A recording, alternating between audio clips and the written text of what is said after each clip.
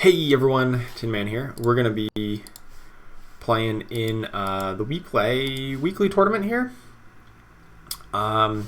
They've got a, just weekly tournament. I'm actually not entirely sure how many rounds it's supposed to be. It's probably a lot. I think there could be a whole lot of rounds in this game, in this tournament. 64 players, and I believe it's like top 4 advance each round, but each round is like 2 games. So it's going to be a little excessive. It may end up being a lot of games. Hopefully we are all ready to go here. We don't need to wait on anybody, luckily. Just waiting for Jitch to click the ready button, but we don't need to wait for anybody else to join the lobby, so that's pretty nice. I thought they've ruled that like up to 15 minutes of like leeway for waiting for people who are late. Hey, what's up, Morton? How you doing? How's things going? I'm excited to be playing in a tournament here to get started. Once one person ready's up, and yeah, it should be fun stuff. A little bit of a break from the ladder grinding that I've been doing.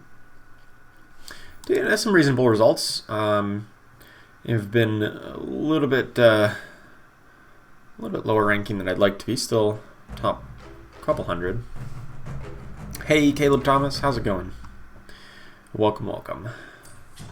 Alright, what do we got here? We got a little bit of everything, actually. Some spirits, some like savage warriors, hunters,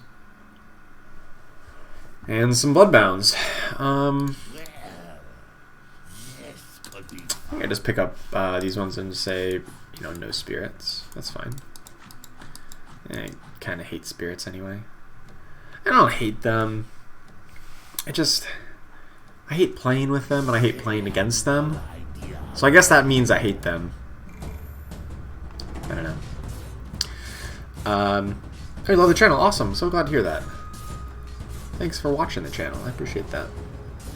Playing instead of commenting in the tournament? Yeah. I do that from time to time. Looks like we are gonna win this? Okay. I didn't think we'd actually get that. This was not looking good. I didn't think so, at least not initially. When our starter just like ran up and just like insta-died. But then Magnus won a duel, so that's pretty nice. Hey, what's up, RKI Witter, or Quitter? How's it going? Yo. Josh Rowe, welcome to Boss. Thank you so much for your continued support, Josh Rowe. Appreciate that. Oh my god, we got an ogre cap. Boom. I guess I just put ogre cap there, right? Yeah. I wonder why that comes up later than it comes up in chat, but hey, thanks for supporting the channel, man. Alright, a Tusk. I like Tusk. I'm actually gonna put in some savages here. And we're gonna let Tusk do his mighty walrus punch. With the bloodbound bonus. That seems pretty good.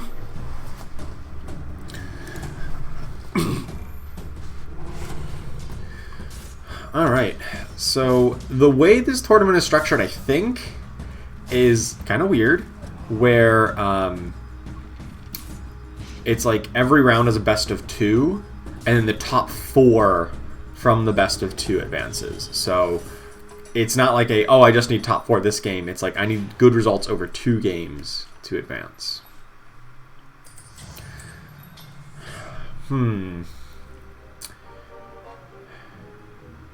So here's a Wind Ranger, pretty good option. I think I just sell off some stuff to get up to 10 gold. I kind of hate selling off Draw Ranger, but 10 gold is 10 gold, you know? Unfortunately, we didn't win that last round, so I didn't get interest for that. Pick up these things, use a reroll, not going mages. Can definitely go Savage Hunters Warriors. It's just so good right now. Or we could go Bloodbound. Just like Bloodbound carry. If we find a Stonehold Cloak, we probably go Bloodbound of some sort. Hey, what's up, Bagas? How you doing? Best luck in tournament. Oh, thanks. Seems like a fun tournament. Yeah, I hope so.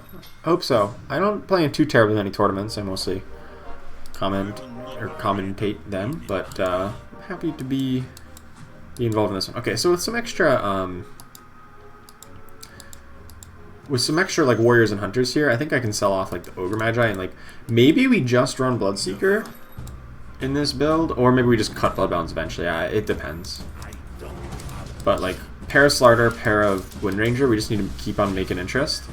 And then like this like warriors hunters thing seems like it'll be a good option for us in this game. Tusk is like one-shotting people, but I don't think it'll be enough. Is not one-shotting fast enough? No, it was so close. Just need one more walrus punch. Oh well. Ogre Crab needs a nerf. The only one bloodbound item. Yeah, I'm not sure either. I kind of agree. They should probably make it just one of a kind. That being said, I think they should just nerf bloodbound in general, or at the very least Bloodseeker in general. I think Bloodseeker is a touch too good. Hey, what's up, Sammy the Salmon King? When tournament start? Just a few rounds ago. You just got here just in time, so did not miss much of anything. It's shaping up to be a long tournament, the way I believe it is structured, so don't worry. There's plenty of action. Yeah, since I didn't get another Ogre Cap or like a Stonehull Cloak here, I don't think I'm going to go like a heavy Bloodbound build. I think we are going to go the Hunters, Savages kind of game plan. And so we'll pick up some of these guys here. These are free reroll. You find the Slarter and the Magnus. Yeah, our gold is like really low. We're not getting up to 20 gold for interest anytime soon, but we got really good units. So I guess I'll take it. Is there anything Magnus out here? I think so. I'll lose Savages, but like I gained 2-star Slarter. It's pretty good. Oh, hello. Alright. So in this build, you typically don't even get to run Bristleback. He's a great unit, don't get me wrong, but I'm actually going to sell him off to grab up to 20 gold because we're going to run Hunters and like Tusk, Magnus, Lone Druid, Lycan is like the 4 Savage core. And like Bristleback can work if you don't run like Warriors, but we got Warriors. So we're gonna run Warriors. This is going well. Bloodseeker may get cut eventually, you know, if we don't find a Stonehull Cloak for him in the late game. But in the early game, he's going to provide a really good win streak for us. Seeker's power creep at 2 and 3 stars for 1 gold is crazy. Yeah, it is. He is too strong. I totally agree they need to like nerf him or rework him a little bit, because something is he is way too much value for a 1-star unit. 100% agree. 100% agree. Okay, the fact that we're in first place, and we have like a good multiple of gold to level up. Let's just level up. I'm actually going to give the Crystallis back to the Wind Ranger because she's going to be, you know, attacking pretty fast. So we don't lose any interest by doing that level up there. And we just pick up Tusk. So many knights. Not really what I need though. I did see somebody playing a 6 Heartless comp the other day in ranked, and like I was like pleasantly surprised by how good it was, and it just made me think of it because they were running Luna and Abaddon as like 2 knights, and then obviously 6 Heartless, and like Eno, all out attack Eno just to deal physical damage, and like it wasn't bad. So I don't know if I'm gonna try it at any point, but it didn't look as bad as I initially thought it would. Alright, so I could level up here. So I will, okay. I got a win streak, and like I've got a good unit to put in. Magnus is a good unit to put in here. Gives me Savages. Could also put in Mr. Warlock, but I think Savages are a touch better. Maybe not. And I just want to keep this win streak going. I lose 1 gold of, guaranteed to lose 1 gold of interest, but like I get a Savage bonus, which is probably worth something. I think we should get this. Wind Ranger, kill this Chaos Knight. Yes. Okay, we got him. Treant can work for a little bit, and then we're just like pursuing 3 stars with these units, which like I'm not the biggest fan of pursuing 3 stars in this build. It's very level hungry. You want to get high levels, and so like rerolling for 3 stars is like not the greatest idea, especially Wind Ranger, because like you want to replace her with Marana at some point. So not thrilled about her.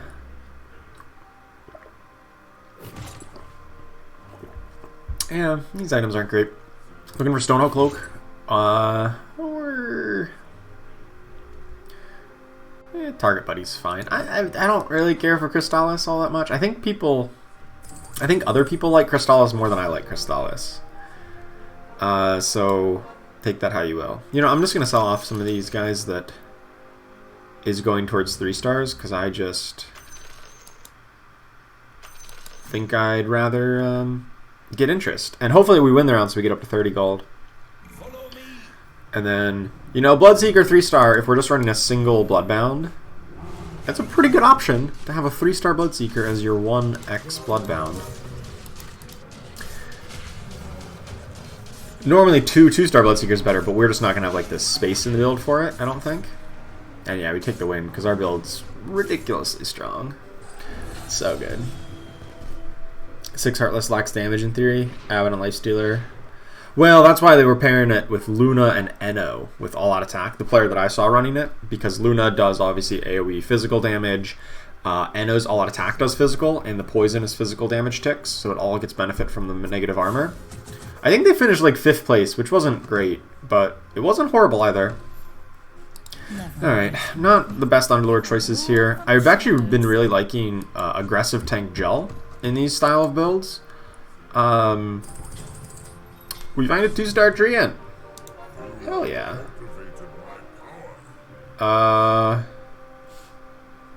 Yeah. I'm just gonna level. Screw it. 2-star Treant. Why not? That gives me a 2-star Magnus in here. Yeah, I lose a gold of interest, but like, or 2 gold of interest, but whatever. We're just gonna keep on win streaking. That seems great. Hey, it's up, Shivang. How you doing? What is going on? This game is going pretty well for me here. Can we kill this Treant in time? Yes! Enthrall. So good. I don't know if we'd kill him in time. He was really tanky. We do. We crush them. This is the other person on a win streak. Get out of here. Negative 12. It's tournament. Yes, yes it is. Weekly tournament hosted by WePlay. I'm going to drop just a link of the info here. Where am I at? There we go. There's the info on it. For anybody curious. Yeah, just a small little weekly tournament.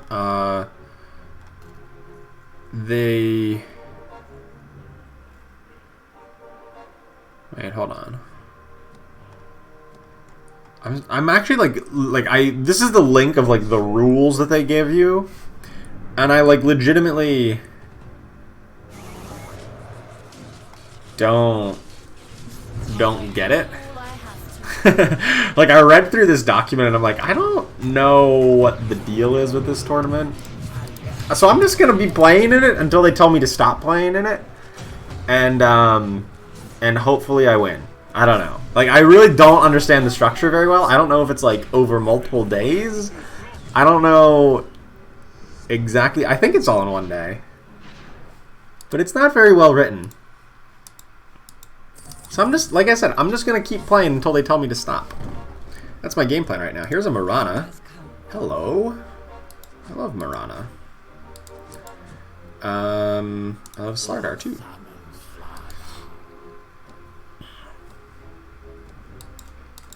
So yeah, things looking up.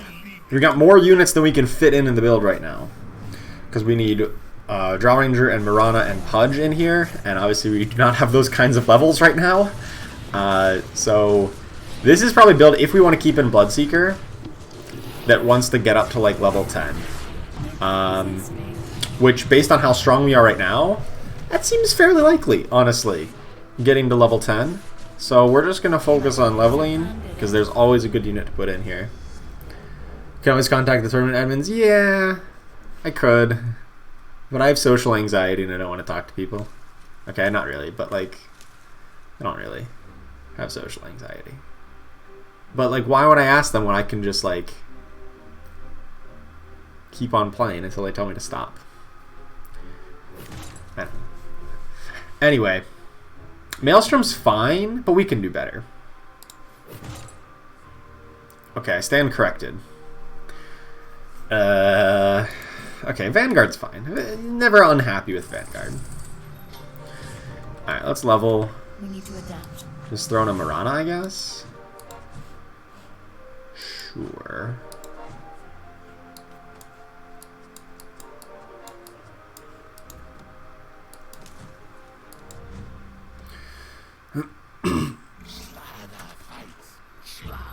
Yeah, we lose a little bit of interest there because we leveled, but whatever. Do we need to complete our win streak? I think we completed a win streak. I didn't notice. It's always nice when you get to complete win streaks.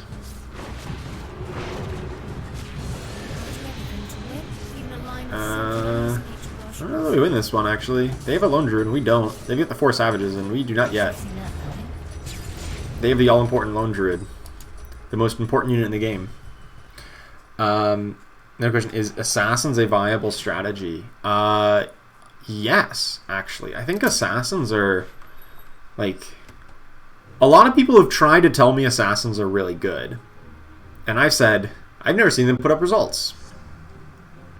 So I'm a little bit skeptical when I hear people say that, oh yeah, Assassins are really strong. But enough people have told me that I think there's something to it. I think there's something there. I'm just not sure what that is. But they're probably not that bad. This is just the beginning. Rising getting 3-star Queen and Ember, I would agree with that. And you certainly need them very early in the game, for sure, whether or not they get up to 3-star at any point. It's like, you just need them, need to get them early and just get that online, you know? You gonna win this? It's not looking great. We did not get the Enthrall. But Treant is, like, apparently unkillable. At least for a little bit. Man, we really need Savages here. We deal no damage. Chaos Knight having a 3-second stun and a 5-second cooldown is a bit much. It's a bit much. Losing the Assassin Ace effect? Oh yeah, that too. Definitely that. It was basically like a 10% damage reduction once you get up to a Faceless Void in the late game. So like losing a 10% damage reduction is always going to be really painful. I actually think we move Ogre Cap over to the Marana. I think she's more important to have it. She's going to be attacking faster and probably survives the latest into these fights. Man, why does every opponent have a 2-star Lone Druid? I didn't get a Lone Druid yet. I demand a recount.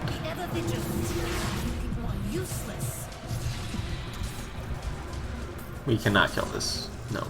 Nope. We did kill it eventually. Oof. Alright. It's going sideways here a bit. Took 17. Seems good. Seems good. It's the no Lone Druid situation. Man. I need one of those.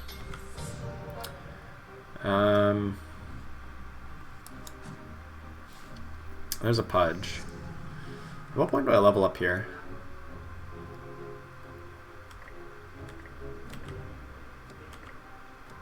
I'll do it next turn.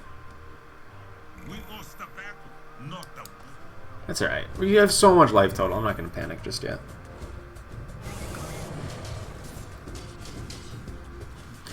Drop Vision? No, I like the Vigilant bonus. I think Vigilant bonus is good. There's some times when it's not great, but like, I think it's still early enough in the game that I think it's pretty useful. And the Vigilant units are just really strong. So, I'm okay with it.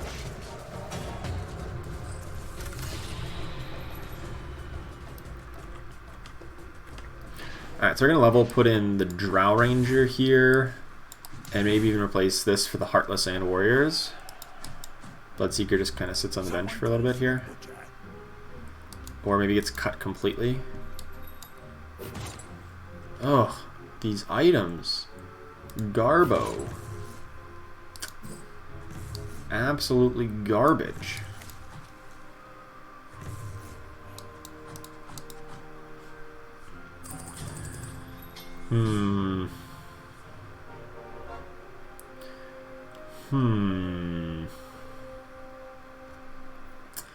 Yeah, about this situation.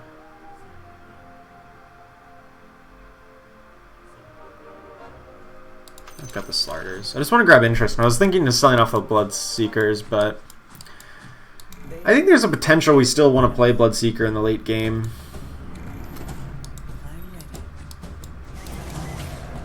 If we get up to level 10, and there's a chance we get him to 3-star, so yeah. We really need 4 Savages, though. This whole build is predicated on 4 Savages, and we just do not have it. We've not seen a single Lycan or a single Lone Druid, which have been our main goals this game. We got double Treant, though. That's kind of nice. We stole their Treant and have our own. 15. Got him. Build a 4 Heartless. Build a 4 Heartless or more at the top of the meta. No, I've not seen that, Joshua. At least not in standard mode games. I have not seen very many 4 Heartless builds, or anything more than just 2 with Drow Ranger plus Pudge. Or like if you're running like Knights, you run like Abaddon and Necrophos, but I really have not seen much more than that. I'm aggressive. We're gonna level.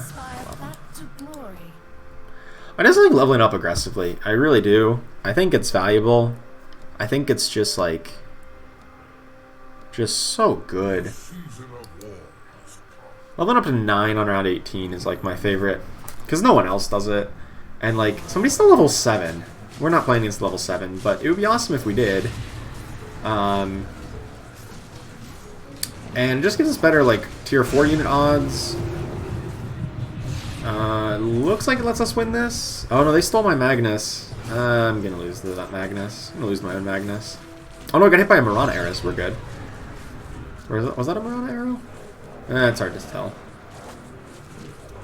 Be close. Oh, that Dagon.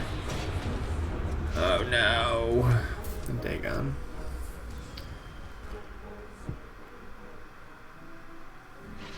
Subreddit's full of people saying Vigilance and Anti-Alliance. So like, I think it's actively bad against like, it's kind of bad against spirits because it's bugged to the point where if a spirit casts, everyone says, okay, I'm going to target the spirit, and then the spirit jumps away and becomes invulnerable during the Delta Slam, and they're still trying to say, I'm trying to attack the spirit, so they just don't do anything. They just are stunned effectively for the duration of the Delta Slam. So in that case, it's bad because it just stuns them if the target is invulnerable. And so that's bad, obviously. But I think in a lot of other cases, like here, like getting all 3 of my hunters to just like focus fire down the same target is like really valuable. Okay, well this is against spirits actually. But for part of the fight, it was very useful. Oh my goodness. This is so bad. Initially, being able to burst down like their Treant Protector and their Ogre Magi? What a weird build. Wait, they didn't have a Treant. They just had an Ogre. That was my Treant. Sorry, I'm... Blah. That's alright. We're already not 8th. Small bonus here. Don't really like an extra Wind Ranger. There's a Bristleback. I'll pick that up. Okay, we found a Lone Druid.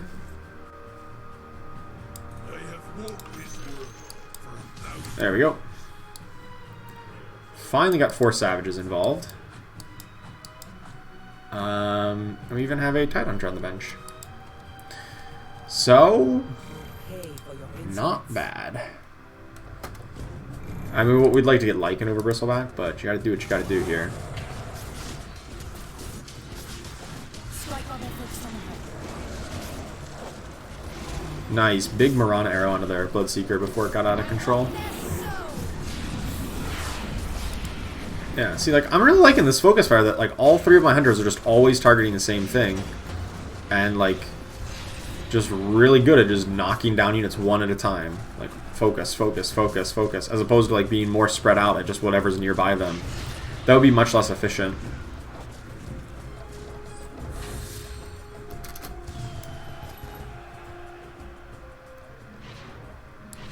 No one can stop the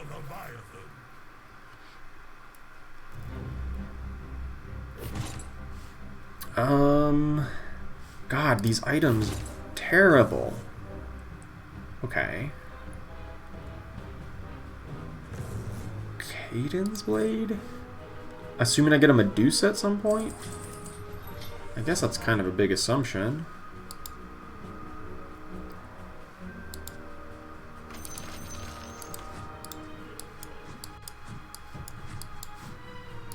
I guess it's fine right now on like Drow Ranger. More on the Marana. Oh, well, whatever. Hopefully we can find a Medusa.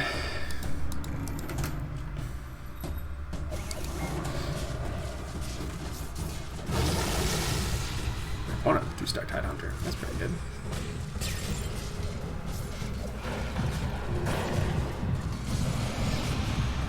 What do we steal? We stole a 1-star Weaver. Why do they have a 1-star Weaver? I'm like, oh sweet, we're gonna steal something. Nope, we stole a 1-star Weaver. Bristleback 1-star is like the most useful unit on the board. Yes, for 4 Savage, it is so important. So important.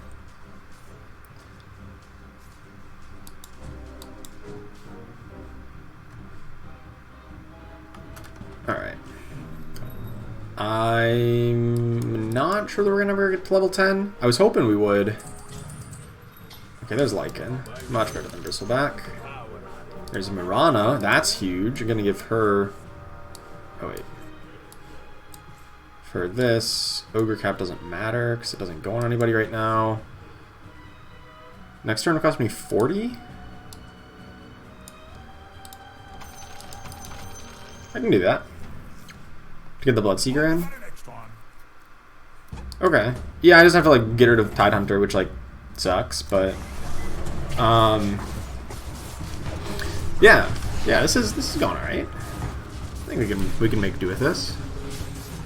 Double Legion Commander, uh-oh.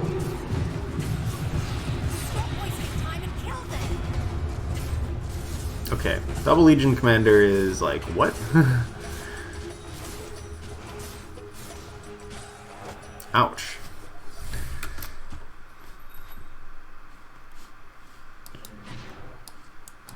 Alright, which one has the kills? This one has the kills. Ogre Cap on... I guess the Wind Ranger. Sure. Or I guess I could swap, put Butterfly over on Bloodseeker, Ogre Cap on Marana. I actually really just want Marana to have a Butterfly.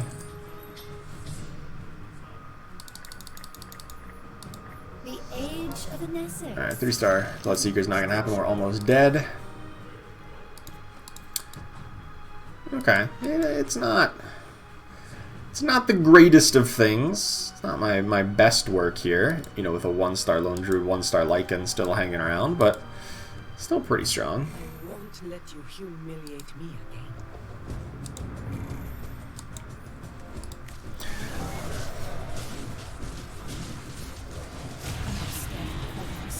Alright, triggered Bloodbound right away. We steal their Chaos Knight, they stole my Slardar. Okay, pretty even. Looks like we do take the win on this fight.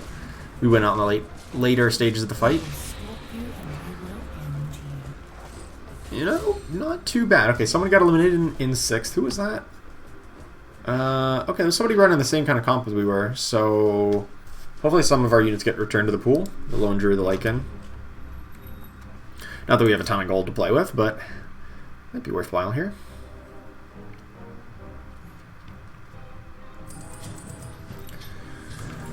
Come on, Lycan. Alright, something. 3-star Luna. Good thing we just played them, so we don't get to play them back to back. At least I don't think we would. Wait, is that their second 2-star Sven? Oh no, that's their first 2-star Sven. Still, that's kind of scary.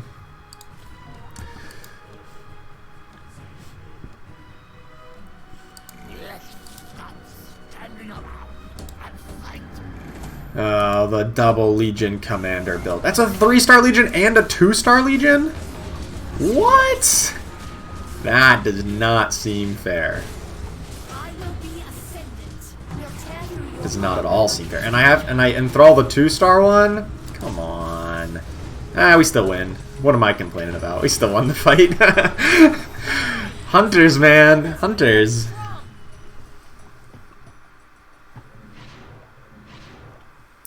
Hunter's so strong.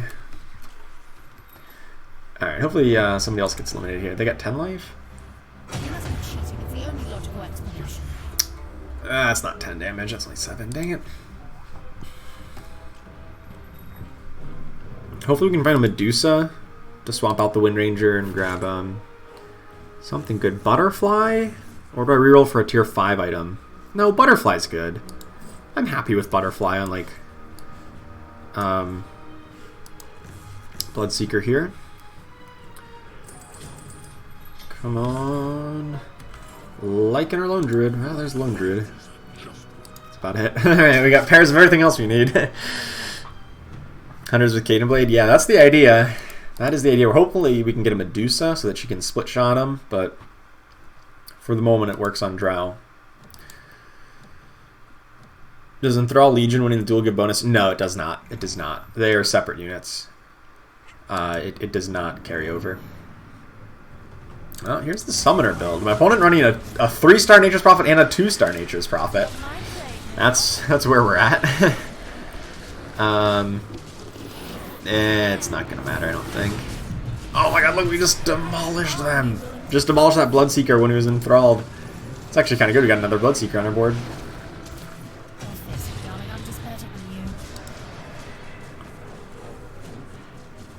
And Mirana's just pretty busted. Did that stun both of them? I think it just stunned both of them. I think her arrow stunned both of these two guys. I don't know if that's a bug or not. It should only hit one target. It definitely felt like it stunned them both, though.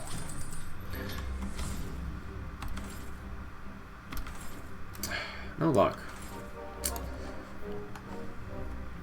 Alright.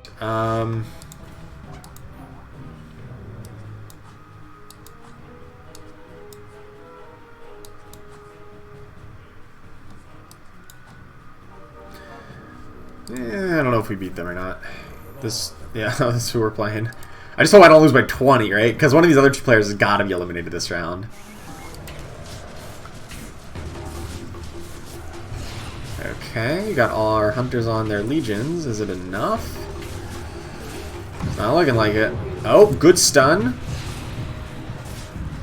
Good stun. It's not going to be enough. Hopefully we don't lose, though. Don't lose by 20. Nah, we're not going to lose by 20. We're going to lose by like 10 or 15. Or Mirana's just going to 1v5. Okay, we're not that good. We're pretty good, but we're not that good. Alright.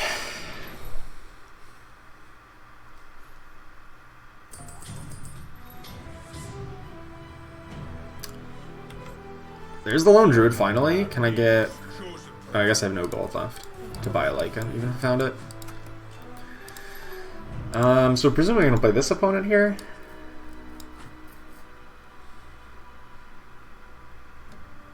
Ugh.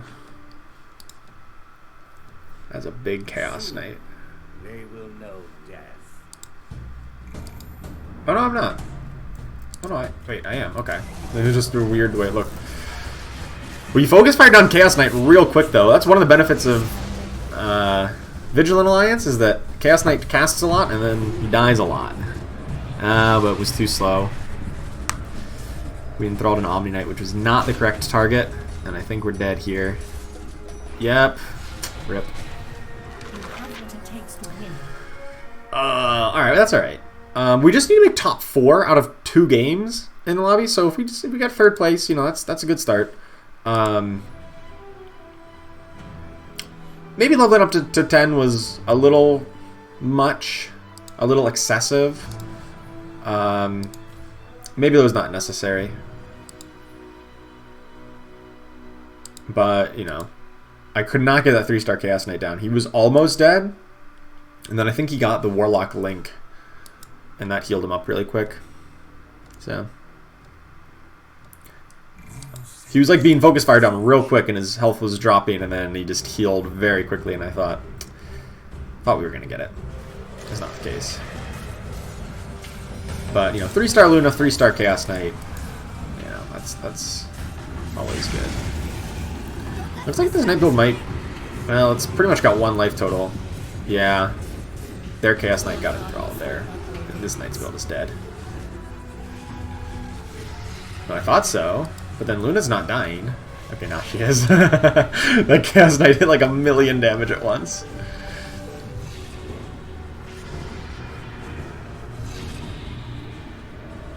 Oh boy, this fight is... What is this fight? The fight of like the healers and disruptors. As long as if the red team wins here, which they will, Kill the warlocks quickly. and wins in time, that's game over. Okay, there we go. All right, not bad, not bad. You know, we could have gotten maybe one more placement out of it if we'd done a touch better. I'm kind of thinking maybe I should have stayed at level 9. I never found the Medusa, which would be great with the Cadence Blade.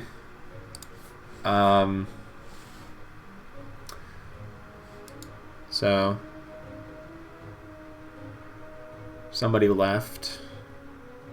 Multiple people left. There's only 6 of us left. Oh, I didn't take a screenshot. I hope the winner's supposed to take the screenshot. Hey, it's up, MGM. I'm actually playing. Yes, I'm actually playing the game. This is just like a small weekly tournament that I'm like, you know what? I want to stream today. So there's a tournament for me to play. So let's do it.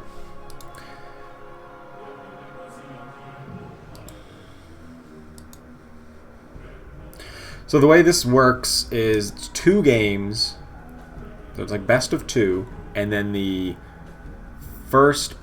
top 4 players from each lobby advance to the next round. So I finished top 3, so I get like some number of points. And then, you know, as long as we don't just like completely bomb out here, we should be in top 4. Looks like some people have left the party because they finished like 7th and 8th and they just don't want to deal with it. Maybe. I don't know. The 6th and 8th player have dropped out. Whatever. It's a prize pool? Not a lot. Here's the details on it.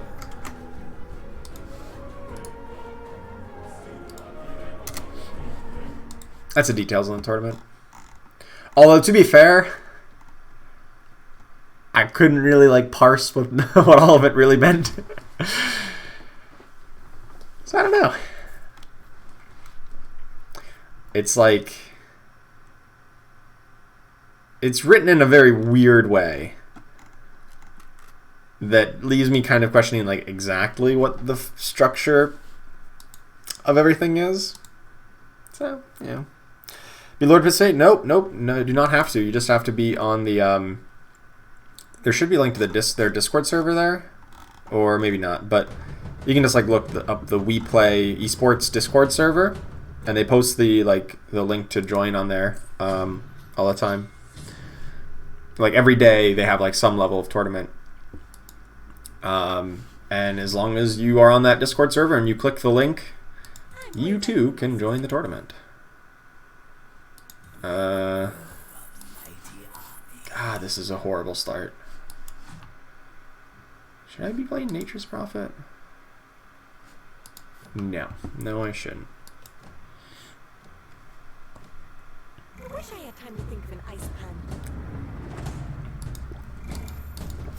Man.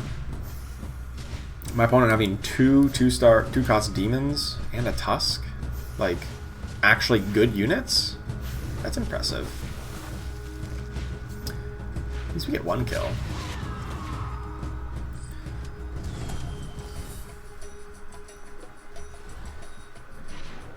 Oh hey Kenneth Flickstein, thanks for the great info post about the new launch. Awesome, I'm glad you like them. I still got a couple more planned, some new guides and some other stuff, hopefully to be very informative to everybody here after launch. Still working on those, but today we're streaming, so look for some of those coming out in the coming days or by the weekend or something. Okay, so we can pick up our own set of knights here. And like, and a dazzle. And some more warriors if we really want to.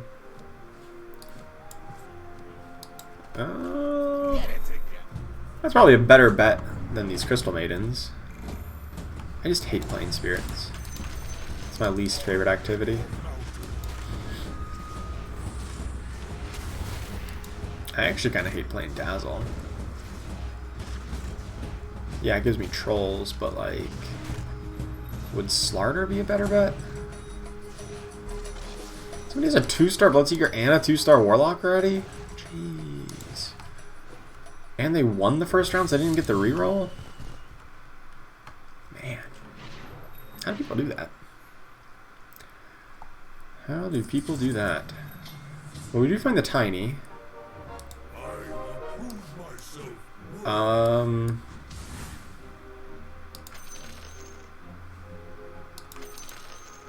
Yeah, I think I'm just going to do this.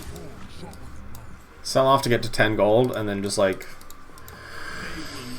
run a similar kind of comp. Maybe a bit heavier focus on warriors, but like the savages and warriors already are pretty good. I kind of wish I'd picked up the Slarter now, but you know, hindsight. The 2-star tiny is pretty strong in the early game. Fredbot OP, yeah. Yeah, sure is. Fredbot actually put what? Put Bloodseeker on the bench. Well, I'm glad because that's who we're playing against here. I didn't even notice. I didn't even notice it was Fredbot. So yeah, if people drop out of the tournament, just don't show up, then they obviously get replaced by bots. Just you know, maintain the same lobby size, and sometimes Fredbot's really good, you know. So I don't know what Fredbot's thinking, but it apparently thinks that having a Witch Doctor and a Tusk is better than a 2-star Bloodseeker. I didn't program Fredbot. I kind of know who did though, so maybe I can go yell at them. Whoever programmed the bot. Be like, come on now. Come on now. This is a little absurd. My opponent now has a 2-star Bristleback and a 1-star Bristleback. Also absurd. Also absurd. Alright, so we got no win or loss streak. We do have some assassins, which like, I guess if there's ever a time to test whether or not assassins are good, might be this game. Well, I mean, I guess we have good savages, so I don't know. If I find like a pair of Ember Spirits or something, maybe I'll consider it. Nope, we found more warriors and savages. I gave it a shot, I thought about it, and then I stopped thinking about it.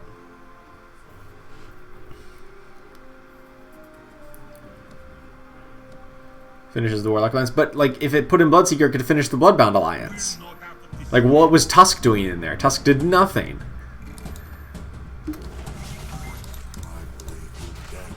I don't know. Okay, okay. We're getting some pieces here. Huh.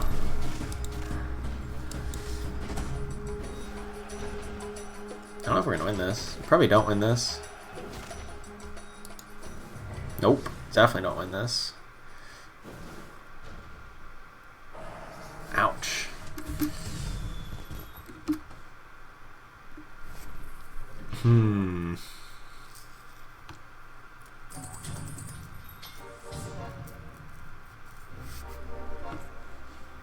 There's a Beastmaster.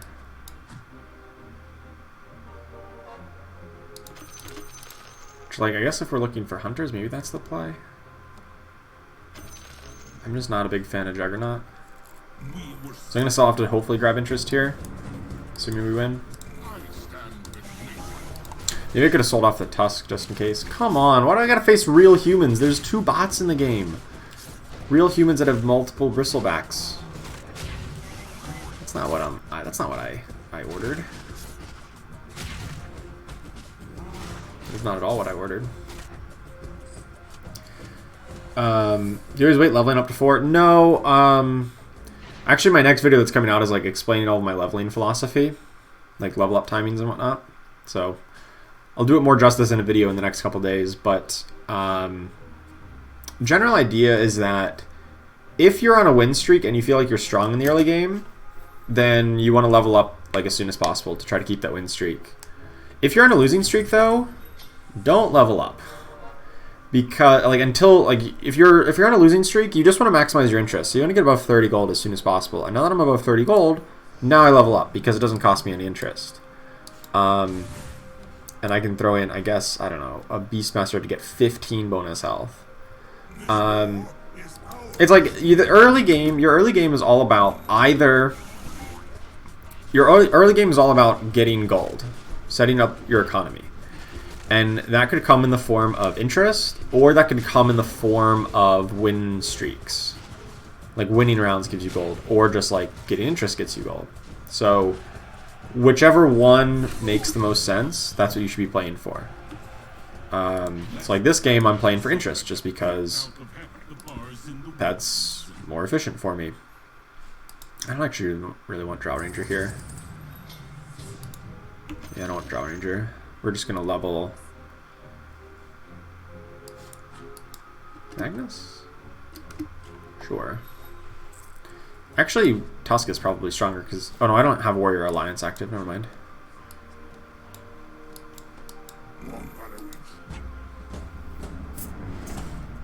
Hey, what's up, John Vise? How you doing? Not a big fan of Juggernaut. I do like Juggernaut. I think he's fine, but interest is more fine at this point. Getting bonus gold is more important to me right now than like holding on to a unit that I may want to play at some point, maybe. Like, there's no guarantee I want to play Juggernaut in this build. Like, maybe I will if I get, you know, a 2-star Bristleback and like he's one of the warriors I want to play and I don't need scaled. But that's a lot of maybes, and or I could just have grabbed that guaranteed gold that one turn. So, yeah. Don't like these items. Desolator, Stonehold Cloak, Vanguard are like my big ones, so we finally found some of them here. I guess it's Desolator. Hey, 3-star Tusk is coming. Ooh, and there's a Slardar. Here we go. That's actually just better than the Bristleback right now. Like, we just like have not actually found that many Brawny kills, and don't have 2-star Brawnies. So like we just don't play Brawnies this game. If I don't play Brawnies and if I don't play Bristleback or Drow Ranger, then I probably need Crown of Antlers to make this build work if I want to get Hunters eventually. Doing great. You finished up the ESL MOBA last night. Didn't make top 8. Ah, that sucks, but glad you had a blast there. That's awesome. I've actually been a really big fan of like aggressive tank gel recently.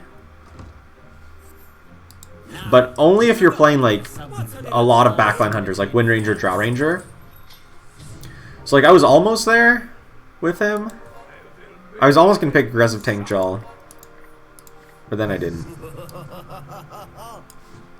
Because I didn't have that many backline hunters that I wanted to play.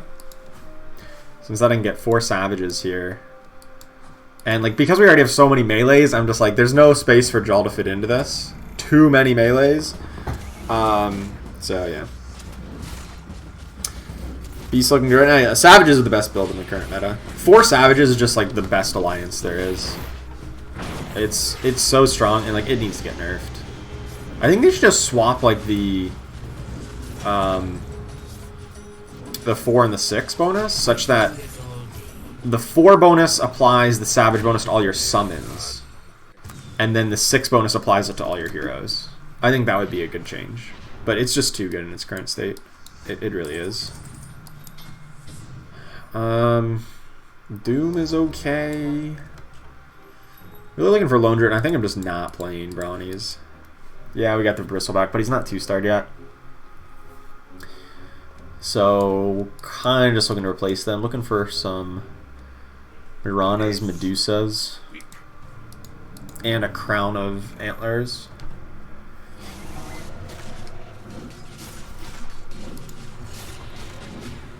I didn't even kind of notice that Hobgen, he's counted as a hero. So he gets bonus Savage stacks. It's pretty crazy.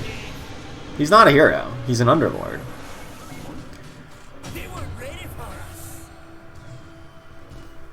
Tusk over Slardar? Well, then I would lose the warrior bonus. I don't want to lose the armor. Yeah, it's better because it's a 2-star, but I don't want to lose the armor on everybody else. You think so? I'm not convinced. We really just need tankiness up front. And he currently provides that. Terrorblade might be a pick. For a hunter. And we're about to level up next turn, so it's like one more turn of difference. I think I'm fine with this. Seen a lot of Jell in ESL. That and 6 Heartless showed up a lot. Really? I'm kind of surprised by that. I didn't watch all of the ESL last night because like I just was otherwise busy and didn't get to see it all. But I was kind of surprised to hear that because I didn't see too many 6 Heartless. But maybe it's worth taking another look at.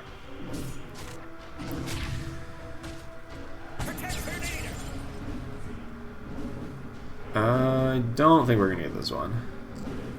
No, my win streak. It was so good for so long. Rip. That's alright. We're just gonna level up here. Throw in the Tusky boy.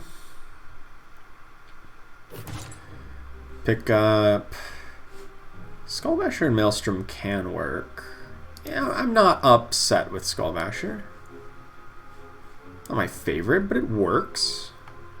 I guess maybe I should have rerolled for that Crown of Hunters. Maybe I should have done that.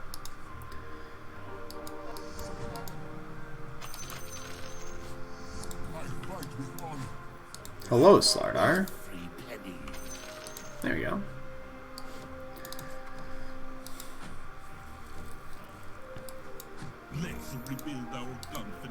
Not too bad. Someone's running super early Disruptor. Yeah, Disruptor is pretty good if you do get him online early. It's just like, you just always want Disruptor. Feels like in every build. Hopefully we can find a Lone Druid to replace our Bristleback. But I would love me some tier 4 units.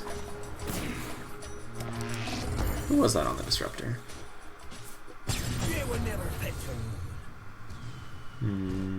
No, they're not running anymore. Or am I just blind? I might just be blind. It's a 2-star Treant Protector, functionally. I think it's better than the Tusk. 2-star Treant for sure. Give me a from the Chainmail.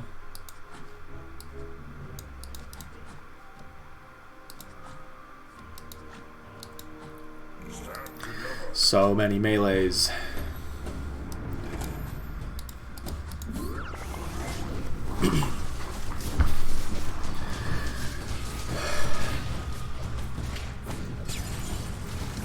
Everyone's got a 3-star Treant. I don't know if I can beat that. Give it a shot. No, we toss him in the corner. Get stunned up. Looks like that'll do it.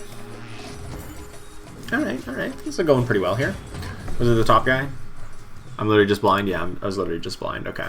Yeah, they're running four Brownies. I was looking for Warlocks. I'm like, I didn't see any Warlocks. 4 Brownies. Not too shabby. It's pretty much no one on mages, so I'm not even that concerned about getting scaled, but I might just pick it up incidentally. There's a Bristle. I still want to replace Bristle with Lone Druid, so I'm not putting a lot of faith in that, but...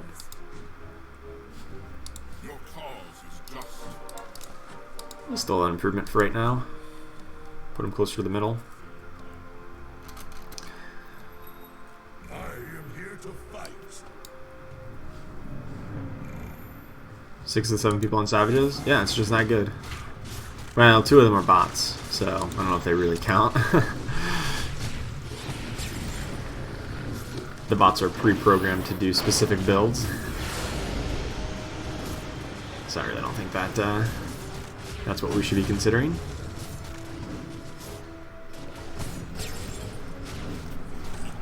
But yes, Savages are good. Hey, what's up, Young Carlet? How's it going?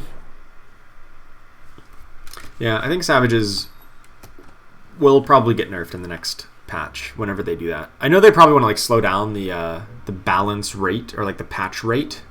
They like when they were in beta before release, they would like be patching like every week, like consistently, and that was, you know, acceptable because it was beta. But now that they were released, I think they want a little bit more stability and a little bit less constant flux. So we may see metas persist for like 2 weeks at a time before they issue another balance patch, which might mean that there might be one coming up this week. I don't know. Wait, has it been 2 weeks? Yeah, would have been 2 weeks.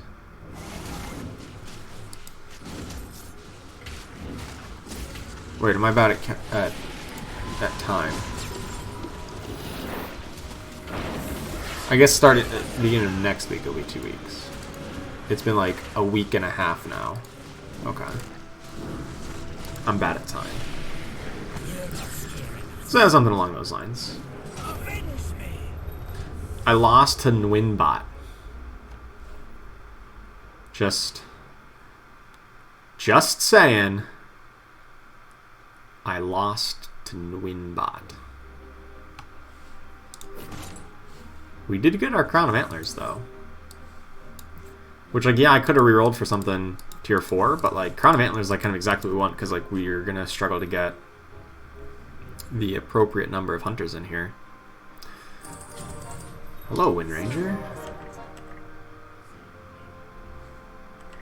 So I'm just gonna do this, and I'm gonna do this. Is that right? If that's wrong, I don't want to be right.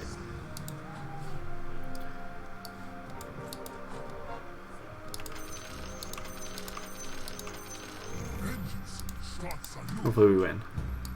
We grab interest anyway. How did I lose to a bot? I don't know. I literally looked away. We're not afraid of dragons. I did not win.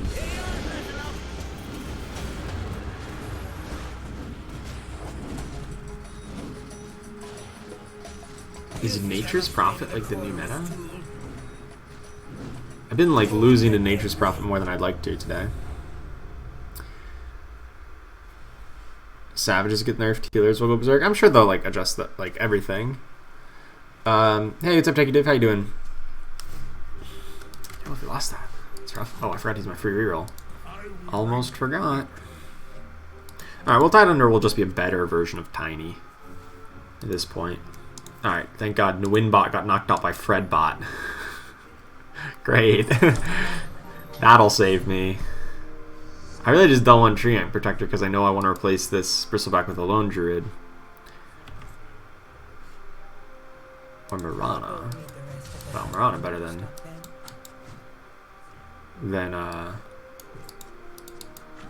Terrorblade here, at least at 1-star for sure. Now we're looking for, you know, maybe Medusa.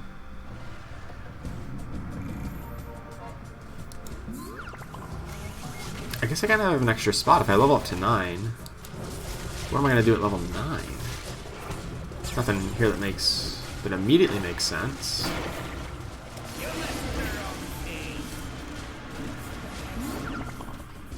We took out their leader.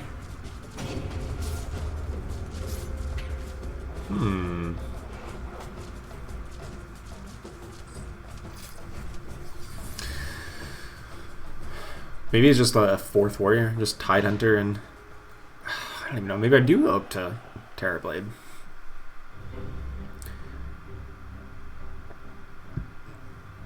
You're in live chat after a long time. Well, welcome back. You love the season 1? Yeah, me too. I've been absolutely loving season 1 here. I'm gonna at least initially replace the Lycan.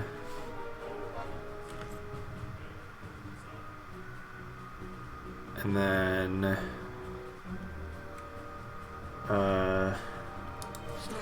I don't know. I need to find somebody else to put in. Assuming I get Tide Hunter in over Tiny and I level up one more time, then I am kind of... Maybe it's literally just I run just double Bristleback and I just don't run Summoners. I just run double Bristleback if I can find another one. Or just find a tier 5 unit. Just run a Medusa in addition to these other hunters, or just an extra Marana is always good. Yeah, let's see if I can at least get the first Marana online.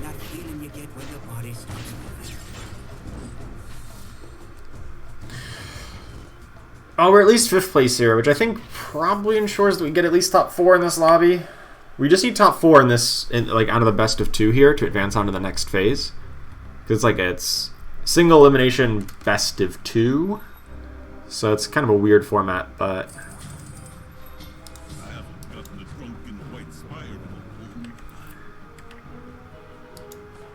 Maybe I need at least 4th place, because I got 3rd. Let's at least get 4th to lock it in. Time to publish a leveling guide? Yes. How did you know I'm already working on one of those? Is it because I said it earlier in chat?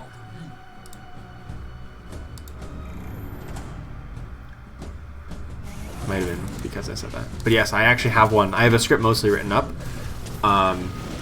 And if I wasn't so lazy last night, I might have gotten it done last night. But I was a little bit lazy last night. So, maybe tomorrow. Maybe tonight after stream. Take out their druids. Something along those lines.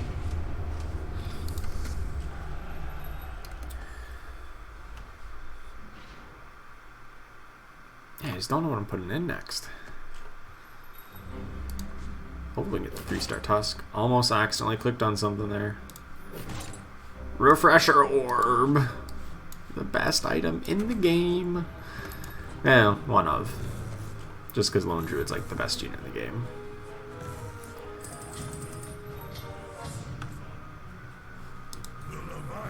The Tide.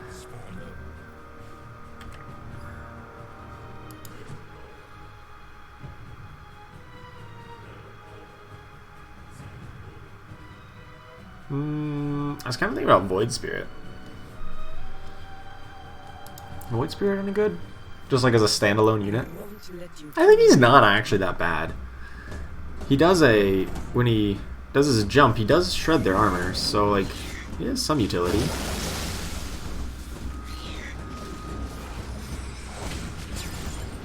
Ooh, almost get a second bear off right away. Yeah, he's gotta wait.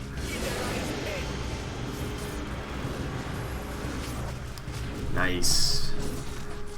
Getting both bears out and then having them both hit a root right away was the whole win of that fight. I think this guy's actually not bad. If I'm just looking for a random one-off unit, reducing the armor by 15, assuming we get him into 2-star, pretty crazy.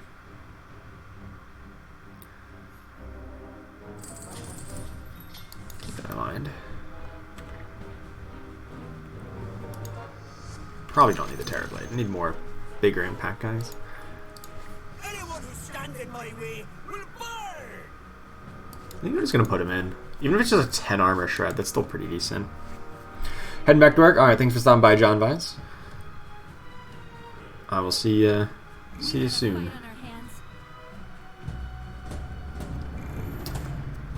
6 Savage? You know? It's not bad. We would need to find the Sand King, of course. Which we've not yet found, so it could be a little difficult, but wouldn't rule it out.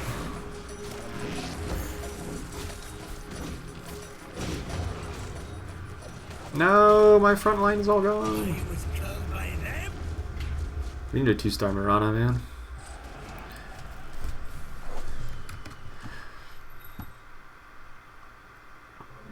I guess if I go up to 10, then 6 Savages make sense. Like, I could literally level to 10 right now. Alright, find a Tide Hunter. Of course you need my help. I can wait a turn here. I might just level to 10 next turn. Because, like, why not? Then we could cut the Tiny and cut, and not on the Void Spirit. Throw in Lycan and... That would actually be really good, right? That would be really good. I think that would be really good. I'm pretty sure it would be insane.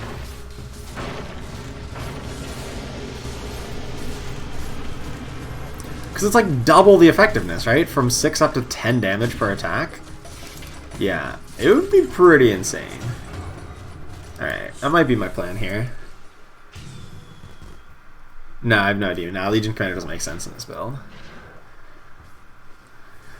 I mean, as soon as somebody else gets eliminated, we're good. So, like, maybe I don't even need to play that aggressive, but I'm kind of curious about 6 Savage. Let's do it. I already have the Bristleback. And we found the Mirana.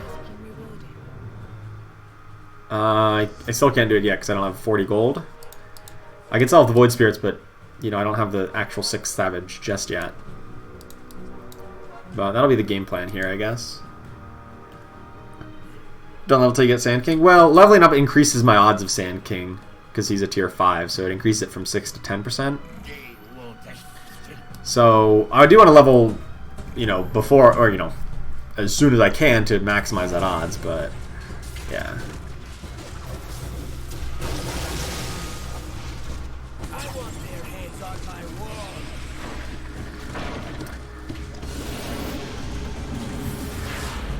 Double Spirit Bears just body it.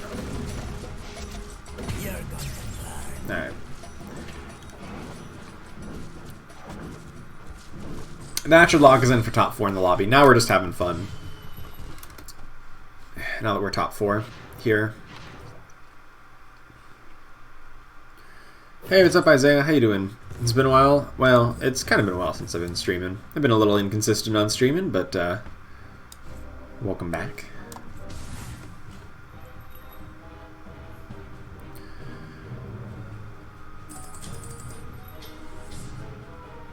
Sagan and I will fight for I think I just level up here. you. Only I am victor. Throw in a second Mirana. Because I think Mirana is just that good. Hey, what's up, JBL? Thank you for creating the content. Well, I'm, you know, thank you for watching it. I appreciate that, and I'm glad you enjoy it. We're not the All right. This one should be pretty straightforward. I really want to get 6 Savages. I really do. Because I think that sounds really awesome. Just double effectiveness, really.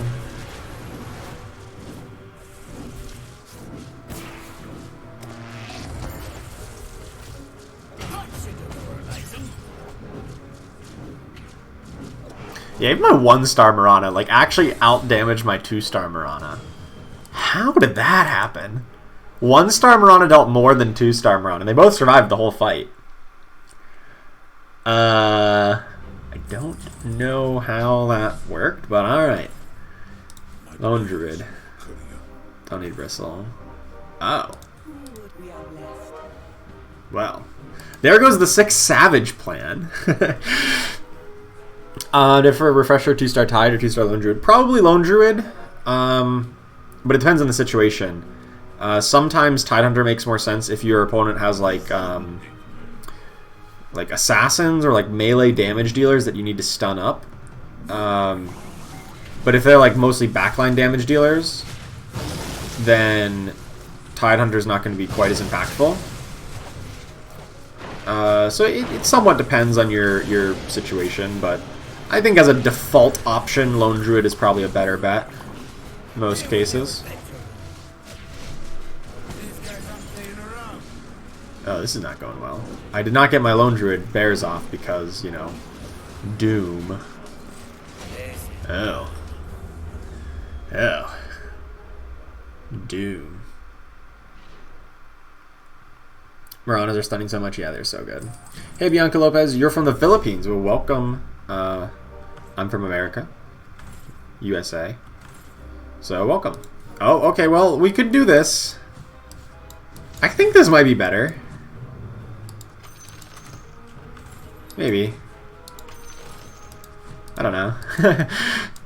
It's kind of, I kind of free rolling here because like I know it's I know I'm pretty much locked in for the top 4 in this group to advance on. So yeah, we're just gonna play 6 Savages and watch everyone ramp up 10 damage per attack. She's getting more than 10. She's getting like 11 or 12 damage per attack. She's getting more than that. Look at this. This is more than 10 damage per attack. What? Did not work out though. Deso on Marana. Yeah, well, Deso on probably the other hunter. I think Marana makes sense. Well, no, actually, yeah. Let me swap like this. There we go. That'll be good.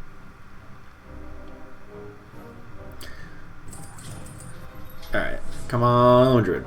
Lone Druid, woo! I don't know what it is, like, both these games, we've gotten to level 10, and we've run similar comps, but, like, we've not found a single Medusa, despite Medusa being, like, one of the best units for this comp. I think I lock for that Sand King. Vlad's unranged. No, I don't think so. I'd rather have it up on my front line. And Respect's pretty resilient up in the front line. Sometimes Vlad's is good on Lone Druid, but obviously Refresh Orb's better on him.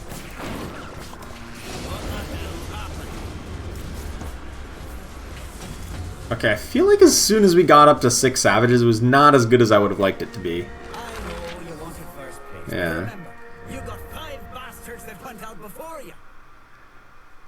Opponent has the opponent had the 2-star Medusa, and they were level 9.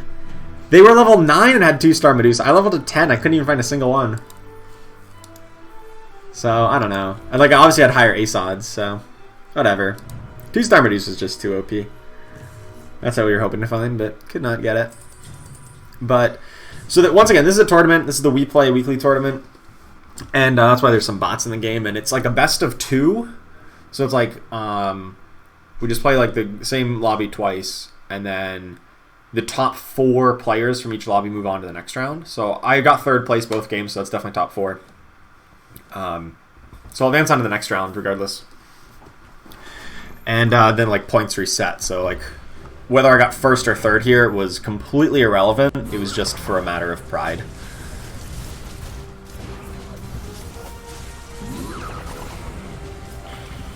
Two-star Dragonite, that's not something you see very often anymore. And I, for one, am thankful for it. 2-star Dragonite was a little too OP and a little too common.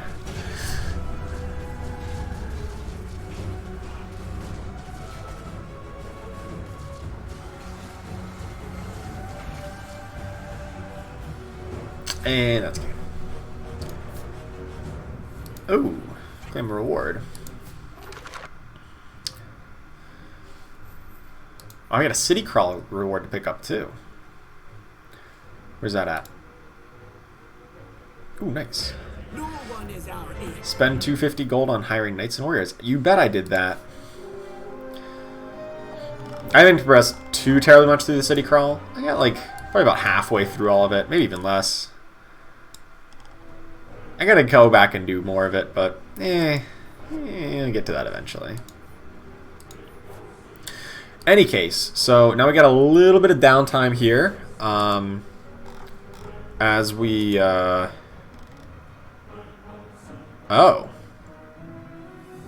Well, that's awkward. Okay, so I guess apparently this is a multiple day tournament. Oh. That, I did not realize that. Okay.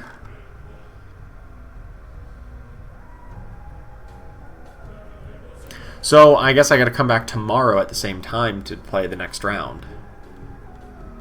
Yeah, now they tell me. So like their like rules set was like not clear. So oh no, I guess this kind of makes sense. Alright, so I gotta play tomorrow at the same time, and then on Saturday if I get there earlier. Ugh, that sucks. Well, alright, so we played in the tournament. Now what? Now I guess we just grind some standard? Yeah, the instructions are unclear. They're so unclear.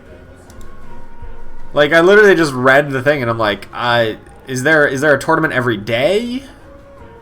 Is there multiple rounds? Oh well. Whatever. So apparently there's multiple days. I just checked their Discord telling me. Fair enough. So I guess we're going to play some Ranked Ladder. Right. And I can update the stream title. I'm not going anywhere. No, I'm not going. I just can't play in the tournament. The tournament is now done for the day. So instead, we're going to change the title to Ranked Ladder Games. There we go.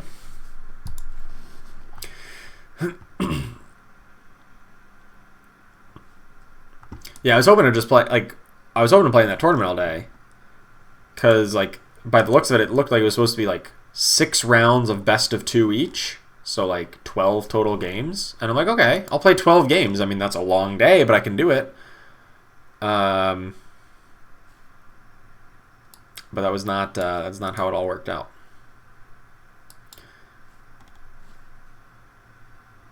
So, whatever.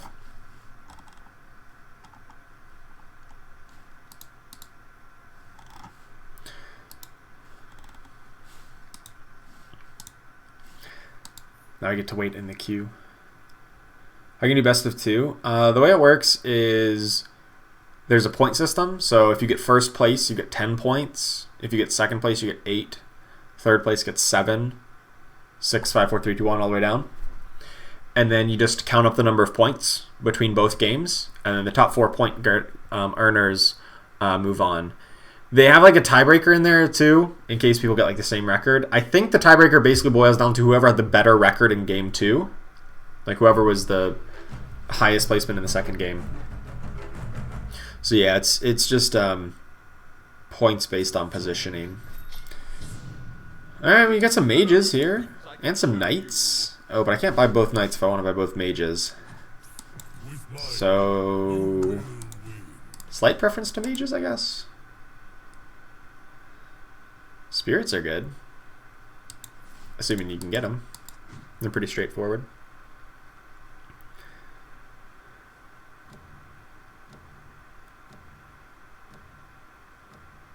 I'm gonna see make warriors work. Yeah, warriors. I mean, warriors are really good with, like, you generally just want to run 3 warriors. 3 warriors makes the most sense. Going up to 6 just leaves you without enough like damage output. You don't have enough damage if you go up to 6 warriors. You're tanky, but like you don't actually win the fight. So so warriors generally has to be paired up with like hunters or savages or trolls or warlocks or something that gives them like good long-term damage output. We can pick up Kaya here and just like force spirits.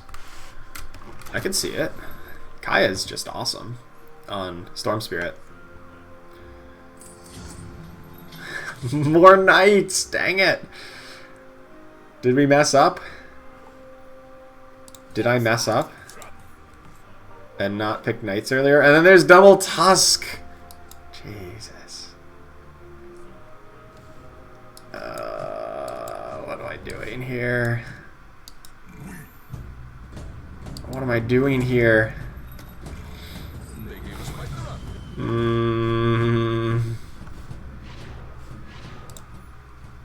Like, I want to play spirits just because we got a couple of them, but like we've gotten so many other things.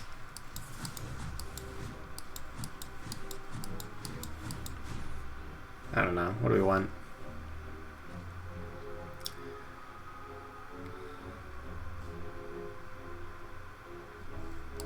Tusk is so OP right now. Yeah. Yeah, okay. Oh, fine, he says. With an exasperated sigh. Yeah, I'll play Savages again. But I'm not happy about it. Alright, you sell up to 10 gold. I mean, I am happy about it. I know it's a really strong comp. And now that we're in ranked, I actually want to try to win. But I also just played this kind of build 2 games in a row. So I'm a little on it. Are we getting the Void Alliance to work? Yeah, Void's pretty good. Void is a very, very strong alliance. It does a whole lot whenever you get it on the board. The problem is getting it onto the board with an otherwise good composition. That's a struggle. Like getting other units that are good with Void on board. So there's a tiny. Problem is tiny doesn't. Maybe it fits in here. Yeah, I lose savages, but I still keep druids. I get 2-star. The problem with Void is like, where does it fit in? It can fit into assassins, but assassins are kind of weak right now, just because they're very weak in the early game, and so no one wants to really play them. And then you think, okay, what about any other build? Well, spirits don't care about getting Void because they're all about Delta Slam, so Void Spirit doesn't help you there. And then you're just kind of left wondering, like, where does it go? On the very first day of the patch, I tried it with, like, hunters. You know, like Void Hunters. And it was really strong, but turns out Savages is, like, the same kind of concept, but better. I think I can do better than this. Am I going to get Target Buddy every game now? I'm okay with that. Just going to sell that off for interest.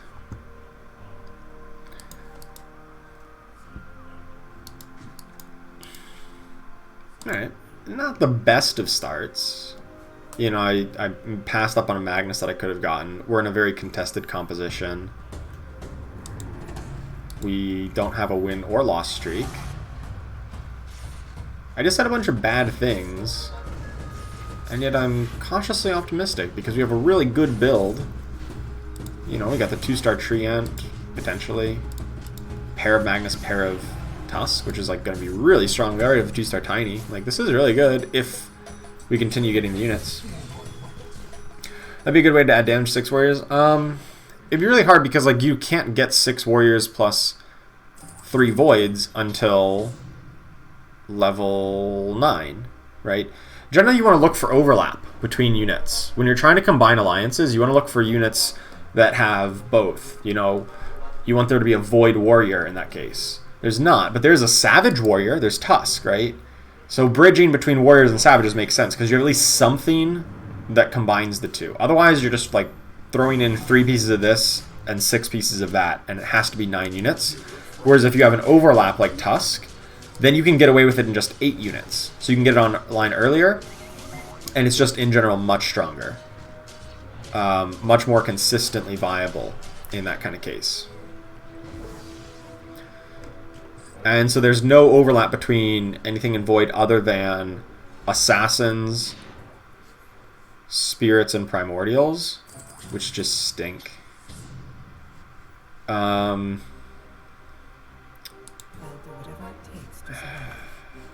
Where are my upgrades? I've had so many bears. I just... Alright, whatever.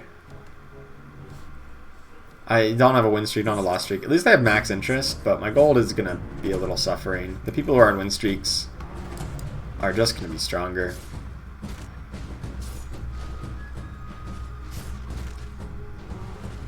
Tree needs to get his leech seed out quickly.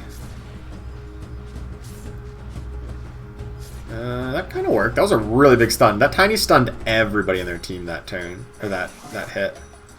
Oh, this actually means we're going to win this, I think. Oh no, Treant got away from the target buddy quick enough. It's close. No, their Treant's going to win. We have a Kaya, though? They don't have a Kaya. Man, I don't know. These leeches literally just cancel each other out. So, looks like we lose. Why did... Oh.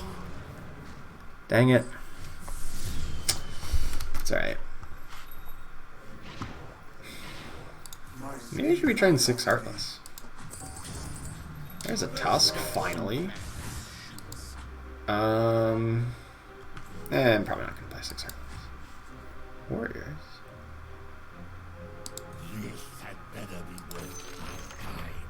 And then just level up and put in Warriors without costing interest. That was nice. Bloodseeker base builds considered the best now. They are among the best. Bloodseeker builds are like among the top 3 or 4 builds in the meta right now. Yeah. 4 Savages, 3 Hunters, probably better. Spirits are really strong, and Knights are also pretty strong. So like it's kind of like those are the top 4, but they're up there, along with Bloodseeker builds.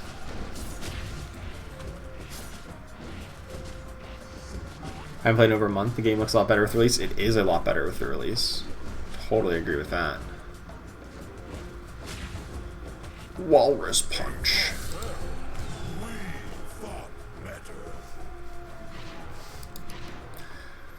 I actually kind of wish I'd tried the Heartless build. Oh well, we passed up on it. Desolator's good because we're mostly physical damage. Hopefully we can get some backline carries to use that later on. Like a Wind Ranger, maybe?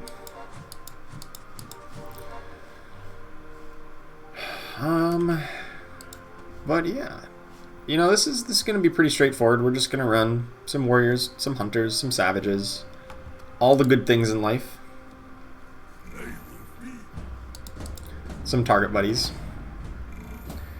Tips for new release, just jumping back in the game. So if you obviously you've played a whole lot before the release, so you're familiar with the game. I made the meta guide, like a top 4 builds. Probably take a look at that just to kind of get an idea of what's strong, what's not. Of course, there are a lot of other viable things, but those are like, you know, what I consider the strongest right now. I just published that up 2 days ago. Where's it at? Here we go.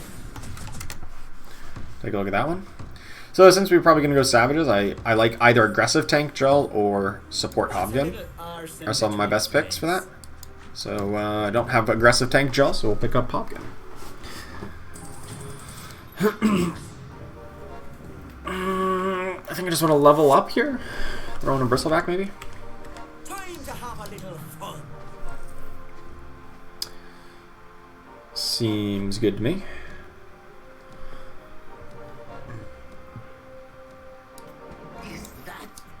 So I just get a 3-star. 3-star Snapfire.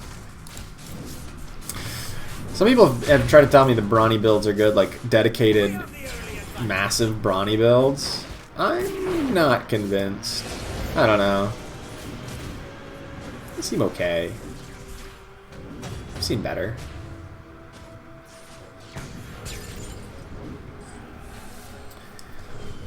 Especially ones that are like super aggressively rerolling here. Yeah, I'm just not sure how I feel about that. Nah, they're not even that heavy on brawny. Yeah, I guess they are. They got the Bristleback. Or the Beastmaster, rather. I don't really want Treant. I want Lone Druids. I don't want Slarks. I mean, if I find a Mask of Madness, I'll always take Slark, but it doesn't really seem like what I need at the moment. No major changes as far as mechanics. No, not really.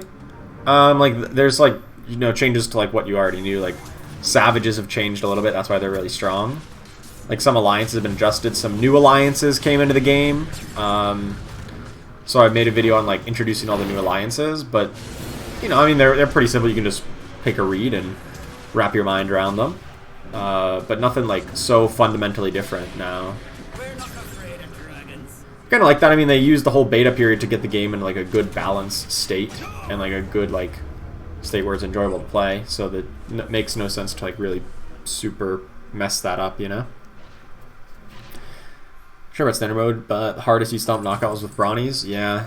Well, it's because they scale differently, and it's pretty funny how strong they get in knockout.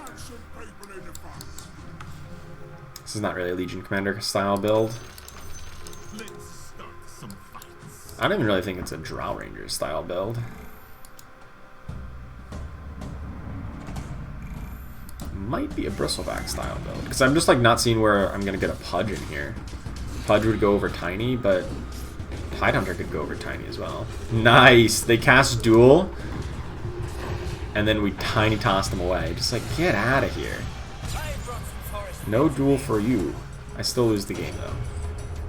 Oh, because they're 100% life. Jeez.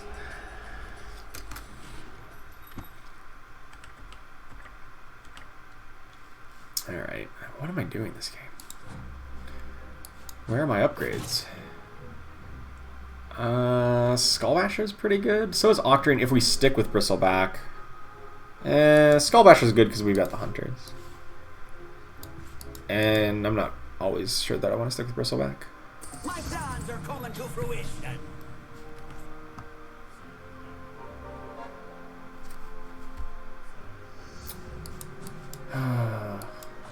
One to two buy, fourth Savage.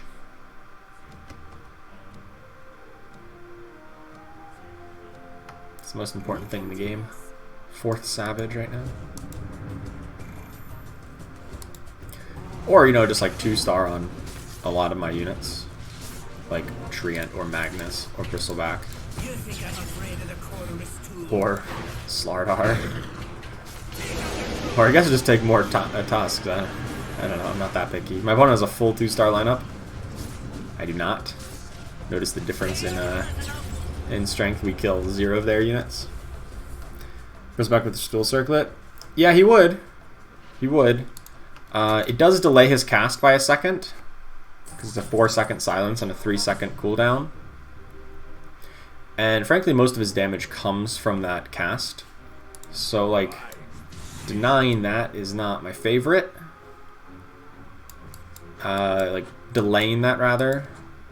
It's not my favorite idea. But it's not completely unreasonable.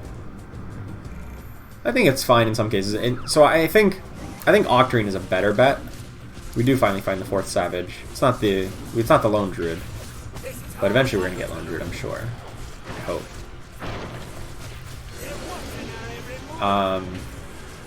So yeah, our Stool Circlet's okay. On Bristle. But it's not what we need right now.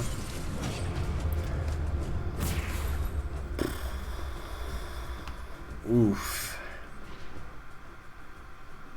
Yeah, we've literally just like two stars. That's it. And the Druid bonus. It's like the 2 that we had on like turn 3. Haven't found a 2-star since. What else would be good with? Weaver would be good with. Anybody like with a really short cooldown? Weaver, Slardar works. Magnus, Ogre Magi.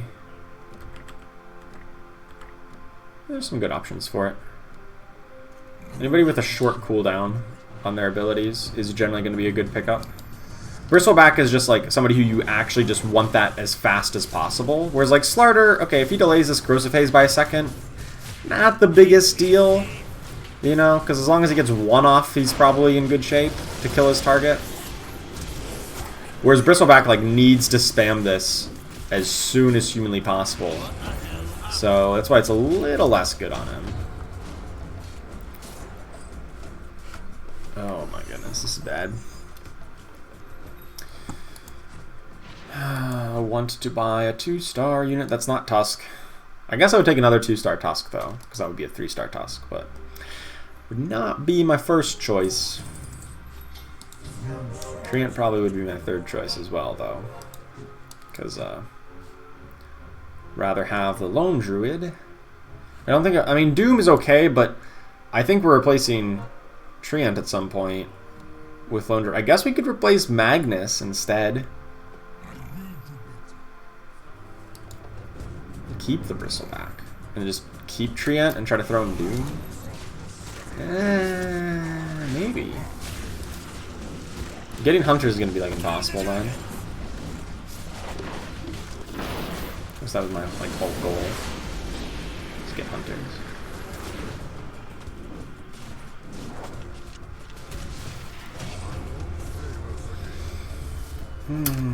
Already down to 30. I think I started like 6-0. No, I didn't start 6-0.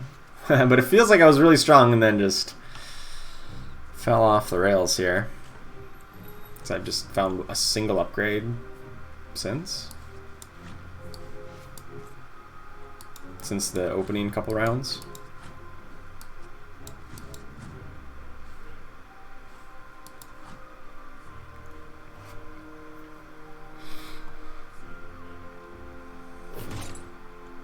So we're a Stool Circlet, but I think we knew better with a reroll. We get item rerolls now, which is really cool. Hey, we do find a Crown of Antlers. I was hoping for a tier 4 item, but a Crown of Antlers can work because if we do want to get Hunters, well, now we just need one more Hunter. There's a Bristleback. We don't have Hunter buff yet, but if we level up one more time, we just need one more Hunter to get it. So a Medusa or Mirana would be nice.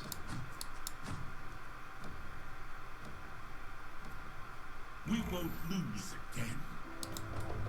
Okay. So, starting to be something.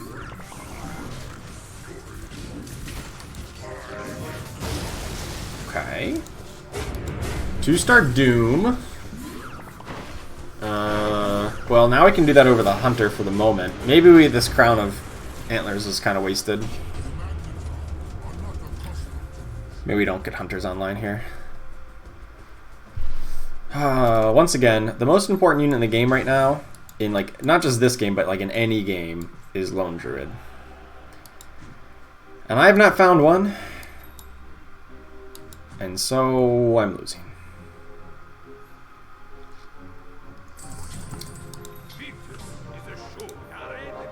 Lycan. There's another Lycan.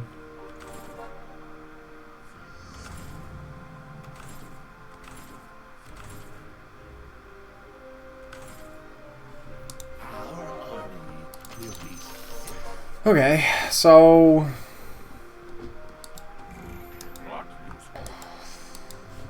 probably just like can replace Magnus with a Lone Druid and then just like that's it. Right? Like, I'm not going to get up to level 9. I'm down to 16 life. Like, yeah. This game went horribly.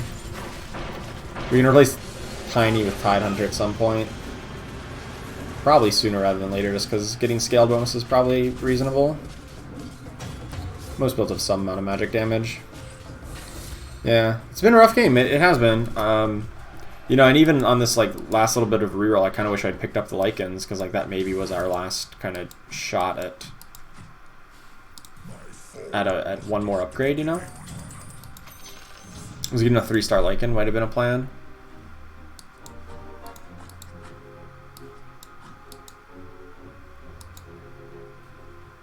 So, and the fact that we got a wasted item here, I'm just totally wasting the Crown of Antlers. Kaya's not very good in this build. Some of our items are just pretty lackluster.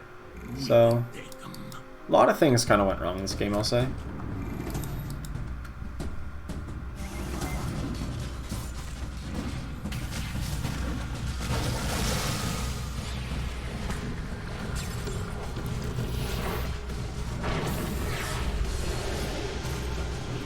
Does look like we at least win this round. That's kind of nice. Doom out on Snapfires. Not bad. Opponent having a 2-star Marana is very bad for us, but luckily we still beat it. Lycan, top 8 DPS. Not bad.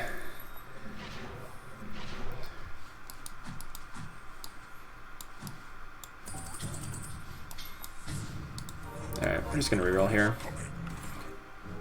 Gotta find that Lone Druid. Thank you!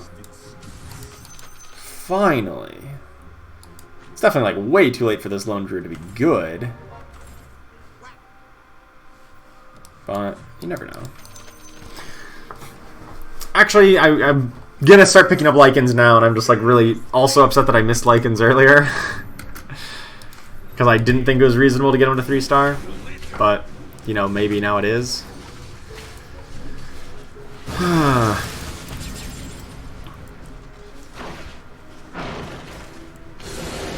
That's a big ult. This probably eliminates this opponent, right?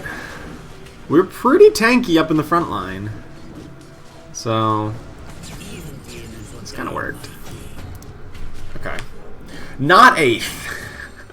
It's the best I can say right now. Not 7th either.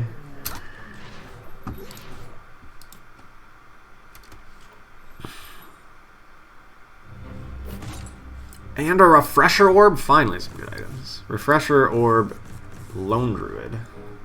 Good choice, good choice.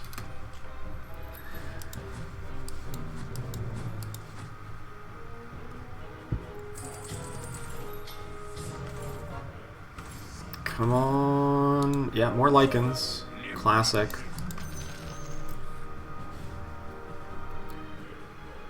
There's a chance I get another Lone Druid here.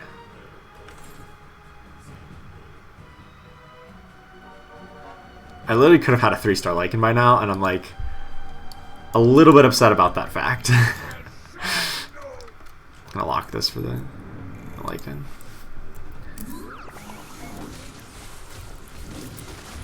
If I had found like a Lone Druid on this turn, on like that last reroll, I would have sold off my Tusks to just get them upgraded right now.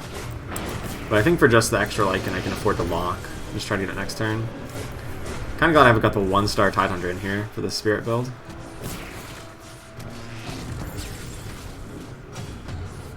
This Doom, though. Okay. Not 5th, not 6th. Hey, I'm top 4. I'm top 4 all of a sudden. I was like the first person sub 20 life. And now we're top 4, just like that. Like, not even close. Hmm? There's a Lone Druid.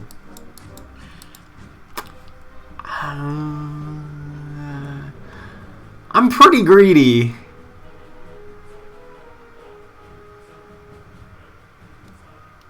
I'm just gonna lock for it. We're gonna get it next turn. We'll get it next turn. I'm pretty greedy. We might just get eliminated right here and look like an idiot. It's very possible. But we'll see.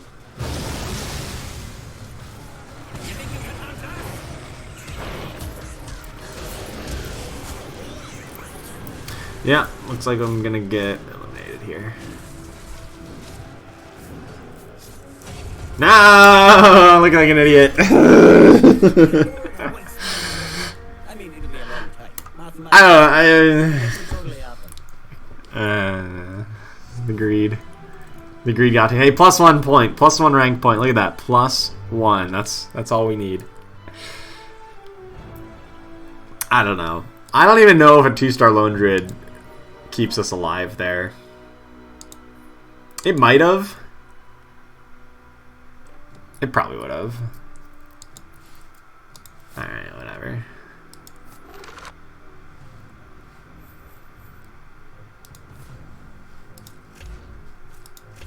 It might have kept us alive.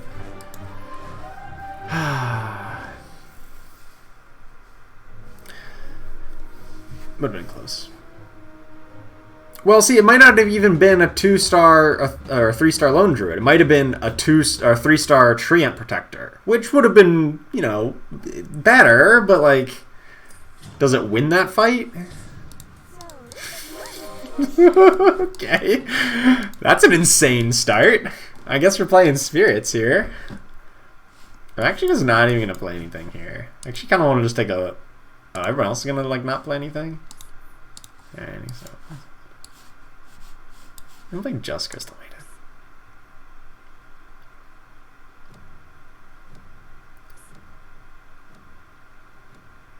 I'm guessing they're not here to talk.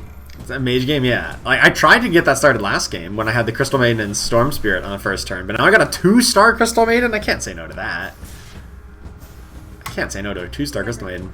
So the fact that we want to play Spirits here, we definitely want to be re-rolling early game to try to hit these Storm Spirits and Earth Spirits. Mage Spirit Void is something. Yeah, I won a game with it last time I streamed. Not yesterday, but the day before. I was running mostly Spirits, but then I threw in Templar and Faceless Void at the end of the game and got Void. And it was pretty important because they were good carries. Templar Assassin in particular was some much needed single target damage that the Spirit build otherwise was lacking. To like burst down guys who are standing in the corner. So yeah. Why wouldn't you play the Earth Spirit first round? Because I wanted to lose.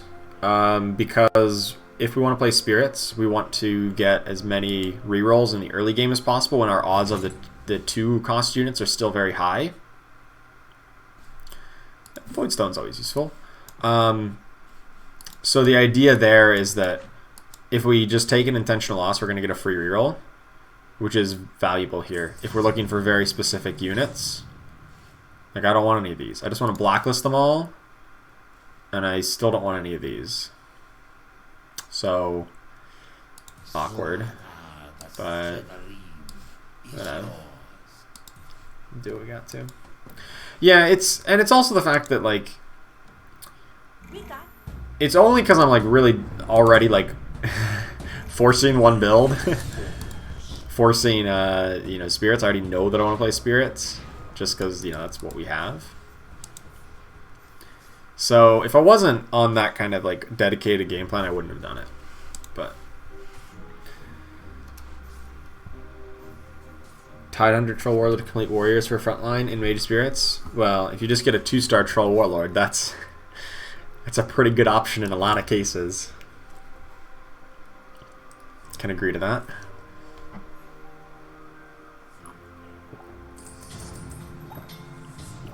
Why are these not Spirits? Our Spirits though? Interest. Gonna sell for interest.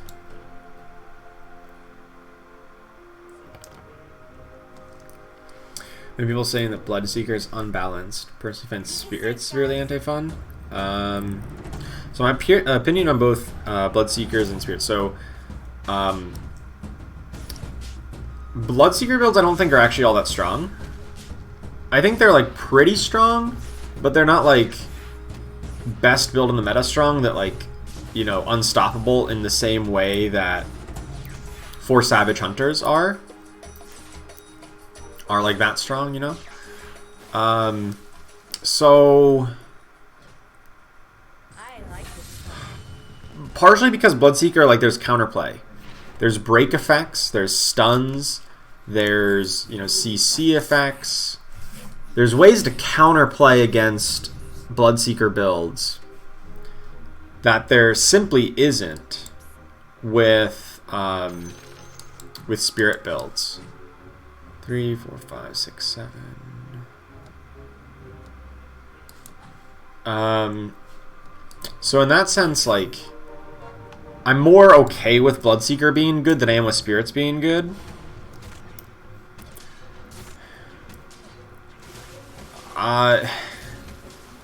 Spirits are just so, like, ridiculous that it's like, oh yeah, this unit just, like, becomes immune and invulnerable and they just, like, run off to the side of the board and, like, your guy's left to stupidly chase after them. I just want a 2 out of 3. I know. It's because there's a 2-star.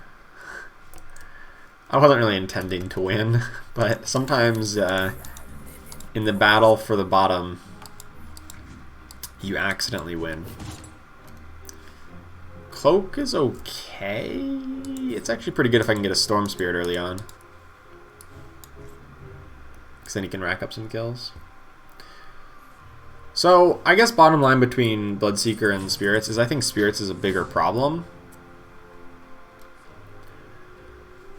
But I think both of them need to be addressed.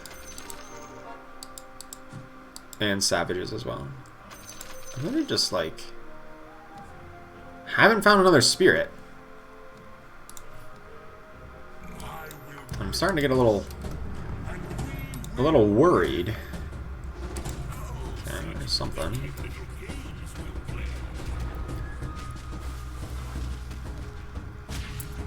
Starting to get very worried, rather.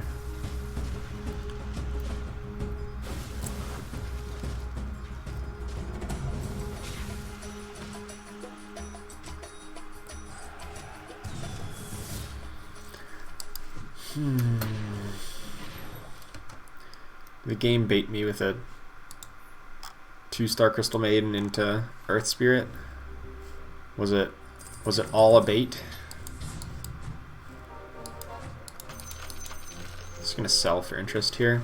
There's a Storm Spirit. Okay, we're good. We're saved. So it's the spirit of the storm that calls you. Okay. Just want to get mages in here, maybe let Storm Spirit rack up a kill or two here, because he eventually is going to hold the Stonehall Cloak, and if he's just super tanky, then we'll win the fights. Even if we still lose the round. Nerf the effect of Delta Slam. Yeah, I think it's a very long duration disarm and silence that's a little too strong, and I also think that there's another problem with it, is that they gain mana. The spirits gain mana based on the damage that the Delta Slam deals, which is something that like had been removed in the transition from Underlords or from Auto Chest to Underlords. Just what your team needed. It's nice to be in a southern city.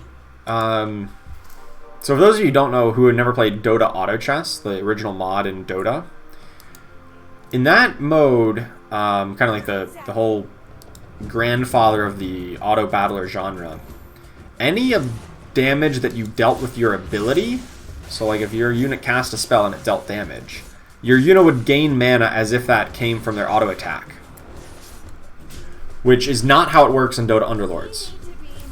It led to situations where guys like Necrophos, who dealt like an AoE chunk of damage, would just always have instantly full mana after casting their spell. They'd cast their spell and then they're at full mana, because they dealt damage with their spell, therefore they gained mana. And like clearly that was not great. So they made the adjustment when they made Underlords. And Delta Slam, though, from the Spirit Alliance still works that way.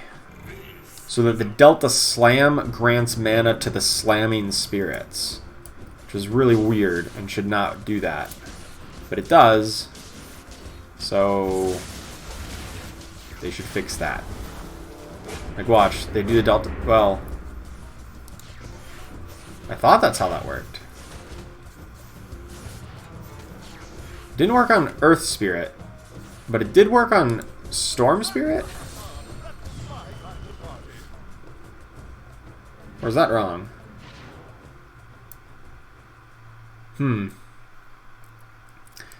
Maybe I'm wrong with that. I thought I had heard that happen, but I never paid close enough attention. I'll have to keep on paying attention to that. Miss Puck, yeah, I wish we could get Puck back. I think that would be nice. Puck was a sweet one.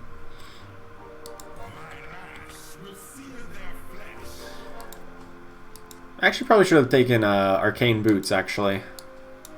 Might have been better.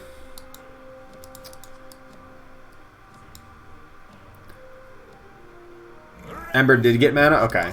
So it seems like I was watching Earth Spirit and he didn't. But I wasn't positive.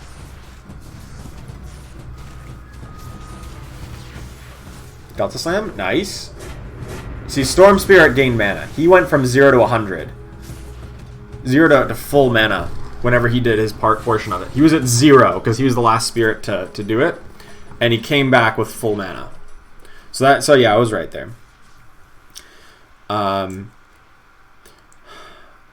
do remember. I remember the Gods Alliance back in Auto Chess. Oh, that was my favorite.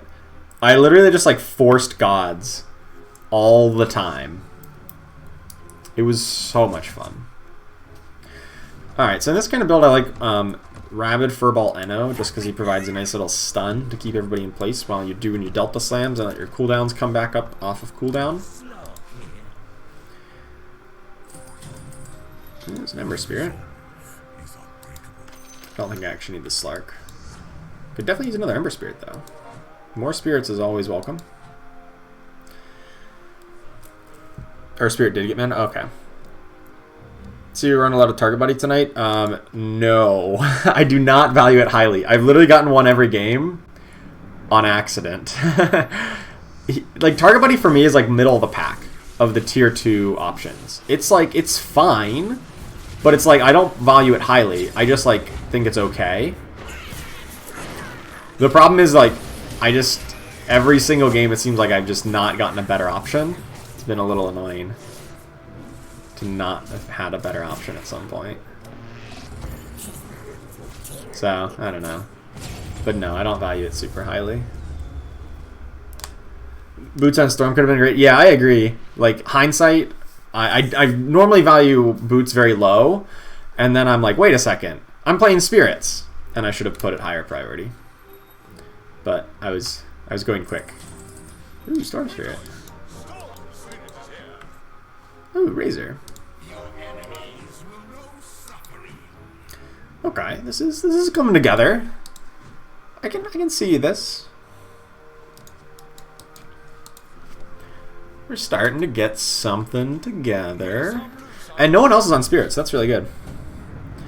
Starting to get worried. Yeah, no, it was just a case of like, oops, I guess I get all these. I suppose. Am I not gonna get any Delta Slams here? Oh, okay. No, I don't. Ember Spirit was about to cast and then he died. Or the Delta Slam was about to go out and then he died. Yeah. Awkward timings on the deaths on everybody there.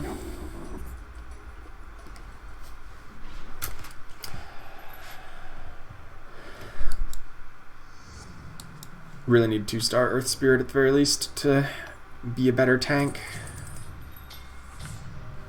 Or a 3-star Crystal Maiden.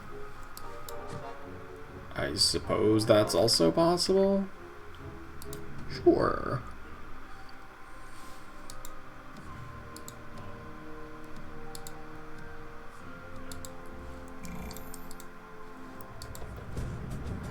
I feel like every time I play Spirits, which is rare, but when I do, I feel like I always get a 3-star Crystal Maiden.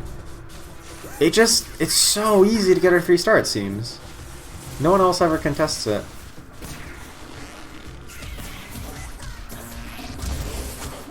Yeah, not having 2-star Storm Spirit's really awkward because he's not actually gaining his mana quickly enough. I really wish I had that Boots now. We would definitely have been winning some of these fights if we had Arcane Boots on a Storm Spirit. Definitely would have.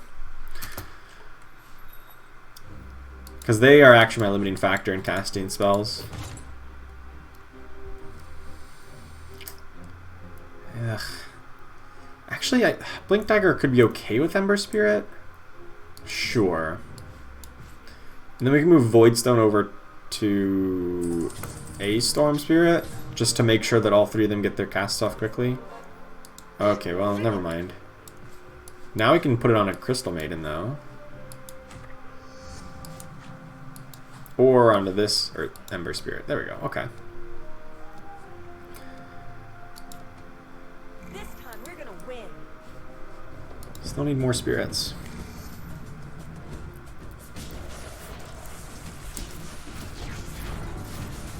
Should start focusing more on mages? I don't think I ever really want to go up to 6 mages regardless. So, not really. I don't think 6 mages makes a lot of sense for me. That's why I didn't pick up Ogre. I'm still going to try to find a Keeper of Light and then bench Razor. But I don't feel like Lich or Morphling is going to add very much to this composition. We are taking a bunch of hits right now, but that's okay. This build spikes later in the game. Much stronger in the late game. So as long as we can get there.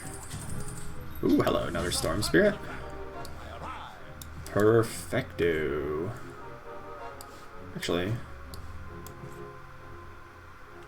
let's reroll a bit here. I think I just reroll a bit here. We're not an ice wreck. Wow. Turn 1 Earth Spirit. No one else is picking up Earth Spirit. Can't find a second one. I'm not even asking for a 2-star just yet. I'm asking for a second one. Apparently that's too big of an ask.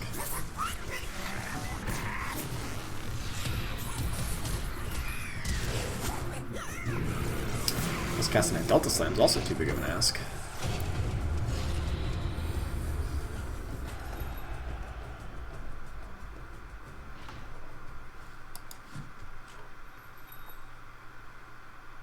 Skip TA, not going for voids? Probably not. Not at the state that we're at in this game. You were wise to seek my help. He says as he gets 2 TAs in 1 pack. Maybe.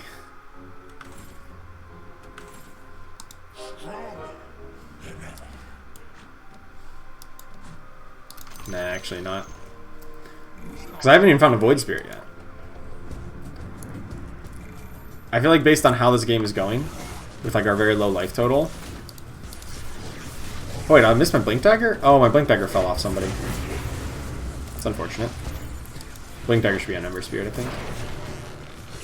Get that first cast off even quicker. Nice, okay.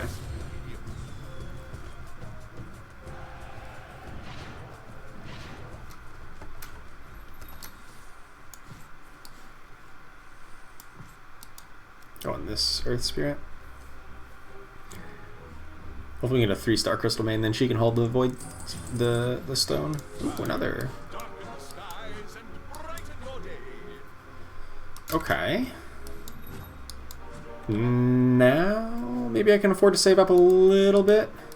And we got all these spirits. Still looking for a Coddle. Keeper of Light would be great to give us human bonus.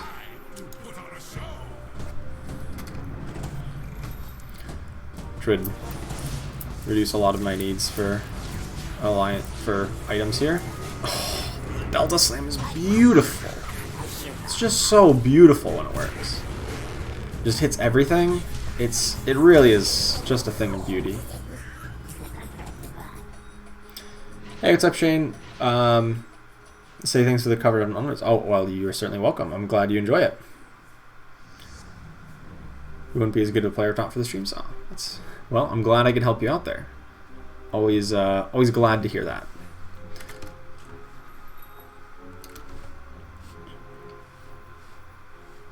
All right. Looking for Octarine. Could help. That's actually just a really good item, right? It's actually just an insanely good item on like Storm Spirit.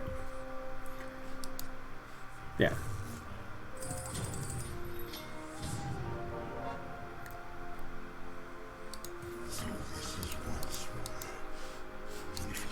Or an Earth Spirit if he's tanky enough. Alright. Next turn we level up to 8. And probably just like spend a lot of gold on rerolls. Just try to find another spirit to throw in. Or a Coddle to replace Razor.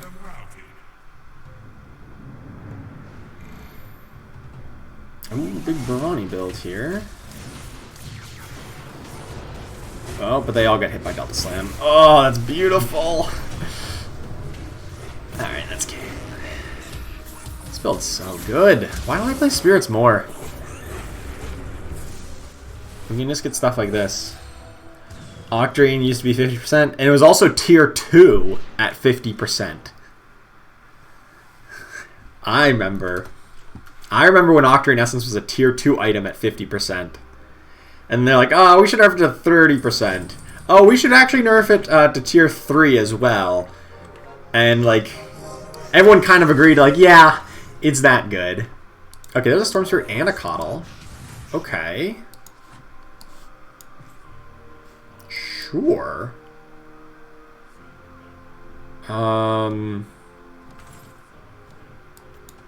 Interesting. So yeah, I lose a Spirit here, but I get humans and, you know, Morphling at least deal some good damage.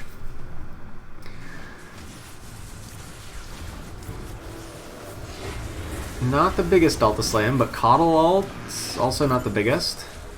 I know all-out attack is going to be good. Coddle probably has enough time to cast another ult here. No, he does not. He started channeling as the Chaos Bolt is traveling to him. God, what an idiot. Like, the Chaos Bolt is in the air, and he starts channeling. 3-star Storm? No, you do not want a 3-star Storm. Not at all. You want to play 4 Storm Spirits if possible. You want to play, like, as many 1-star copies of Storm Spirit as you can find. Not Morphlings. Stop with the Morphlings.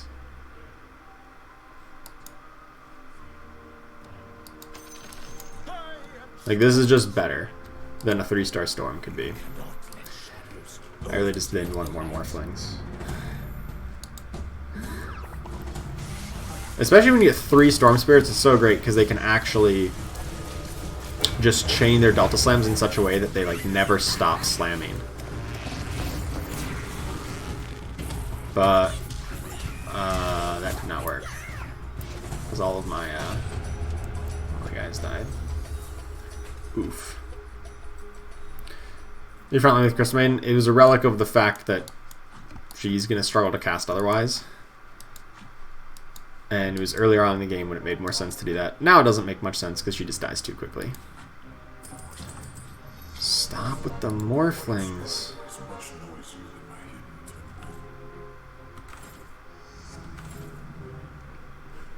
I feel like I don't even need Void Spirit. No, actually Void Spirit's better than Razor. What am I saying? There we go. Okay. We're getting somewhere with this.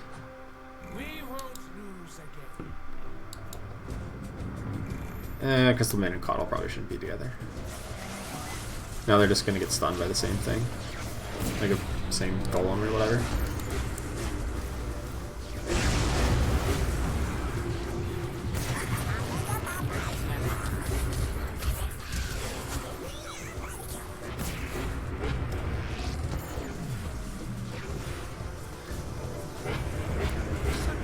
Okay. So this is starting to work. We can get a 2-star Coddle. If we can get a 2-star Coddle, this, and then a 3-star Crystal Maiden, this build has everything. What does Refresh Orb even do in this comp? Is it like actually good on like Earth Spirit or Void Spirit? I'm not positive.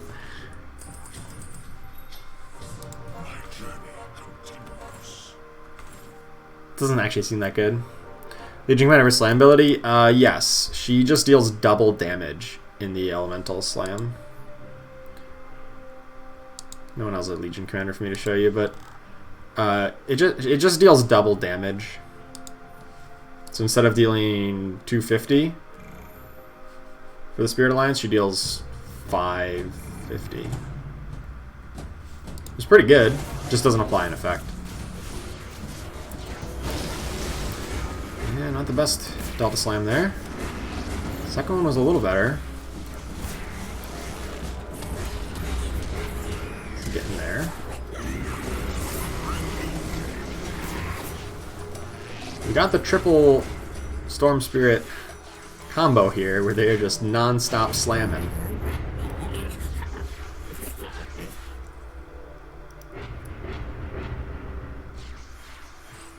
Okay. Got there.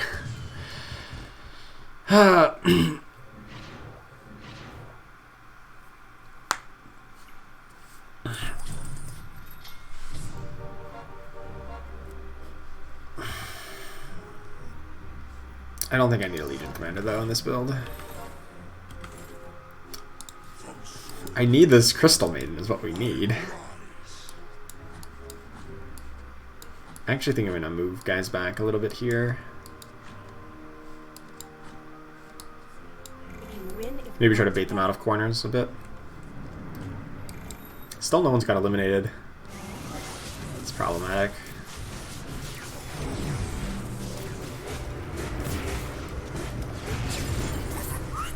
Auto Blast. We really need a 2-star keeper. I mean, we don't need it that badly because we're still winning otherwise, but...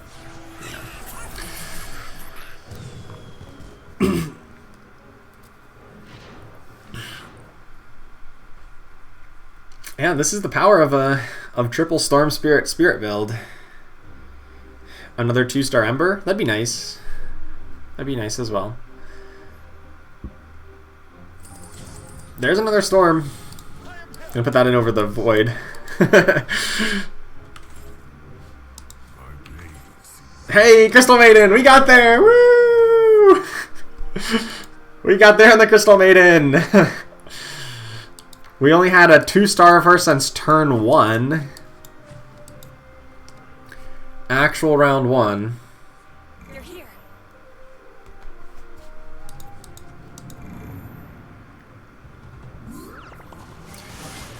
Alright. Ooh, not a very good slam there. Second one was also not very good. Yeah, that's alright. We still got enough. That what? What was that slam? There's still 5 people alive! Are you kidding me? There's still 5 alive and we couldn't hit them! Oh no. Octarine good on CM? I don't know if her mana generation's that fast. And I still just went on Storm Spirit just because Storm Spirit's like the most important unit. Free reroll. There's a couple more spirits.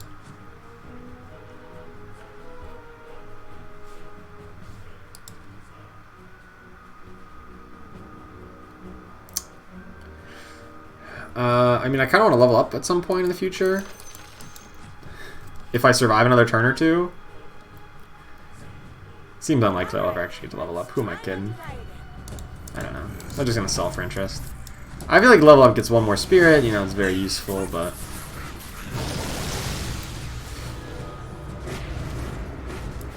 One target on that Delta Slam. And then we never get another one? Oh. We cast one Delta Slam that whole fight? That hit one target? What?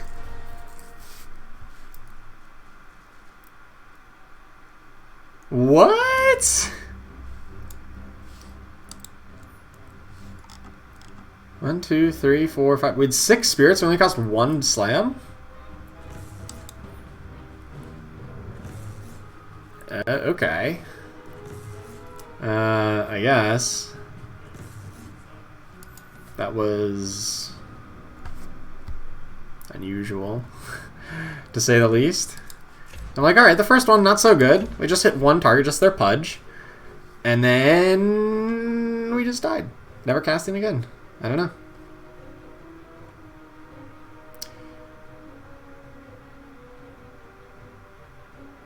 They just got rooted instantly. Must have been, yeah.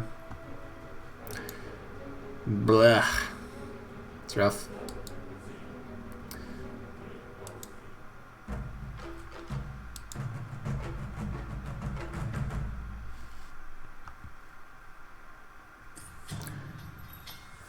Alright, yeah, this is a start. Double Bat Riders is like really strong because they both stack for each other, just like how double Bristleback stack for each other. So they like credit all the damage to one person now, one Bat Rider. So it looks like one Bat Rider does 1,000,000, the other one does 0. I would definitely trade this in for a double Bristleback start though. It's gonna have double Bristleback plus Magnus on turn 1. That's like close to the best thing you can get.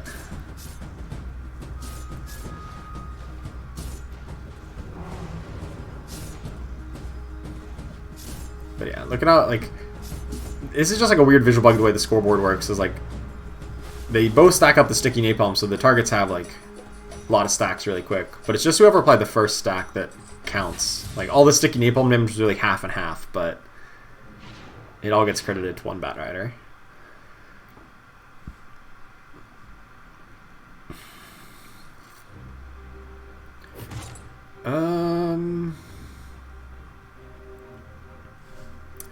Voidstone's not the worst. I can do better.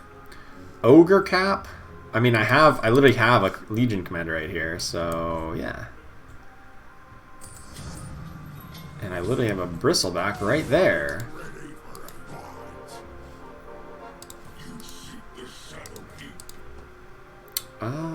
Is Batrider still the best pick? Yeah, probably.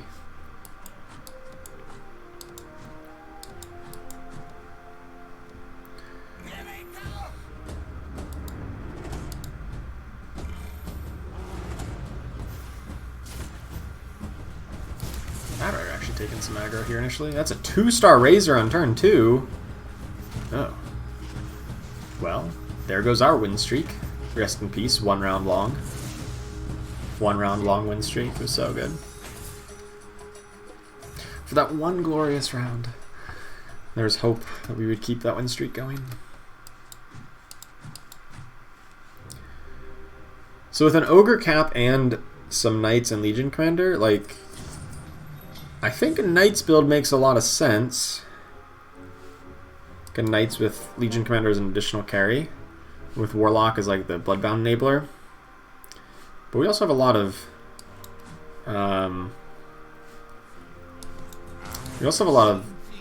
Savage right now. I don't think I need the Witch Doctor though, even in that build. Well, let me get double Beastmaster. And now I just want to run some Brawnies. I kind of just want to run some Brawnies here with the pair of Beastmasters. Yeah. Oh, I probably shouldn't have sold that Legion Commander. Why did I... Oh, crap. Let's pretend that didn't happen. I accidentally sold a Legion Commander. I was just trying to sell off the Batriders, and I just kept on going. Just kept on going down the line of selling. That's right. It'll be alright.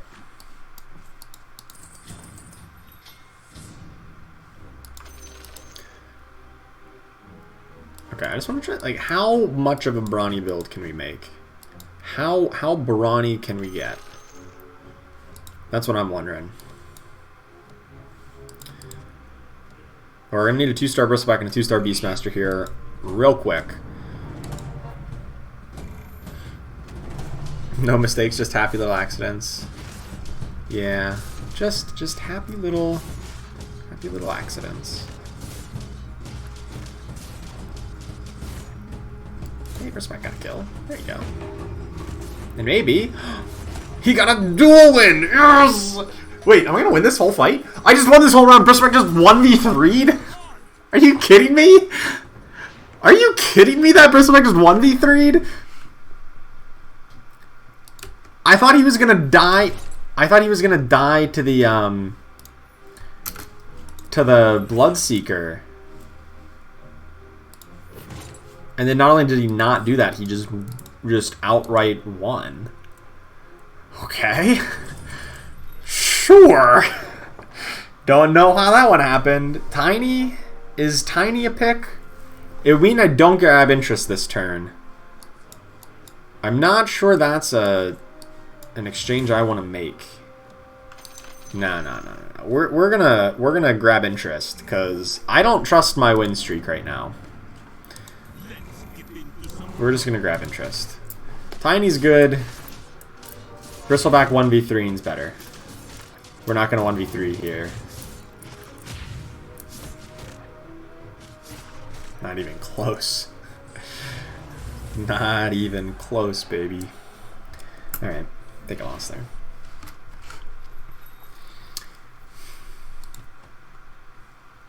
I just want to play like the game of how many Brawnies can we find. How many pairs of Brawnies can we find before we find a 2-star? That's the real question here. There's the Bloodseeker. Bloodseeker's really awkward because like he's good with Ogre Cap, obviously. But he also prevents my Brawnies from getting kills.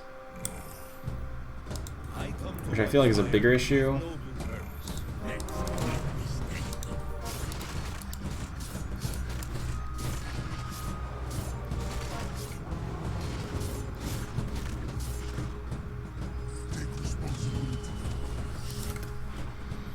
Hmm. You got it. Alright, so Tusk, good pickup. Other hunters could be good pickups. I just want to have a game where I get like 2-star bristlebacks by round 8. I know that's impossible unless I get literally 5 of them in this next pack. But, you know, a man can dream. Can dream about the day where I get 5 bristlebacks in this pack. Please? Oh, 0. There's a Juggernaut though.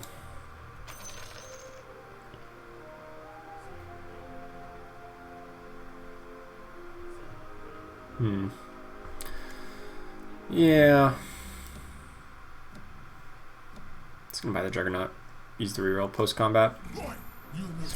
Because we're not on a win or loss streak and just don't level. Hey, this person's also level 3. That's kind of nice. There's somebody at level 5 and I'm still 3. So like I'm kind of glad that, you know, somebody else speaks my language of staying low level.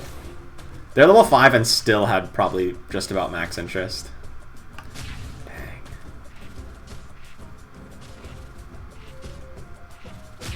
Oh, but I win? I won? I don't know if I wanted that to happen. Huh. Well, that's the world we're living in. Alright. Pair of Beastmaster, pair of Magni. Can I get pair of Juggernaut this pack? Hey, Aditya, how you doing? Been doing well. Welcome back to the live stream. To be fair, I probably have not been streaming as much as I would have liked, but always glad to have you back. Beastmaster is just better than Jug, right? They're close. Actually, Magnus is probably better.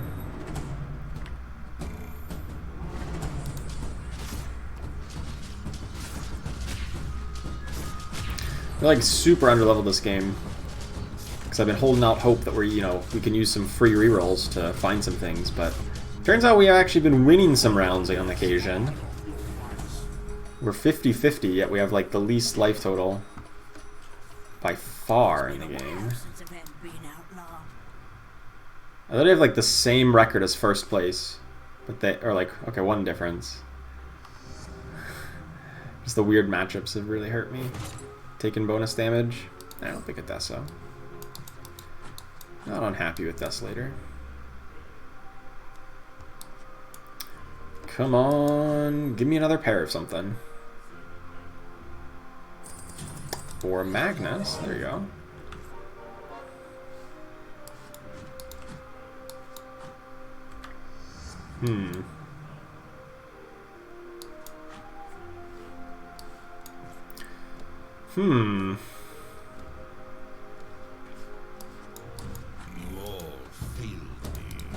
It's actually probably a better lineup. Yeah, this going for some Brawnies seemed really good when we got that pair of Beastmasters in a pack. And then it stopped looking so good. Very, very quickly. It very quickly stopped looking so appealing. I like how the Drow Ranger is just not functioning right now.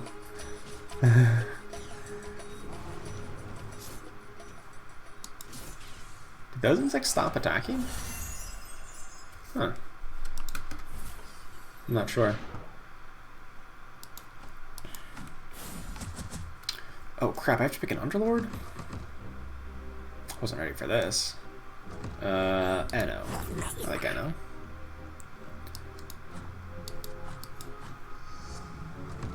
Who doesn't like Anno? Okay. Savages. Is like the Brawny experiment just like... Is the 4 Brawny experiment dead?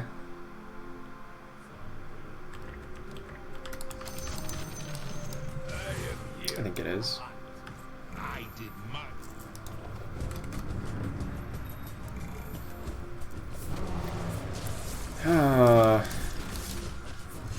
Alright, I guess we just transitioned to Savages. I was really hoping for a Brawny game.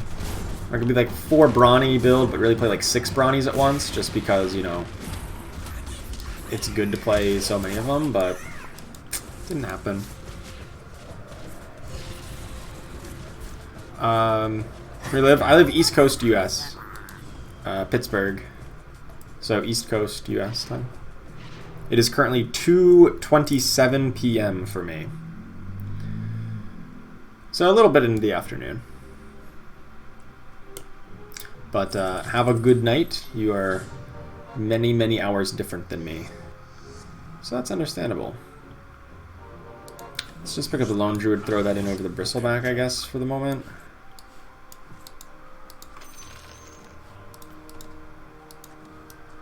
Why'd I hit a Lone Druid this early? I've like... There's been times when I'm like going into like round 25 or 26 being like, if I can just find a single one of Lone Druid, I'll be good. And in this game, when I'm getting demolished, it's like, here's a Lone Druid for you on round 11. Okay. And it's a 2-star. Like, I'm not complaining, I'm just like expressing frustration, which I guess is the definition of complaining. So, take that how you will.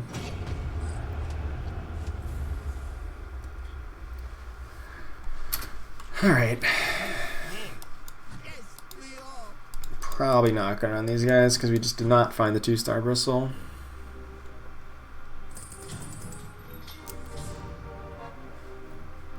Well, ain't that a thing? Alright. Sure. That was a little unexpected.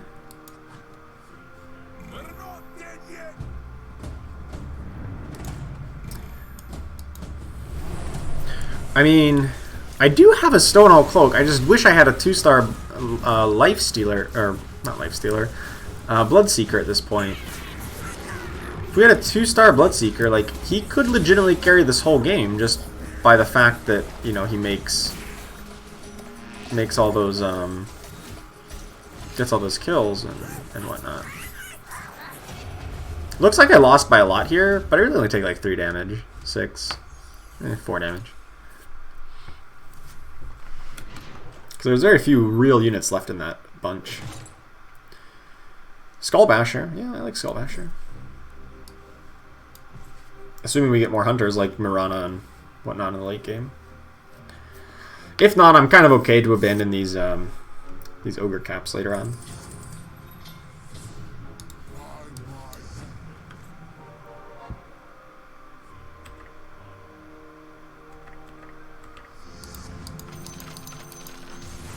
Okay, we just throw in a Bloodseeker. Who knows, maybe he gets some kills. Or he just dies fast and lets Tusk get some kills. Either way, it's a good result. 3-star Bloodseeker good. Or is 2 stars plus 1 star. Depends on the rest of your build. If you can afford the space and like you don't have anything better to put in, then 2 stars plus a 1 star is really strong.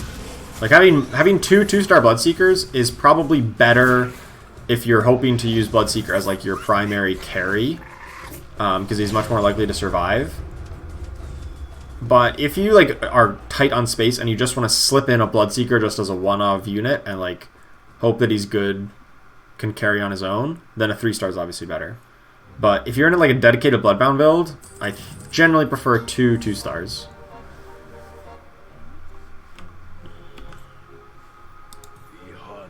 Like him. Doom.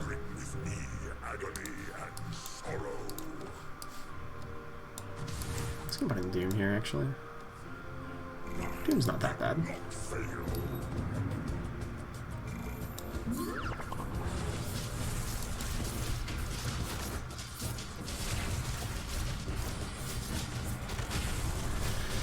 He hasn't cast Doom yet, but hopefully it goes on somebody good. Goes on the target who was about to die anyway.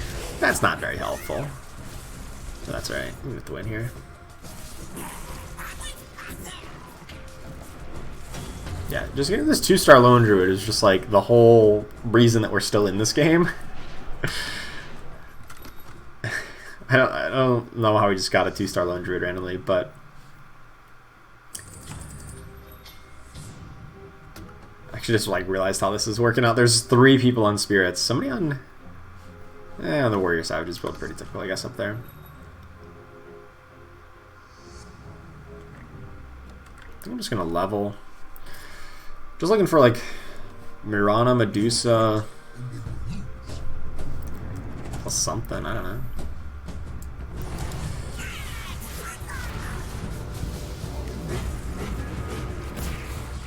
I guess Scaled, Tide Hunter. I guess there's a Sven here, right? He's also a Scaled, just considering how many mage opponents there are. I'm probably going to get to a point where I just, like, Bloodbound doesn't make any sense, and we just ditch the Ogre cap. That's fine.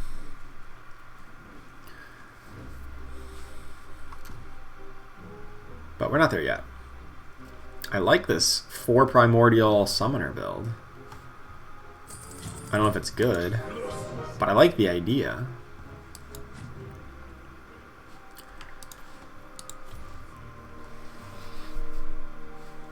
I just have a Lone Druid on the bench. What a flex.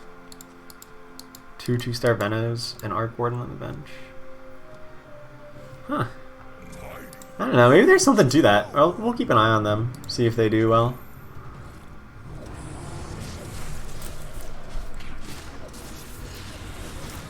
Doom goes on their Lone Druid before it gets to cast. Oh, that's beautiful! That is beautiful. Oh, and then they steal my Lone Druid. Oh, that is not beautiful. Well, everything I just said about like being happy that we got the Doom on there is they got one anyway. Jeez. Yikes. Alright, you got me.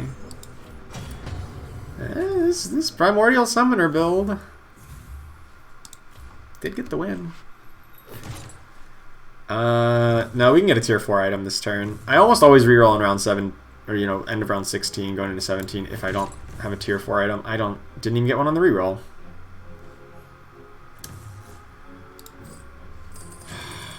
I mean, the Legbreaker's Fedora here is actually not that bad. We can put it on somebody like Lycan, and then we can cut Doom if we need to. The mysteries of the ocean are mine to command.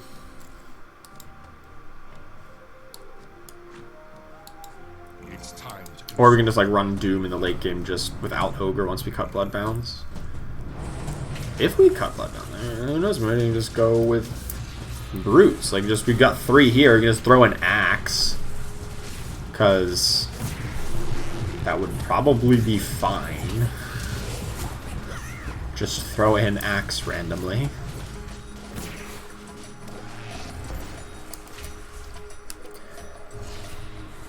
Throwing an Axe is a really good strategy. That might be where we end up going. Still a lot of mages, but we've been kind of okay against them so far.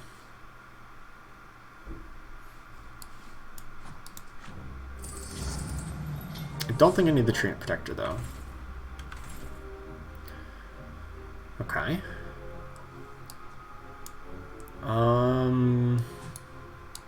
Not gonna use this Sven. The deep will claim them.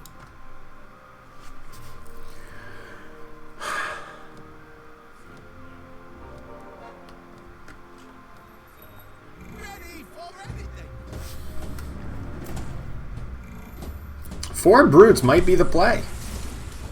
It may actually just be the play. You just try to get a super powered Ogre Magi. The Bloodbound. Oh my.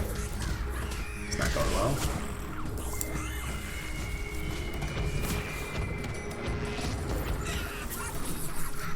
You take a couple extra down, so we don't take too much there. It was looking a little dicey for a moment. I will win you this war.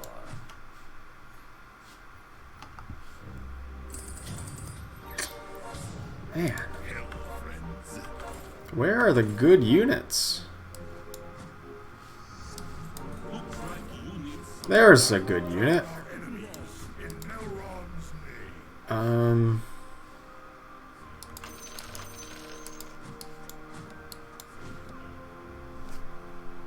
I also want Medusa. Who do I cut for Medusa here? Probably the Doom, temporarily. Or the Ogre Magi. Or the Warlock. I think they enthralled the Titan. I don't think they're going to kill him, though. They do not kill him in time. Perfect. This is the 4 Summoner build. They had the 3-star... the 3-star Benno. Okay, this is coming together. You know, we took a little, you know, a handful of rerolls there that I wasn't too thrilled about, but it worked out in the end here.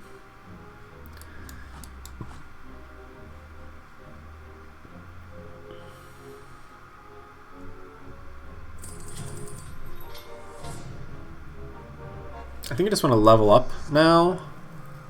Throw in, well, if we could get a warrior, that'd be great. Or Doom, we just throw in Doom. That's also good. Maybe we do keep this Ogre Cap around.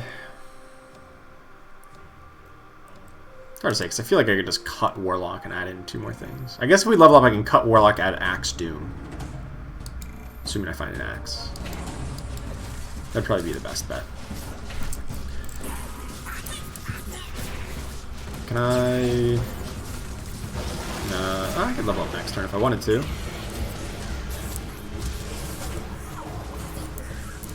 But the fact that I've not found anything like Mirana or another Lone Druid has been really annoying.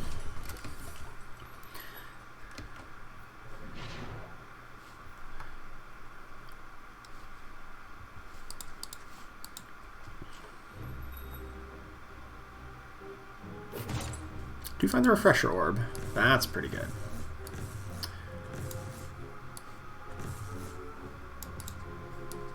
That is pretty much what we wanted out of this Lone Druid here. I think I'm just gonna level. The game's really close, and I just don't want, like, I just don't want to drop too far behind anybody else. Actually, after this round, I'm just going to sell off the Warlock and Ogre Magi and not lock, and then buy the Medusa.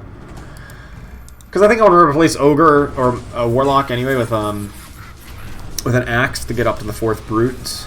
So I think that makes sense. And I would be okay running a second Medusa for a little bit. Like, she's pretty impactful. I've got a Skull Basher and a Desolator, so 1 for each.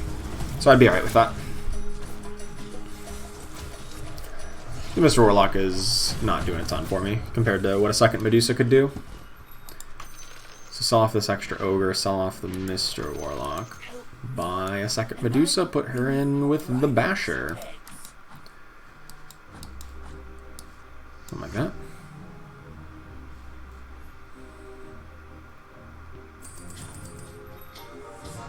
Hoping to find a Doom. I was going to say an Axe, but, you know, I'll take a Doom. What I'm actually going to do is swap these things around, put the cap over there, put the cloak up on Tusk, because he's got 1,000,000 kills, and I want Doom to get super powered. So, looking a little bit better. I'm going to swap these around so that I've got brutes on both sides. No, there's still spirits out there? Dang it. Why do people play spirits anymore? That build is like so last game.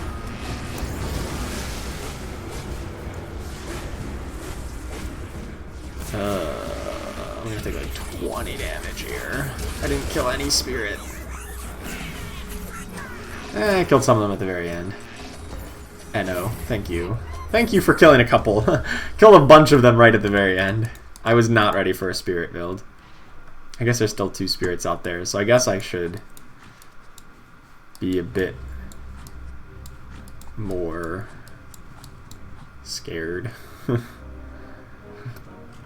Not so forward facing.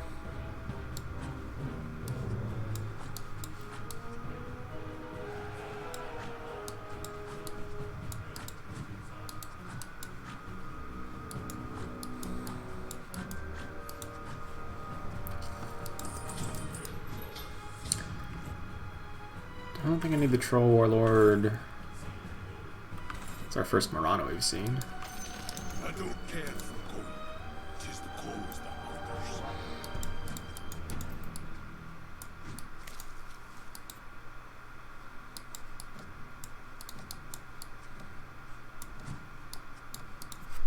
I won't lose. This is probably better against any kind of spirit lineup. And I still saw there was 2 of them out there, so I just didn't want to take a risk of getting eliminated very quickly. I think my build is strong enough against most opponents that actually spreading out these Medusas is still fine. Yeah, this actually works pretty well against this build too.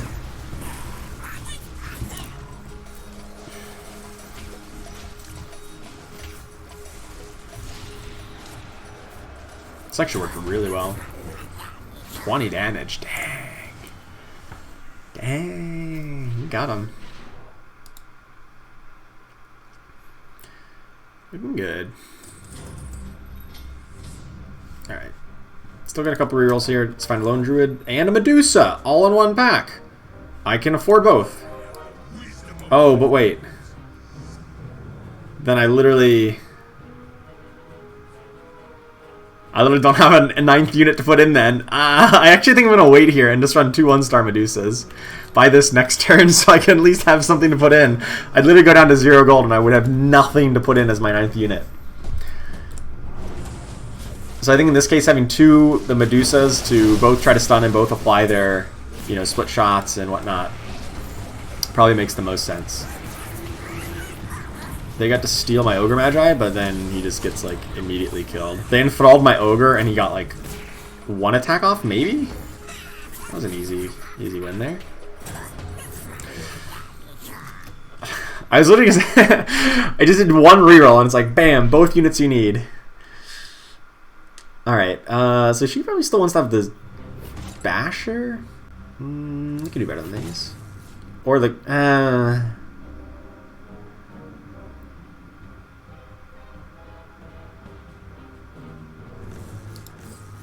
Caden's Blade is so good on her, but like as a 2-star, I feel like she's like I already have good items for her, and like I'm not opposed to a Satanic on somebody like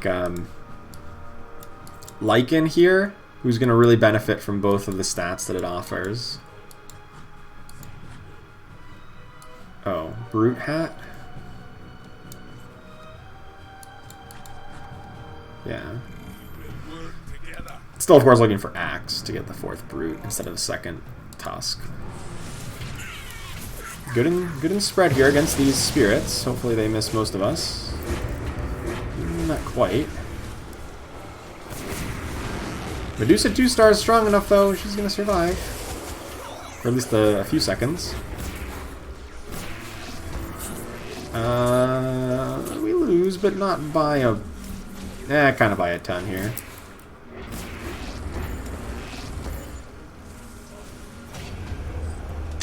Damage, okay. I guess at this point I'd settle for any other brute. Preferably Axe, but it doesn't have to be.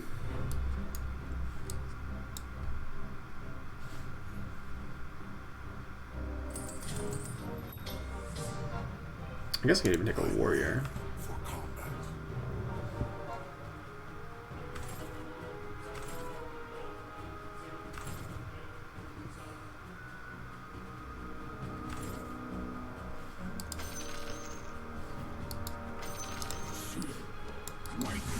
Control Warlord. Sure.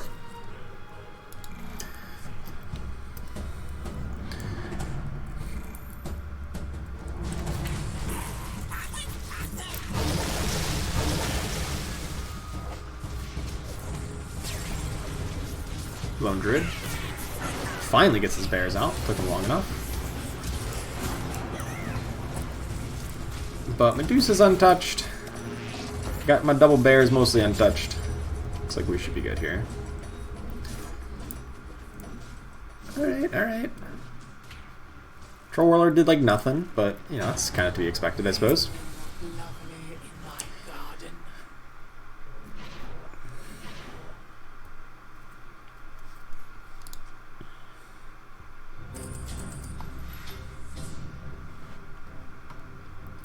Actually, I think these can probably be swapped. Put Tidehunter over on this side. Another Troll Warlord. Okay, maybe that's what we just end up going with. Just a Troll Warlord game plan.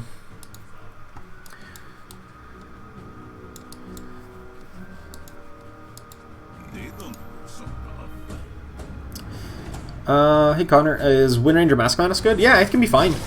She is, you know, very good attack speed and attack damage, so giving them the bonus is always nice. Sometimes her cast is just worse than her continuing to auto attack, so yeah, I don't think it's that bad. There's better targets, of course, but you know she's not a horrible option. No, 4th place, rip. -6. Thought it was definitely better than that. I can't even see it. Yeah, I mean I didn't have Hunter bonus, but 2-star Medusa is normally pretty good. I couldn't beat Spirits. There's only one Spirit build left. I could not beat Spirits here. I even had good Spirit, like anti-Spirit positioning, and it just did not matter. Because I knew I could beat the other 2 players, I just couldn't beat the Spirit build. And they also had Void, which kind of was good. Hey, what's up, A Colada? So glad to finally catch live. Well, welcome. So glad to have you here. Match. Thank you for the content of the post. Well, you are certainly welcome. Thank you so much for watching it. Reach Big Boss 3. That is awesome to hear. Good stuff. Keep it up. Hope to see you up in Lord Whitespire soon.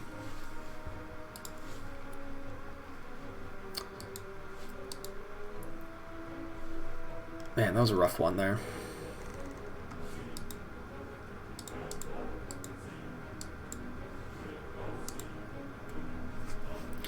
We've just not been able to break through and actually get a good win today. A lot of 3rd, 4ths, and 5th places. Nothing overtly bad, but nothing nothing to really write home about either today.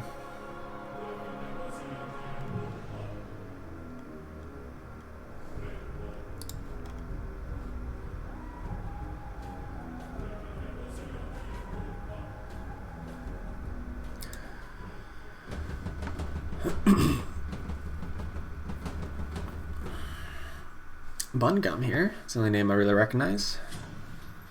I've heard reports that a 4/6 Heartless build is not as bad as it sounds, which isn't saying much. I think I'll plant roots here. That was a tree joke. See, I have a sense of humor.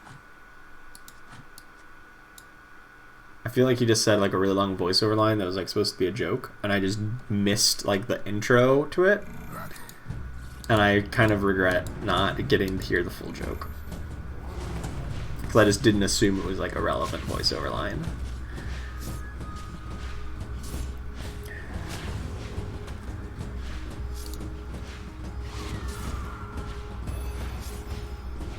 Maybe we get a Summoner's build here. Who knows?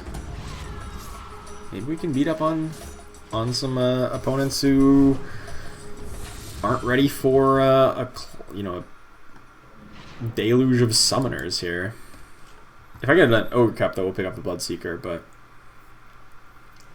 actually that's probably just a better bet in general than the Shadow Demon.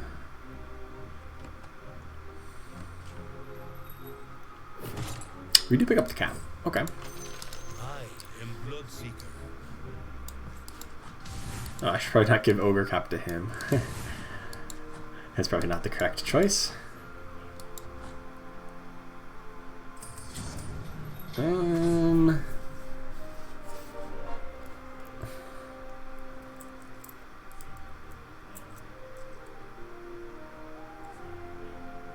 Huh.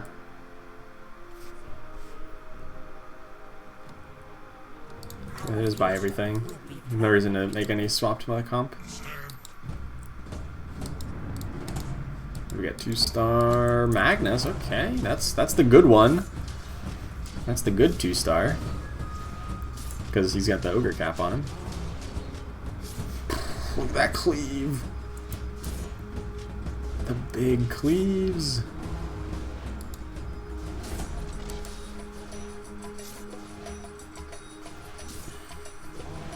He's not even using his spear. He's just kicking the thing with its front foot. It's like the best auto attack animation. It's like I don't even. I have this huge like spear that I can hit you with. I'm just gonna kick you instead. It's not about winning. It's about sending a message. And I think he sent a message. All right, let's level up. Throw in the tusk to get the savages. And then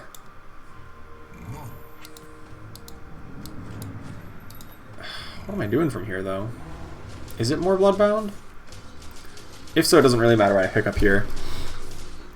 If I want to go with a more Bloodbound focus build.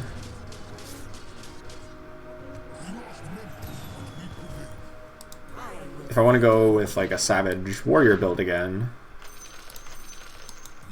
should pick up Slardar. If I want to go with a Summoner's build, well, I'm not going to pick up Shadow Shaman, but I could pick up these other ones. Okay, there's a Weaver. Sure, I like Weaver. I mean, I just like winning here, so what I'm actually going to do is just sell off all those. This should definitely go back over to the Weaver. Insect bonus. Pretty strong in this early game.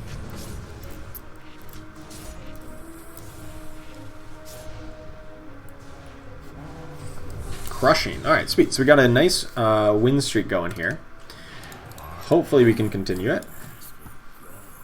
Let's scout around here. We see a couple people on pairs of Queen of Pain here. A couple people going Knights. Vanguard's always a good option, but I think I can take a reroll because I kind of want either a second Ogre Cap or Stonehull Cloak. We got a Stonehull Cloak. So now Bloodseeker is a very legitimate late game carry. We can legitimately just go like full Bloodbound build here. And I'm kind of okay with that. Sure. Let's go a full Bloodbound build. We got the start. We got the two key items, the Ogre Cap and the Stonehull Cloak. We have a Bloodseeker that's getting some kills. He's not 2-star just yet. But we'll see. Hey, it's up Sierra Zero. How you doing? Finally get to see the live stream. Well, welcome. Welcome. So glad to have you here. New fan of the channel. Well, welcome. Love the guides of Season 1. I am awesome. You're awesome. Thanks for watching. I probably should have sold something off to grab interest here. I didn't need these guys. Oh well. We're just going to win streak. And missing 1 gold? Not the biggest deal. Alright, what's the Bloodseeker prognosis looking like? No one else has Ogre Caps? Or Stonehull Cloaks? Oh no, this one has it. Akira has one. Yeah, hopefully we can beat them. Alright, definitely going to sell off to get up to 30 here.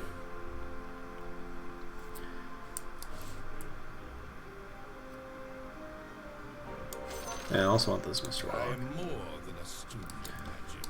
I am its historian. Bun Gun.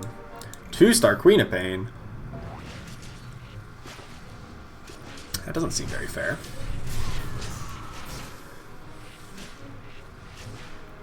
How am I supposed to beat that? I feel like I'm not supposed to beat that. Oh. I did not beat that. Rip. 2-star Queen of Pain's pretty good. I mean, we still have the most gold in the game, so I'm not that concerned. Yeah, just a little bit upset. I'm not concerned yet.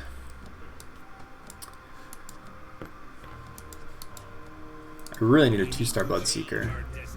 We literally had the same situation last game where we had a Ogre Cap early on, and we're like, yeah, we can play Bloodbound. And then I literally sold off my one Bloodseeker that I saw the entire game on like round 30 something. This is the only one we ever saw. And I'm like, I have to sell it off because it's... I literally never got even a pair of them. On round like 30.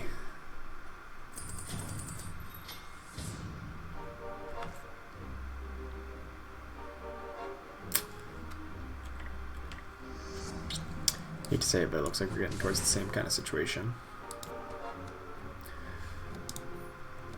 It's probably too early to say that. We've come better prepared. I guess if it empowers the Weaver, though. I'm not going to stick with Insects long term, which is why I'm like not thrilled about the Broodmother idea. It could work, I suppose, for a little bit. Yeah, a lot of people on this 2-star Queen of Pain. Alright, we got a nice little losing streak on our hands. That's good. Means we get bonus gold. Look at how many Queens of Pain there are. That is far more than you normally see.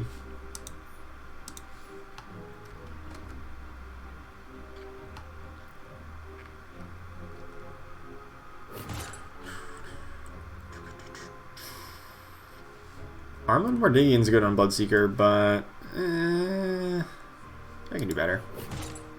I stand corrected. I should have kept that armlet. But there's a Legion Commander. Bring it to the front. And a Broodmother? There is nowhere to run. Maybe. Maybe this is a thing that could work. What we're doing. I don't really know what it is, but it's just like a Bloodseeker carry build, but it doesn't have a 2-star Bloodseeker, and because I was just like all in on like, yeah, let's play a Bloodseeker carry, that's why I wanted to reroll there. I guess Armlet would have been fine, but I was like maybe trying to get greedy for a second Stonehull Cloak. Yeah, I probably got too greedy on that roll. I shouldn't have rerolled those items. I should have just like taken the Armlet. I'd only look smart if I managed to get a second Stonehull Cloak. Anything else and it's a bad deal. I'll take Enno here. Who doesn't like Enno? Crazy people. Those are the only ones who don't like Enno.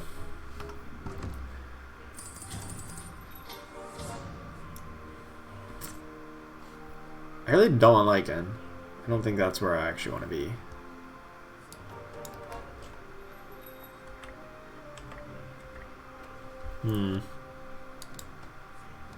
He just doesn't synergize with anything. I literally was just holding on to him because I know he's a really good unit. Maybe not for me, but...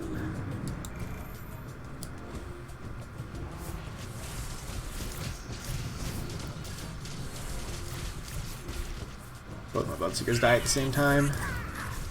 Weaver gets stunned for 3 seconds. And so does their board. Not enough. You don't take too much. To keep the losing streak, eventually we're gonna get that 2-star Bloodseeker. Literally a 2-star Bloodseeker makes this build like really strong. Like really, really strong. And we're just not gonna get it anytime soon, apparently.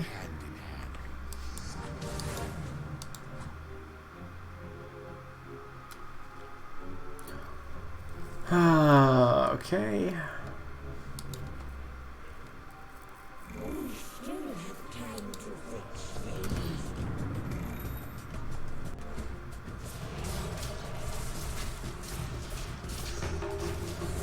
Legion Commander should get this to a win. No, it timed out just before she got it. Sucked.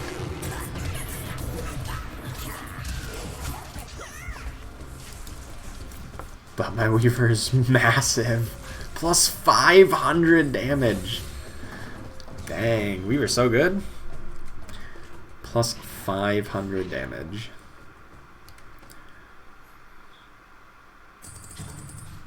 Okay, okay. I like Legion Commander. I mean, who doesn't like Legion Commander? Crazy people. Crazy people don't like Legion Commander. She's the best.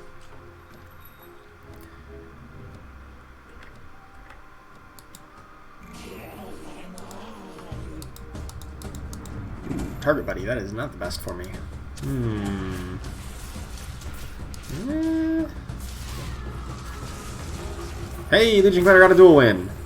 Beautiful. I'm actually kind of liking these spiderlings. Okay, then they all died.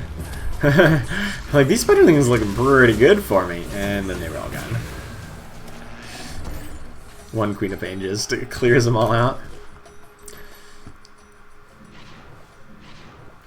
I do want to level up next turn, but I'm going to wait at this lower level just to get slightly better odds on the units. Okay, we can pick up an armlet now for the second Bloodseeker. It's not good on a 1-star Bloodseeker, but presumably in the long term, we're going to run 2 2-star Bloodseekers. I know it's a little, like, far out, but that is our game plan. I guess we need to start with a single 1-star Bloodseeker, but yeah, we'll get there. We'll get there.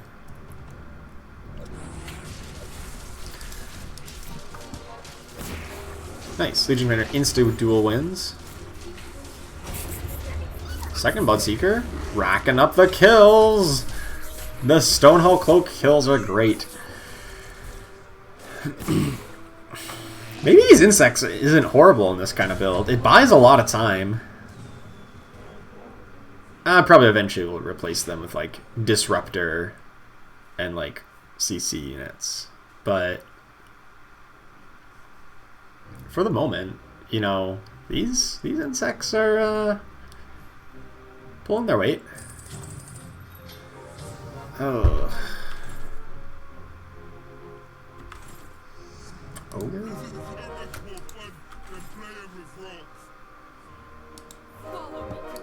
Another Legion. Okay. Can live with this.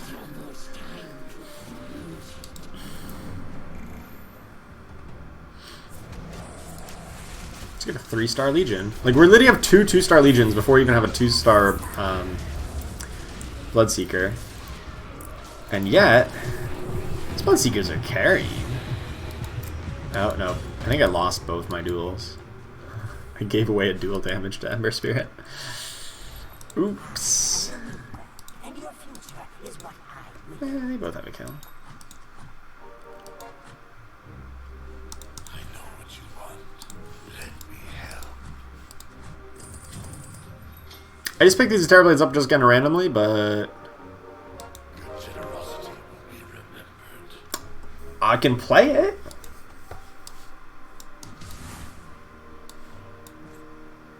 Especially with an Ogre Cap. Yeah, it's not bad.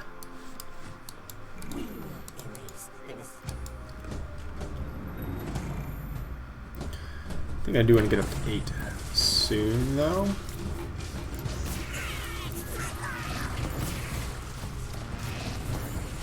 I'm just really blown out we still don't have a 2-star Bloodseeker. This Terrorblade. Okay. I'm liking this Terrorblade carry, man.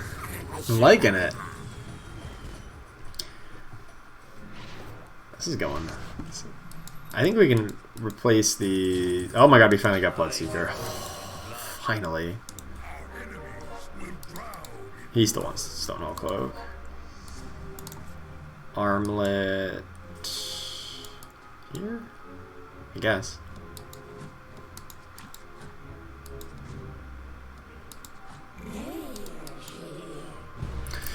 Mr. Warlock for Warlock Alliance? Yeah, that's probably better than the Ogre Mage, actually. Yeah, I can agree to that.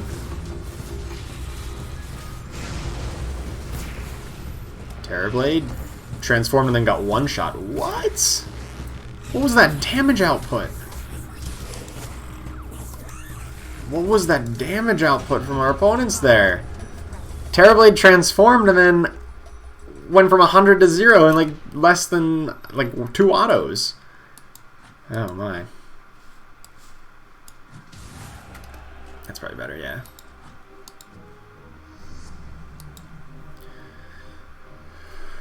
Hopefully we can get a Tidehunter in for a bit more CC in late game. I do generally want to reroll in this level if I don't find a tier 4 item. Are you find a Cadence Blade? Not exact. Actually, Crown of Antlers. Hold on. That gives me the Hunter Alliance. I don't know if that's good. It's not nothing. Blood that shall be spilled. I'm down.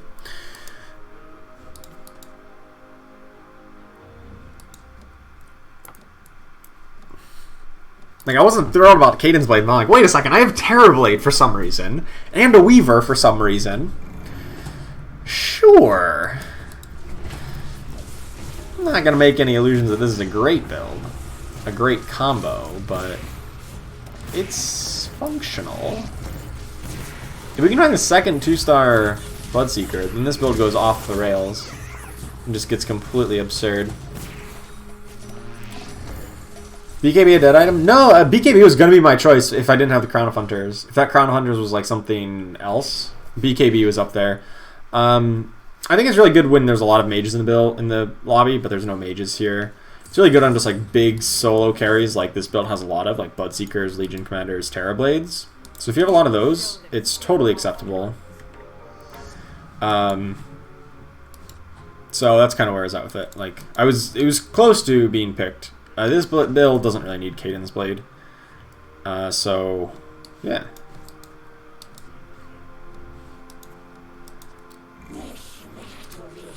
I think BKB is like a middle to low end of tier 4 items. But that's not saying much about BKB. That's saying more about how absurd Refresher Orb and Vladimir's Offering and Moonshard are than it is about saying anything else. Yeah, Bloodseeker's still up. I think that means we win. He hasn't been rooted yet. We got a dual win. Through all that, we got a dual win. That's nice.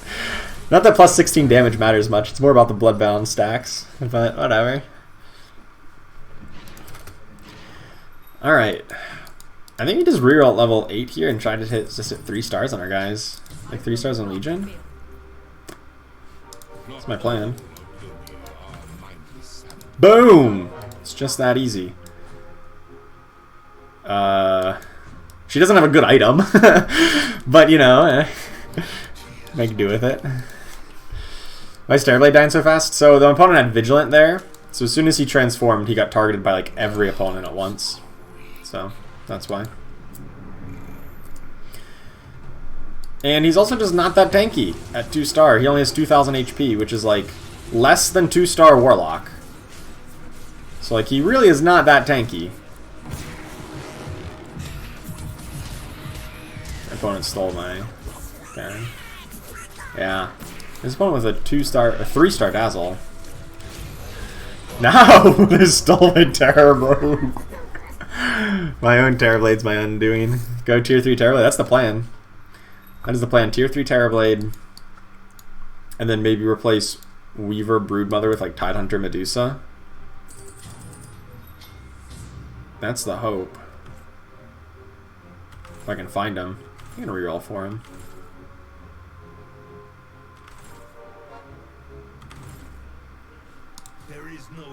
Really need this Bloodseeker. There we go.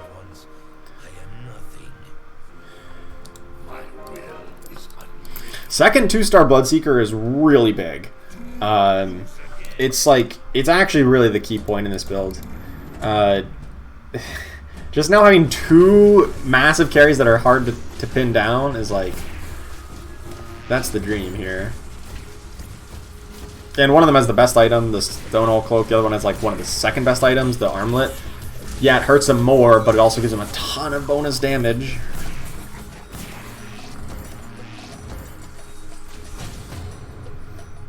And they weren't even top DPS. Terrorblade was. Alright.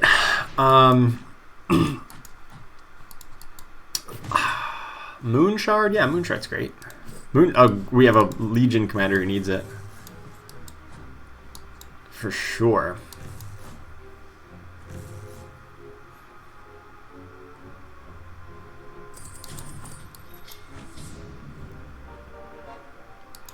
Yeah, maybe Tidehunter is not actually going to happen. I kind of want more CC, but I kind of just want like more Bloodbounds to throw in. So I feel like if I would ever level up again, it would just be for another Bloodbound. Would probably make the most sense. I will show no Mirana? Yeah, Mirana might be better than Insects come later stages of the game. Yeah, Bloodseeker was bugged. We still haven't fixed that bug. Where he runs in place inside of somebody else for a few moments. Come on, cast a... She didn't even... Oh, she did cast a duel. Okay. I'm like, did she not cast the duel that fight? That'd be unfortunate. I don't know that I want Mirana in this build. I mean, I think I want the Terrorblade for the demons. I guess we... Like, insects are not that valuable. So, I guess maybe replace both those with the Tide Medusa and then just try to level up for another Bloodbound Sacrifice. We're getting to the point where I have the life total to do it. Still above 40, even if just barely.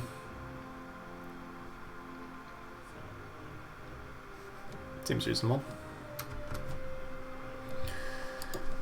And having the two-star Bloodseekers is pretty nice.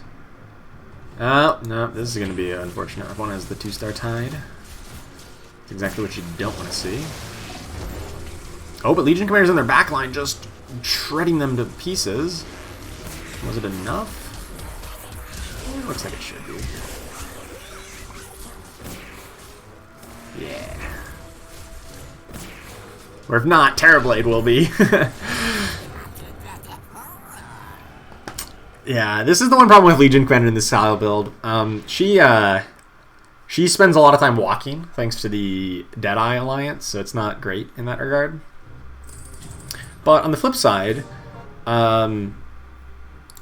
she like has the potential to carry like really hard when it does work. So I kind of give her a pass in that regard. Like, it works. I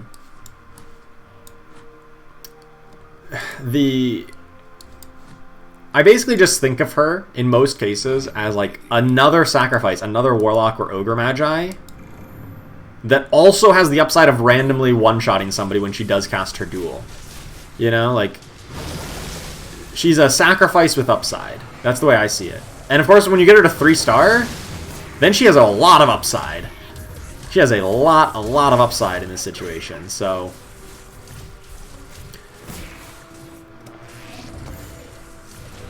Like, she is just completely dominating. And now opponents start dropping like flies. There was, at this turn, 7 of the people were under 22 life, and 2 of them got eliminated. Okay, there's the Medusa. That's probably better than Weaver for the moment. Is it?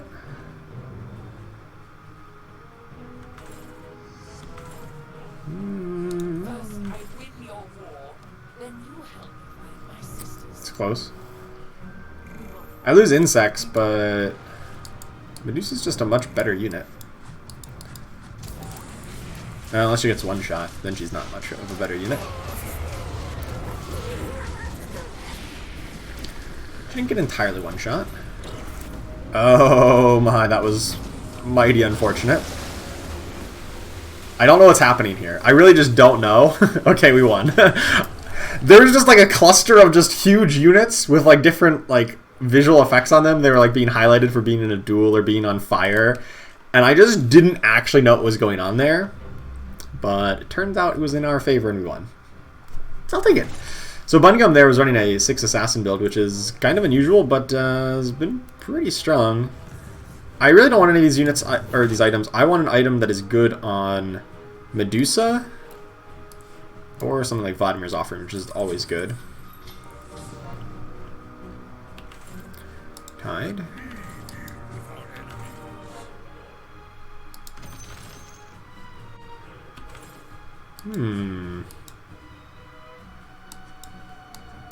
Where's my Tide Hunter when you need it? Tide Hunter or Medusa here. I still kind of want to keep Warlocks in here, though. At least as long as I can, because having the Warlock heal on Legion Commander is pretty nice. And she does finally cast. Oh, now she got stuck. Oh. That's... No. No. Oh. I feel like we only lost there because Legion Commander did nothing. She literally, like, I can trace her path. She went, like, up here, and then back, and then she got stuck right here, and she just ran in place for a few seconds, and then she finally dueled and did her first auto attack, like, 10 plus seconds into the fight. It's not how you draw it up. Really?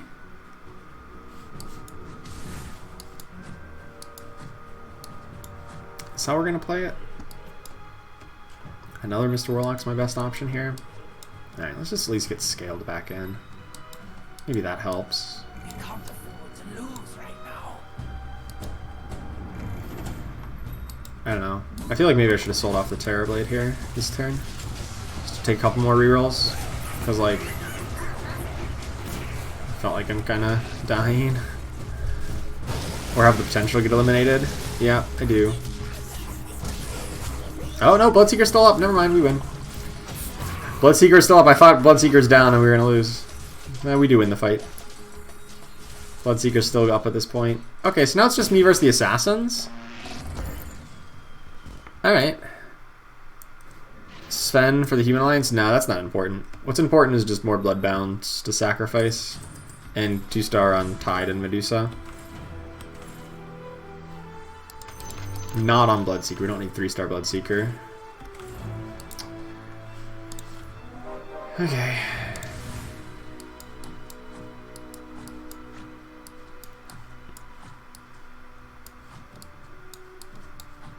We know we're up against just an assassin build, so we're just gonna play like it.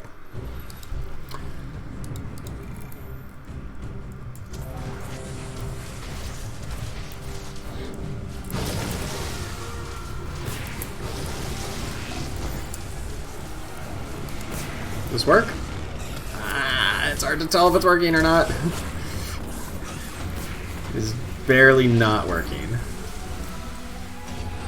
Okay. I feel like we can improve on that. I feel like we can definitely improve on that.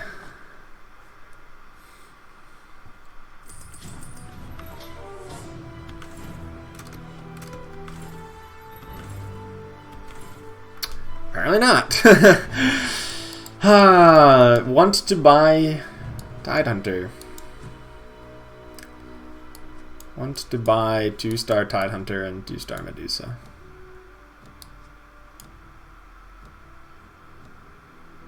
Not too much to ask? Does seem like it, doesn't it?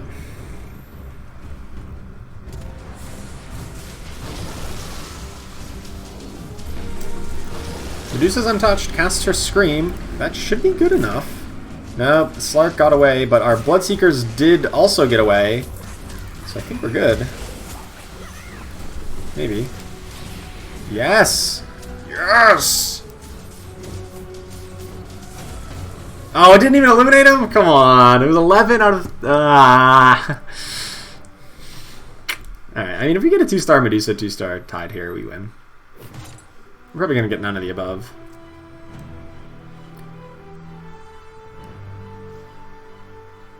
Actually, Tombstone's probably really good against this build. Divine Rapier. Yo! Divine Rapier, man. Alright, that sucks. Alright, well, we don't get it.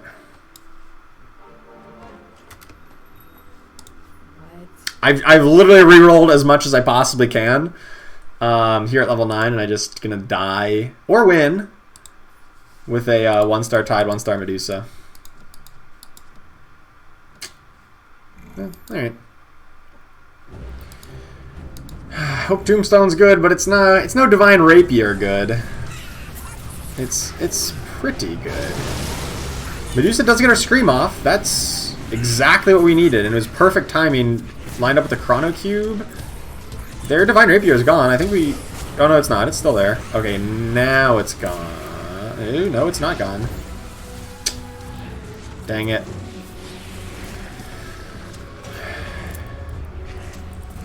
That's only 9 damage, right?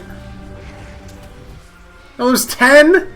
3, 4, 5, 6, 7, 8, 9. Oh, you've got to be kidding me. A 2-star Tide or a 2-star Medusa wins that game. Either one of them wins that game for sure.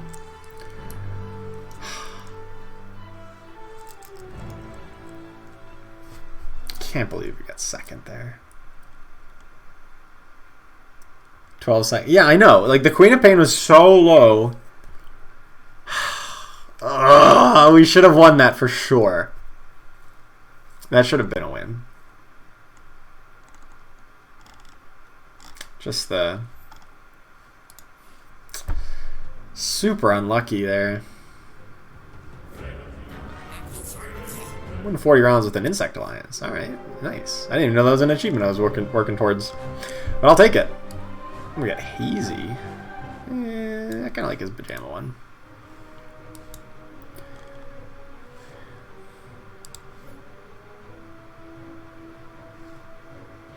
Alright, I'm going to take a real quick break here. I gotta run to the bathroom. I'll be right back in just a moment. Don't go anywhere.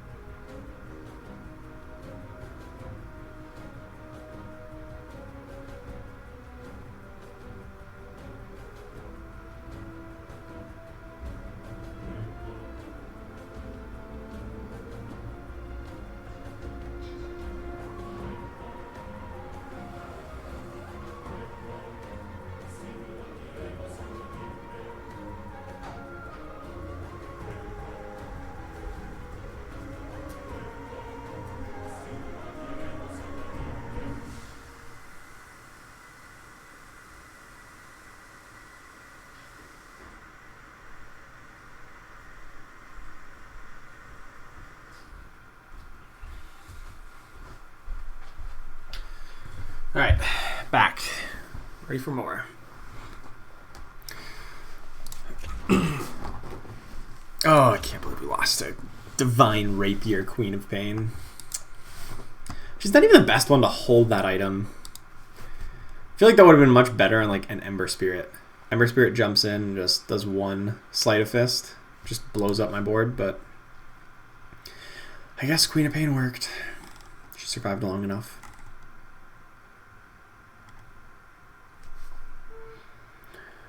Alright.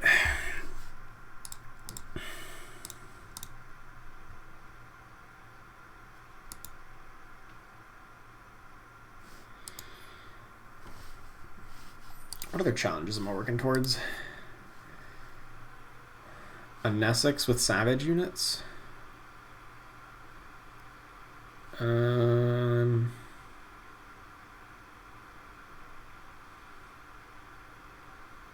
I'm never going to send gold to my duos partner. I don't really play duos.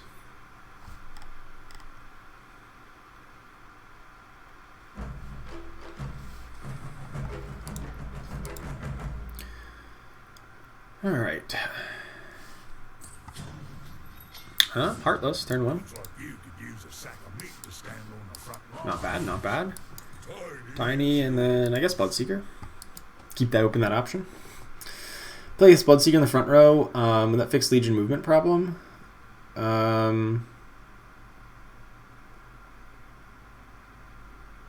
No, I don't have anything that would fix the Legion movement problem. Like, they're still all going to walk towards whatever the weakest target is. It's just that Legion Commander has much slower move speed. So it doesn't really matter where they're placed.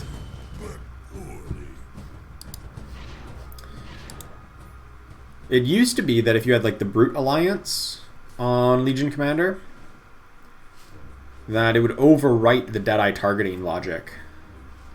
But also Deadeye used to be a 2-unit alliance, so you could actively avoid it. It's no longer the case.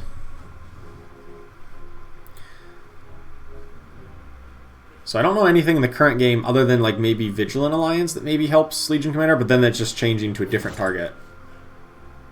These aren't Ogre Caps. These also aren't Ogre Caps. Thinking. Maybe we play 6 Heartless. I've heard good things about it. Maybe. Maybe I haven't actually heard good things about it.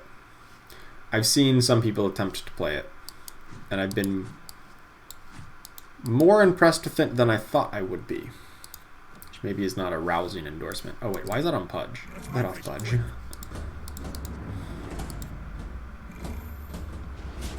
Oh, 2-star Nyx Assassin. Now I wish I could put it back on Pudge.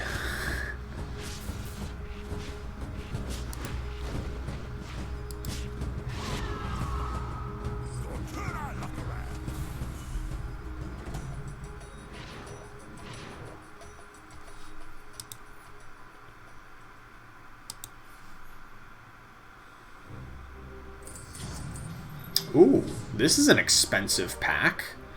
Not a single 1-cost unit in sight. Okay. What to do about this? So there's some Bloodbounds. But instead, I'm just going to sell off and then buy these guys. Post-combat here. I think about lose streak at the beginning of the game. I'll lose streak under certain circumstances, but I don't do it as a default play. As like a oh, I'm gonna do this every game. Under certain circumstances, I think it could make sense. I don't think it's like something that you want to do all the time. Oh, hello. I'm not used to being surrounded by so many people. Okay, so Brawny's now a thing. Now Brawny is definitely a thing we can do.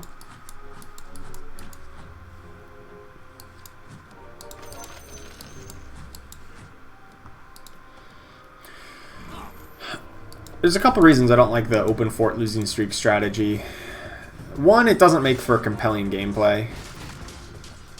The other is just that you are giving up any... Like, if you're intentionally lose streaking every game, you're giving up the opportunities to go on win streaks when it's possible.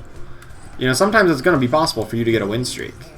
And you just, like, wouldn't know it because you started losing intentionally, you know? And win streaks are better than losing streaks.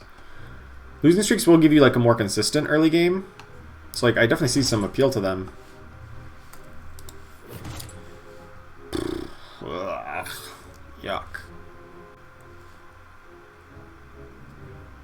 I guess Blink Dagger. It's not good.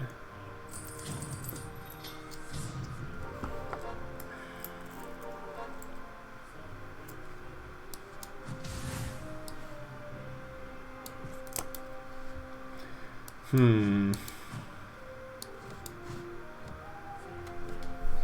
kind of torn right now between like a more dedicated Brawny build or just a normal Savage Hunter kind of strat. I'm not sure which one's better. I've been playing a lot of Savage Hunters, so I kind of want to play Brownies. But like, if we don't get them, we don't get them. That's why I'm kind of holding open options. Like, Drow Ranger and Pudge can go into both. Slardar and Wind Ranger really only go towards Savage Hunters. So... Oh, hello. Oh, Magnus? Okay, that makes me want to go towards Savage Hunters, not Brownies. I may still run Bristleback and Beastmaster, but that's it.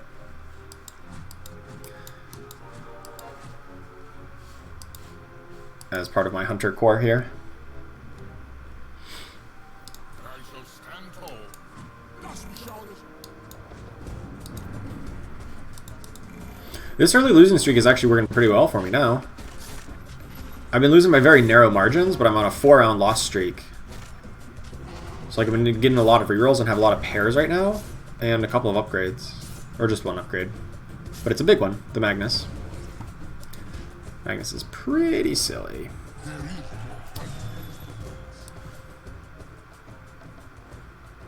foes will be trampled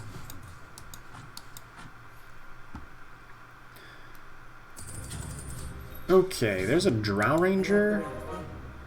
And I think what I want to do is just level so I can clear up the space. And then just get them all in here. There we go. There's one goal of interest, but I have so many upgrades that I just want to do this. And I'm going to pick up the Treant, and we're just going to level up and put that in. Because it's going to be a 2-star.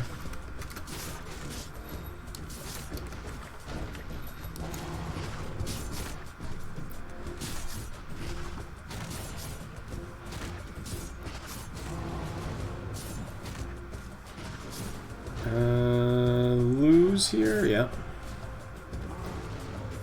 Just take a little bit. And why are we always the last combat to end? My strength is yours.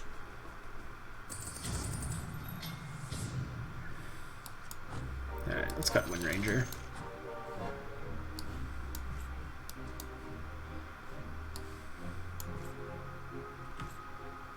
There's a Lycan. Alright, let's play a game called How Many Pairs Can We Get? Pair of Bristleback, pair of Beastmaster, pair of Slider, pair of Pudge, pair of Magnus. One of these days... We don't have Tusk? Oh. We don't have Tusk yet. Huh. That could be problematic. I just realized we don't have Tusk. Which is normally an important ingredient to this strategy. So maybe we even cut Lifestealer or Pudge for Lifestealer. That might be another play. Just cut Warriors. God, why do I get terrible options here? Okay, these are good options. Deso... Yeah. Who doesn't like Desolator? Vanguard would also be fine on Treant. Boom! Not this guy.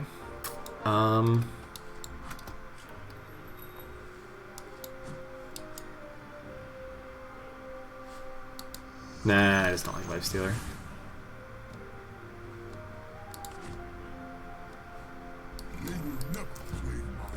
I don't think I got this off in time. Yeah, it's still on Treant. That's like a 3-star Treant? What? Come on, man. A 3-star Treant Protector. I mean, we're still gonna beat it somehow. Turns out, having the Heartless bonus and a Desolator debuff makes you get shredded real quick. Oh, wow. Okay. There you go. Hey, it's Ghost Daniel. How you doing? Playing some poker? It's not quite poker. Underlords. Although I can see the similarities. Ooh, I actually been really liking aggressive tank gel in this style of build. We will show I'm them in. that honor and profit are not from us. I've actually been liking this Underlord a lot in this kind of build. Hey, there's a Pudge. Nice. Still have lots of pairs on the bench, and not getting too terribly much better, but the Beastmaster I think is a pretty big pickup. The 2-star Beastmaster, that is. So many pairs I could go all in, yeah. Yeah. Seems like it. 2 pairs. 3 pairs on my bench, actually. 3 pairs, the best hand in poker.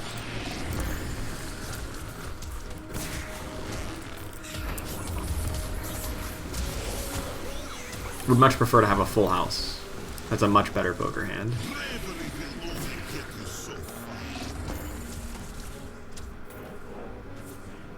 Nice! Not even close!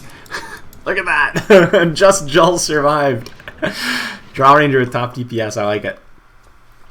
I like it. Oh, I forgot to buy a draw. Okay. Probably time to level up to 6 though here. Get in the Brawny and the Savage.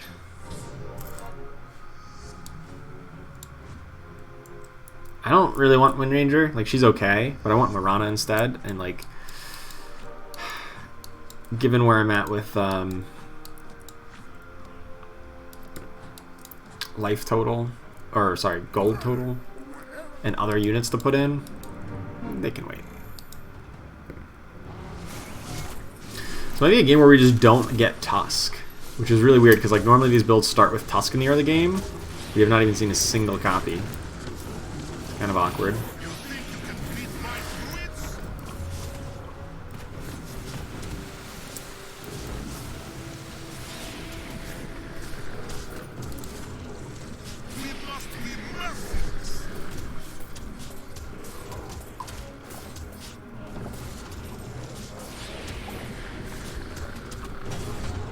No need for Slarder?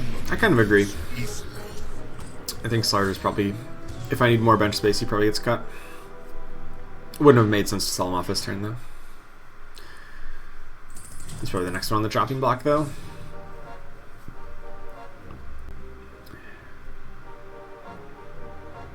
I mean, he's a good warrior, but, you know, there's better things out there.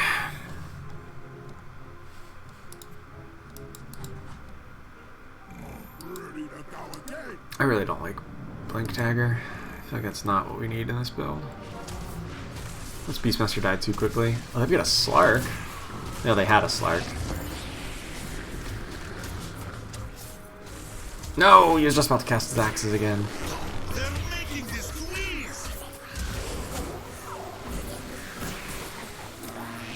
I will put an end to you. Level 7 on round 13. It's generally the best practice here. I throw another Bristleback.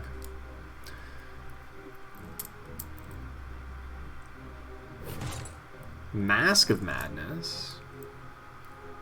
It's not bad if we're going to stick with Drow Ranger forever. But Silver Edge is just also really strong. Nah, I'm going to pick up Mask. Screw it. I like Mask of Madness on Drow. There's the Lone Druid. It's just that easy. It's just that easy. Oh wait, Blink Dagger, Lone Druid, of course.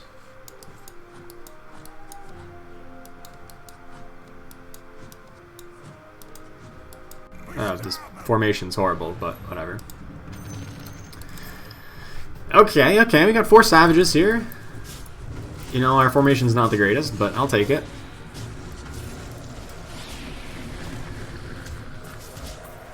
Hey, David Green, wish I had my patience. One of the flaws is not be able to resist picking up units. Should be saving the level. Yeah, that's something that I've noticed from people. Not you in particular, but it's like, it's so weird because like I never have been impatient to buy things. I mean, like occasionally in like certain circumstances where I'm just like, screw it, I just want to buy this. But like as a general matter, like throughout all my time playing Underlords and like auto chess, I had never considered myself to ever have been impatient. So I don't really know. I don't really know how or why that happens, but like I know it's common among players. So I don't know what to tell you in that regard. I feel like we're just not going to end up playing Warriors in this build. It just doesn't seem like Warriors are something that's going to come together very readily. And that's not that bad. If Slarder and... I mean, Tidehunter would normally be good, but maybe we can deal without it. Especially if there's no mages, right? There's no mages. There's 3 assassin players? Say what? Troll Warlord is a 3rd troll? Maybe. If we want to get... If we could find him, but that's really late in the game to get him. I really would just settle for a 2-star Bristleback by now. And then trying to find a Medusa or Mirana. Or both.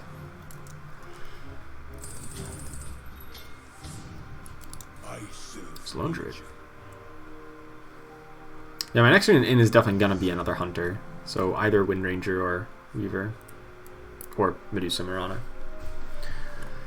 If we can find it. Starter just does not seem that very likely. With so many assassins, feels like this Drow Ranger is probably not the most ideal target. Not the most ideal thing to have on my backline, you know?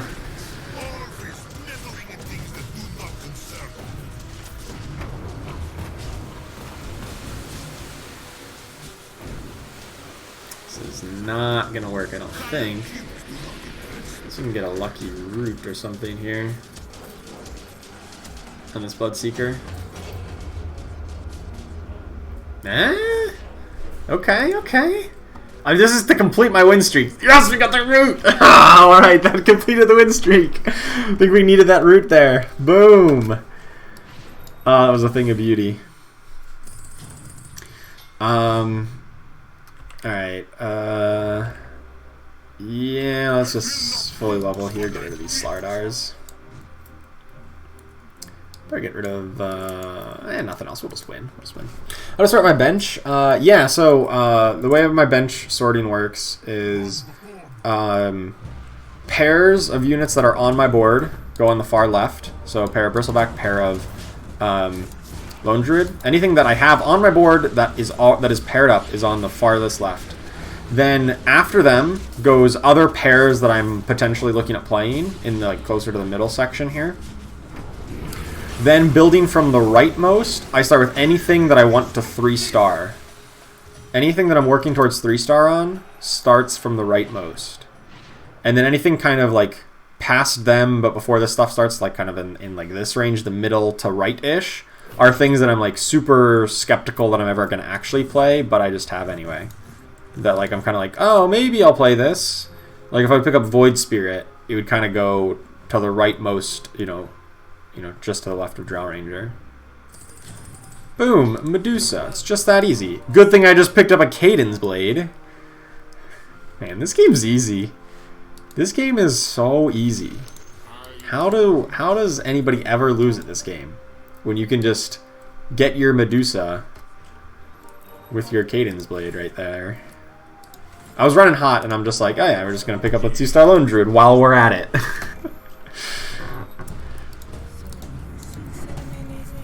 So, yeah. This is how you gotta do it. It's just that easy.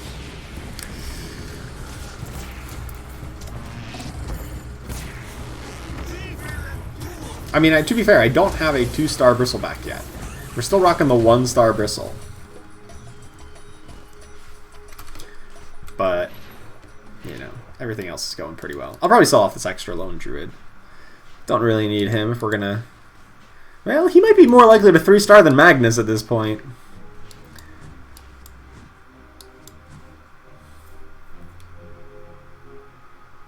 He might be more likely than Magnus at this point.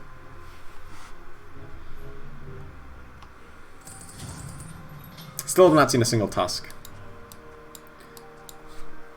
Nah, that's too much gold to hold on to a Lone Druid, right? No one else has picked up a single Lone Druid? Hold on.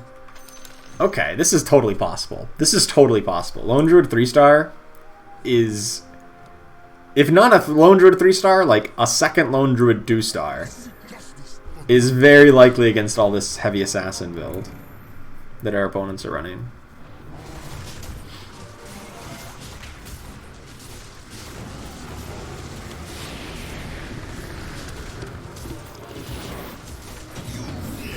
Fortunately, Jal did get his ult off. But, yeah, Medusa is just unstoppable.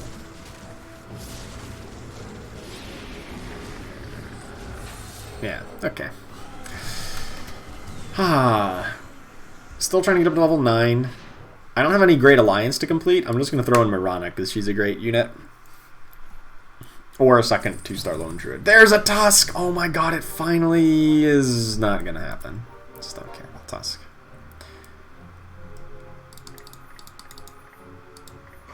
Yeah, I'm actually just not going to play Lone Druid. It was a nice idea. It was a cool idea. But I can pass up on it.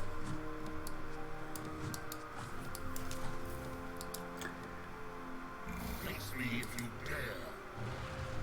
Yeah, there's so many assassins. I actually wanted to rearrange. They put a Cadence Blade on Slark. There's no way that can be right. I mean, it worked because they jumped on a 3-star Lone Druid, so it actually gained him a little bit of value. But in most cases, I'm pretty sure that's what just makes him weaker. I'm like pretty sure that makes him just weaker. Yeah. Against the Lone Druid, it was strong, but against anything else, garbage.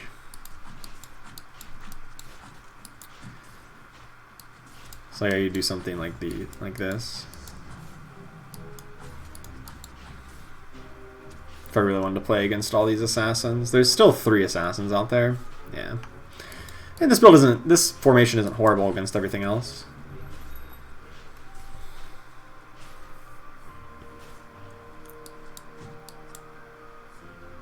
There we go. Like Beastmaster to get in combat a little bit later, and also get Desolator over to the Marana. Draw Ranger, Axe.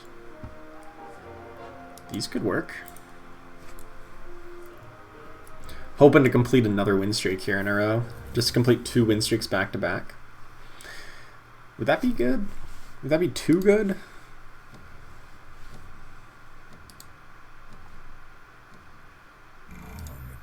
Some flesh. That might be too good.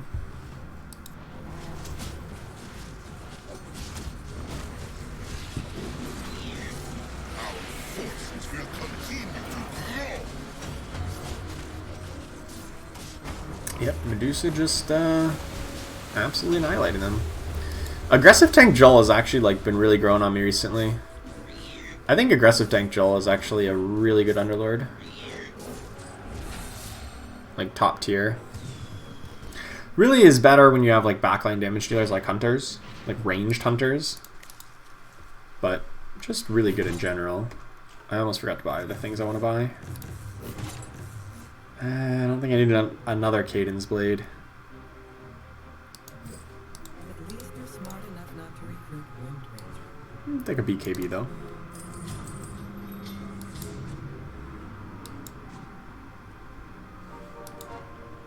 Yeah, I don't actually need Axe.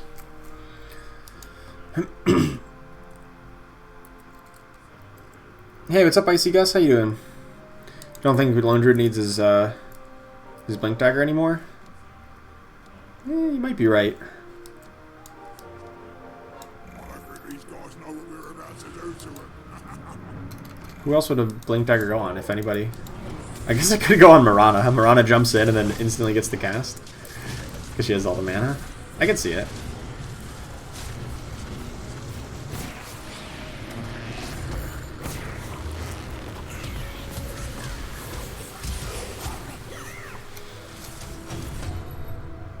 Yeah, he is kind of dying for no reason.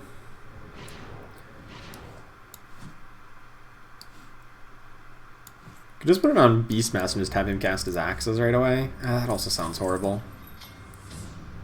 What if I put it on Pudge? What happens if I put it on Pudge?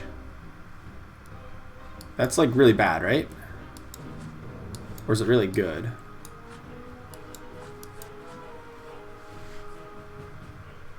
I kind of think it's really good. Okay, so like we just get to hook their like instead of hooking their DPS out, we're gonna hook their front line into the back. Should be an easy fight. All right, we're just gonna like yank their Abaddon into the back line. We still grabbed their Dazzle up front. Oh, Joel's just like got melted. Never mind. He pulled it back. He at least got his cast off. He got his ultimate off. That's all that really matters. Yeah. Yeah, this worked pretty well.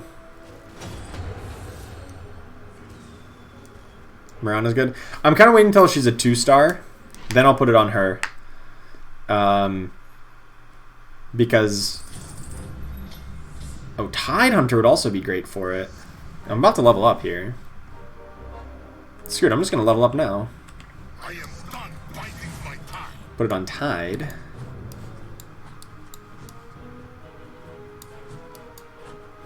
There we go.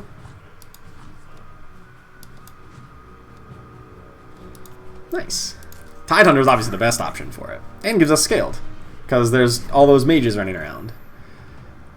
There's actually no mages running around.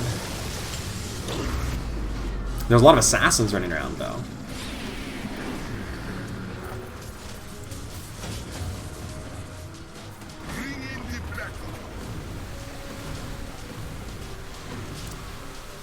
Oh no, this Slark is going crazy. Not crazy enough.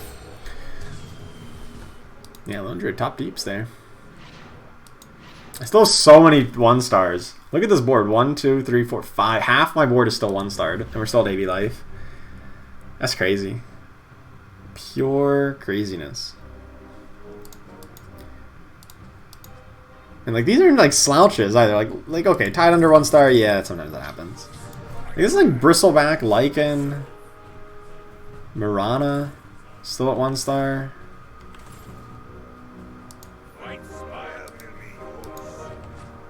Okay, those were some good upgrades.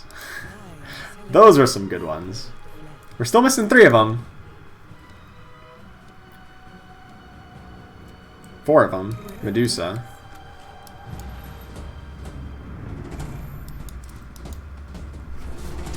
Medusa's probably a more important one, honestly. Just so that she can survive long enough to cast her Scream against everybody. Otherwise she dies too quickly.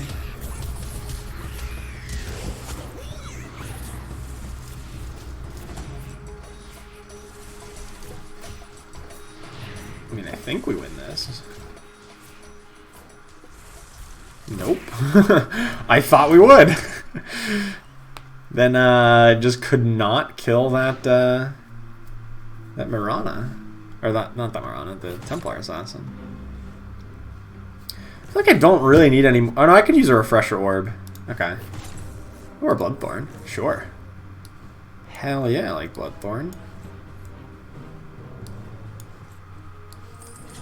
Hey, there's a Bristleback! We did it! Woo! We got a 2-star Bristleback! We've had a pair of him since literally turn 2. I'm pretty sure we started this build with a pair of Bristlebacks. Very early on. Like, super early. I'm gonna sit at this gold, so I'm at 9, so if I win, I get 10 gold for interest. And then we buy the Lycan and reroll.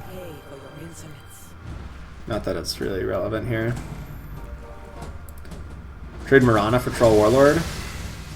Yeah, that would probably be better.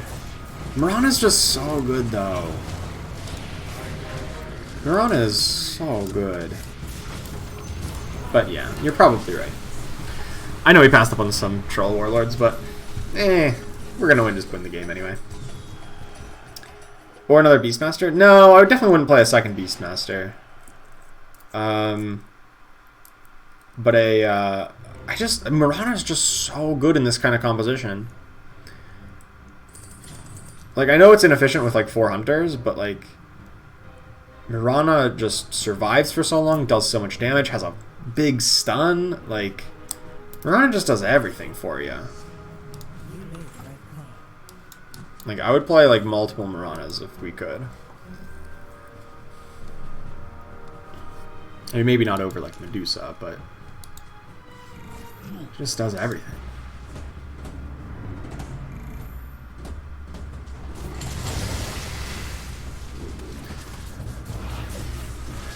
Good Titan draw on their backline to distract them for a bit.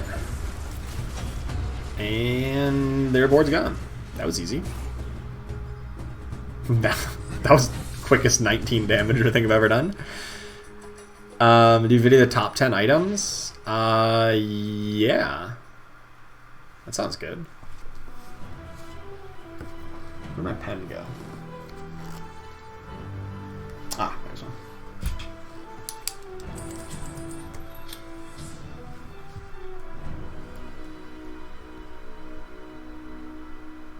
Sounds like a great idea. Normally I do like a full item tier list, but I haven't really gotten around to that. Boom! Alright, one away from Drow 3-star. Should be obviously pretty good. They have no chance. top 3 per tier. That'd probably be better, yeah.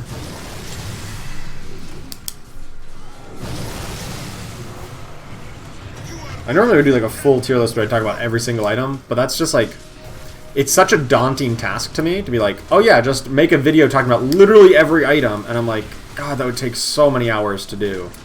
Which like I've done in the past, and I like intend to do on a semi-regular basis, but it's just like I've been putting it off just because it is a daunting task. But something more like that, where it's like top 3 items per tier. Because, like, with a reroll, like, you're generally going to be able to... If I give you 3, you're probably going to be able to choose between one of those 3 most games. So, like, that's a logical amount to do. Boom! Draw range 3. It's actually insane. It's really good. Now she's obviously twice as survivable, gives 30% attack speed to these adjacent units. Yeah, I'm liking this. I'll actually move this Glove's Haste over to the Lycan. How many Brawny kills I got? 31. Not great, but, you know, not embarrassing either. It's a decent chunk. It's basically an extra health item to both of them.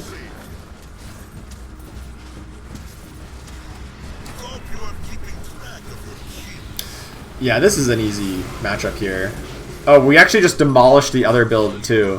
We just lost, like, we made a minimal change just to Draw Ranger 3, and now we win the whole game. Ding.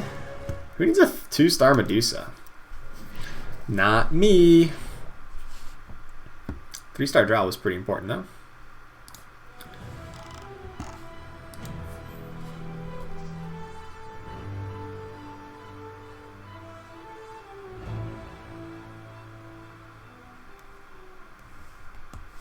Alright. Let's go again. Let's go again.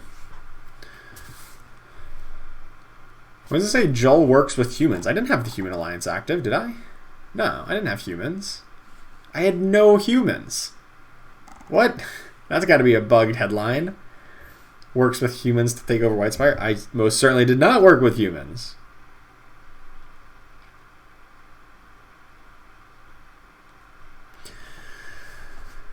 Just an easy game. That's what it felt like. It feels like if I get this kind of build, like if you get the early Lone Druid, like this game, I got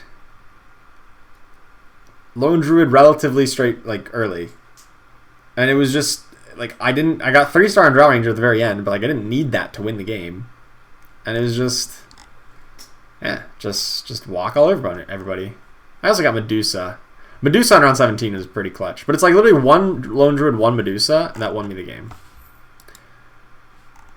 I mean, I also, you know, played well as a general matter to set myself up for that, but,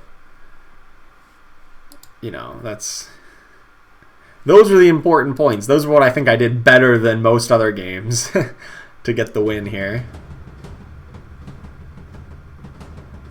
Oh, wait, hold up. I just checked Twitter, like, just now, and there's a patch that just came out. Oh. Well, hello. Is this on the new patch? I don't know. The new patch changes so much.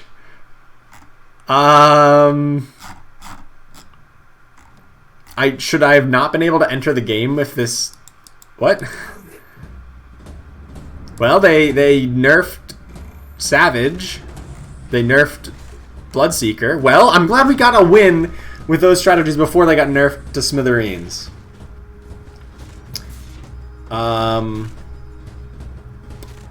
Okay. So I don't know if my alliance is gonna work the way I want it to work now.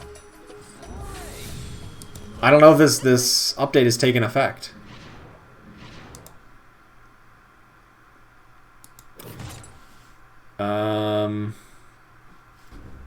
It's kind of awkward.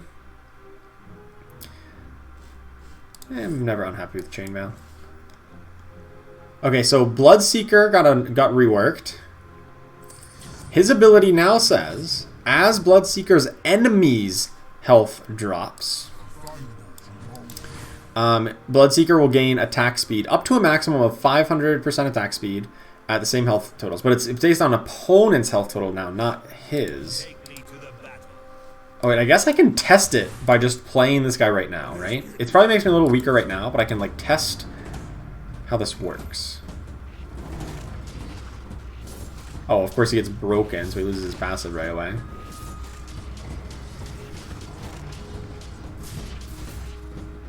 Oh my god, I think this changes in effect right now. Or is it? Oh, it must be. Oh my god, it must be. Okay. Oh, okay, so I'm playing on an old patch all of us, or a new patch all of a sudden. Wonderful. Wonderful. And none of these things do what they say they do. Okay. Okay, I should have sold off the Bloodseeker. No, I have a pair of Bloodseekers. Oh boy. Alright, so I need to read the patch now while we're going. Okay, so Bloodseeker changed. Savage got changed. Lone Druid. Entangle from Lone Druid no longer stuns. Instead, it roots and disarms. Which is functionally very similar. But now they can still cast a spell. Alliance changes. Savages. The Savage Alliance bonus now applies first to all Savage units, then to all Savage units and allied summons. I forgot to buy my things. Oh, crap. Dang it. That'll teach me to read patch notes. I lose? Oh, no, I won. Oh, no, I'm just going to sell for interest. Screw it. Okay,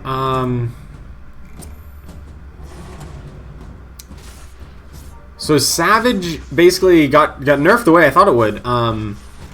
You now need 6 Savage to buff up your allied heroes. Well, at least we got a win right before that change happened. I'm kind of glad about that. We got a win just before that change took effect. We somehow won this fight, 2v3. The blood I spill will be in the Flayed Twins' name. Okay. Just everything changes, and you know, the more things change, the more things stay the same. Are they gonna pick Quelling Blade here? Sure am. I mean, I feel like I'm still gonna play Savages, and I just gotta play 6 Savages now, right? That's just where I'm at. Sure. Who doesn't like playing 6 Savages?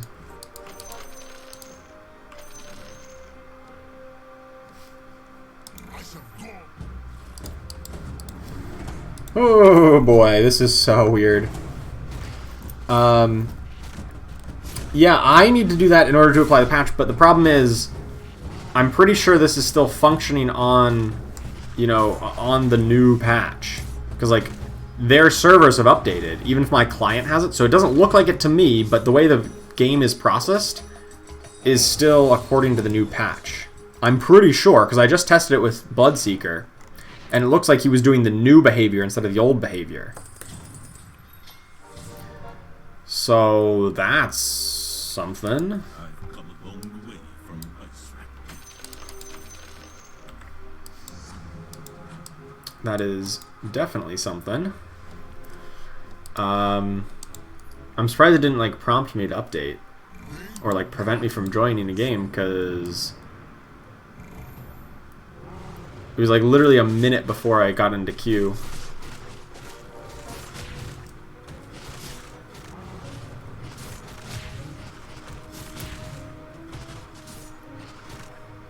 Looks like we should still get this one. Well, I thought we would. Then we just got funneled in thanks to Barrier. Yep, Barrier is really strong. Yep, Jar Ranger just 1v3s. What's different with Bloodseeker? So he now increases his attack speed based on his opponent's health total, not his. And And he heals for a percentage of the target's maximum health, not his own maximum health. I fear no army. So, like, it didn't... When I played him, I just played him for 1 round, and he definitely behaved like that. Where he didn't increase his attack speed, he only increased it when his health went down, not whenever his health went down. So that was awkward. I'm literally gonna lose the 2-star Drow Ranger again.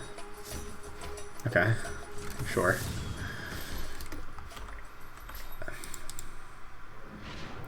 Summons still get crushed? Well, they probably do. But on the one hand, you know, they...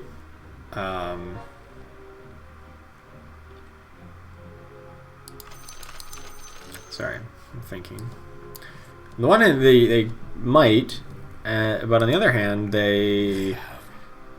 Bloodseeker now heals up less for them, and he's not always going to be at perpetually 1,000,000 attack speed, because he's low in life. No more pesky Bloodseekers. Oh, I think it's a rework. It's not necessarily a nerf. He's, like, still seems pretty decent. Like, he does the thing that he's trying to do. Nice. 12 HP Bristle.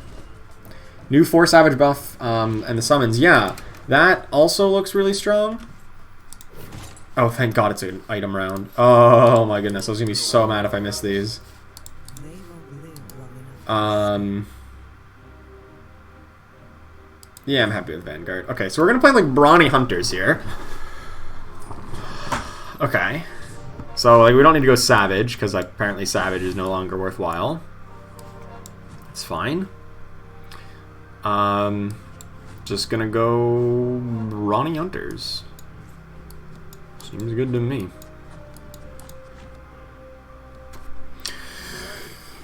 That will be unaffected by the patch.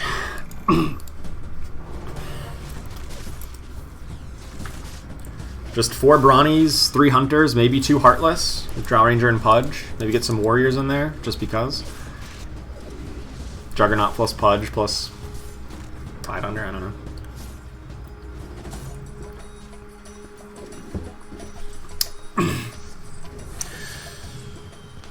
Alright. Sorry, Mr. JBL. When going 6 Savages, almost missed that one.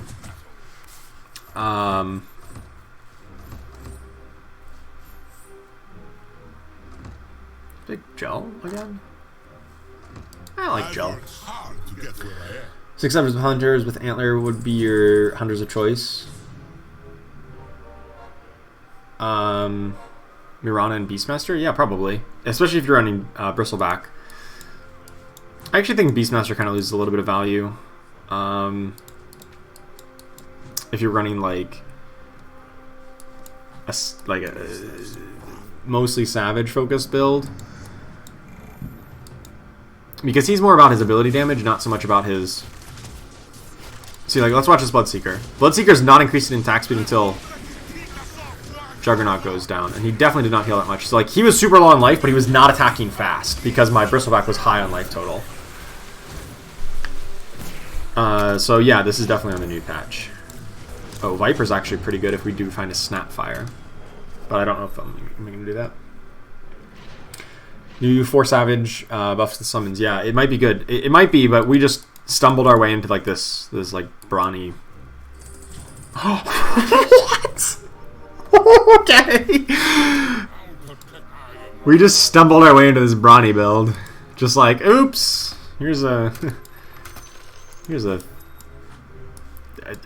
Beastmaster. I don't know. I just don't. I'm not gonna pretend to know what is going on here. Other than we just got 3 Beastmasters in one pack. So that was nice.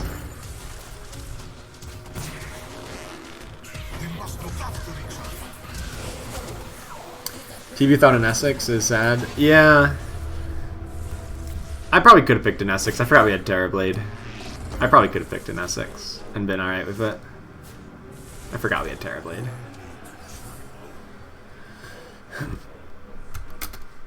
Is this going to be an easy game again? I hope so.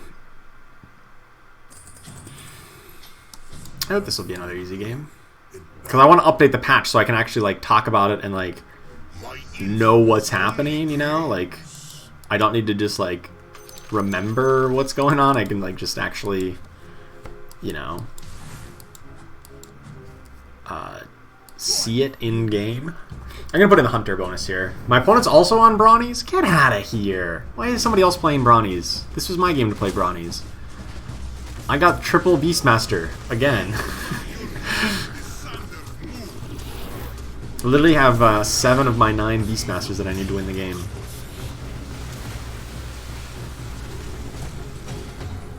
I still might lose this fight. Nope. Win. Easy. Racking up some brownie kills. Is the hatchet worth it in brownies? It's probably the only time it's worth it. Well, it's only worth it... If it would ever be worth it ever, it would be in brownies. That being said, I'm not sure that it actually is. Just because you want to be like focusing down certain opponents, and like getting those kills. I'm not sure that it actually is always worth it in brownies though. Just gonna pudge up in here.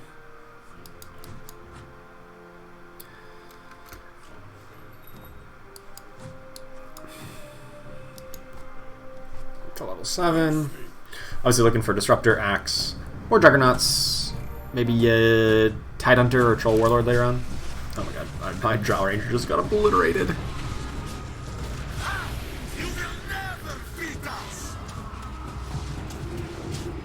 I probably don't even actually want Terrorblade in the late game, unless I get him to 3-star.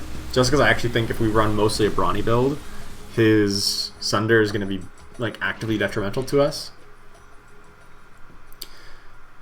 So, I mean, we can easily replace it in late game with like Medusa or Mirana, or just like right now with Mirana. But you know, 2-star. We're gonna stick with 2-star for the moment. Doesn't seem like we're gonna need this Viper. We're gonna find a Disruptor here, hopefully. Man, lots of Hunters. I'm like really blown out that there's a patch like literally as I'm queuing up. I would have been so blown out if I didn't just check Twitter like just right then to see that they posted about it, because otherwise I would literally play like the same like Savage Hunter build and then I'd be like, man, this sucks, and then I'd realize that they weren't gaining it and I'd be really confused and really mad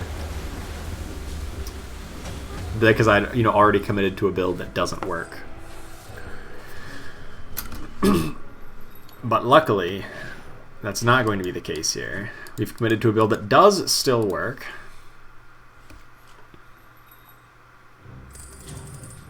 Let's get a 3-star Terrorblade.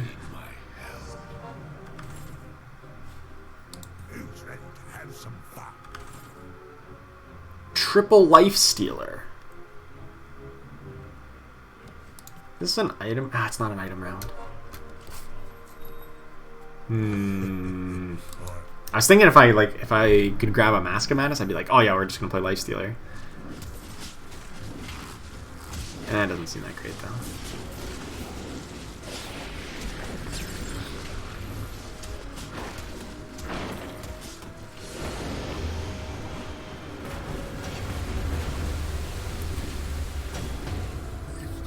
No! Thought we were gonna get that. Is that better than like a Hunter situation? No, it can't be. There's a Disruptor. Let's get to work.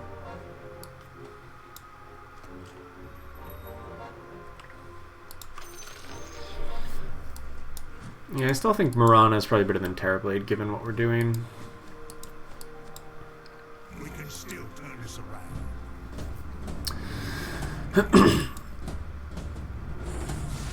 Especially because like everyone else is gonna be at 1,000,000 HP, and I just don't want him to like steal health from like the biggest Beastmaster in the world and make him die right away, you know? Definitely probably should have picked an Essex, given what I now know. But oh well. Then it would have made it harder to move away from the Terrorblade in the future. So take it. Kind of good, kind of bad. Okay. 2 more turns. We'll level up. Throw in a Disruptor. Should give all my guys another 600 some health.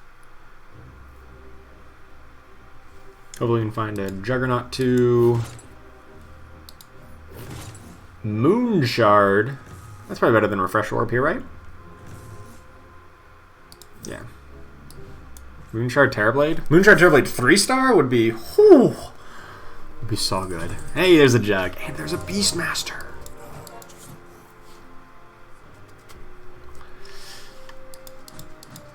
With any luck, we can find that 3-star Beastmaster soon.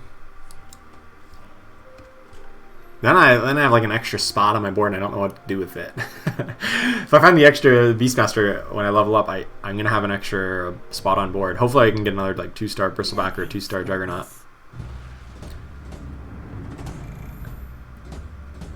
The Nerf Hammer and Bloodseeker, yeah, there was a lot of changes in this patch. Nerfed Savages and Bloodseekers, the 2 biggest builds. Or 2 of the biggest builds. And slight nerfs to Spirits as well. So, like, I'm glad I posted my, like, meta-analysis the other day, because it's now wrong. I'm glad I got the 5,000 views here on YouTube that I could get before that was made obsolete. On the bright side, it does mean that I've got new content to make. Got another one of those to figure out and put up. There's a Drown. Tide would be nice. I guess when we combine the Beastmaster with the Tide Hunter. And another Juggernaut, of course.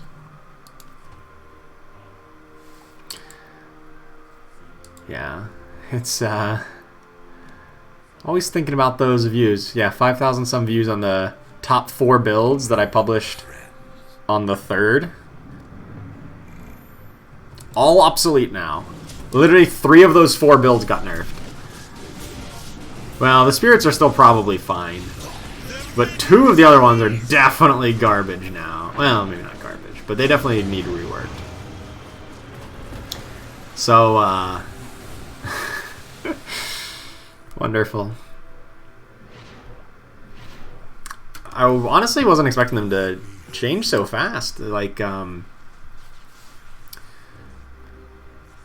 they'd been taking it slower on the updates in beta here. Or after beta, rather. So, frankly, quite surprised on that. There's a Dusa. That's probably better than Terrorblade in any case. Even at 2-star. I think a 1-star Dusa is stronger. Give her the Skull Basher so that she can actually, you know, bash some skulls.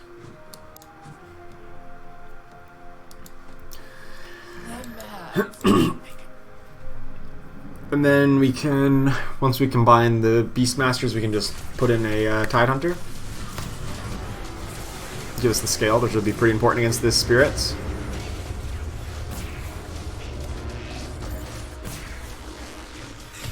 Yeah, this Bloodseeker's not nearly as scary as he used to be. They have the Stonehull Cloak, and they're like, why isn't he carrying as hard? That's because he heals based on his target's HP, not on his own HP. So now Stonehull Cloak is like not actually that good on him. Like, it's probably fine, but there's definitely better items now.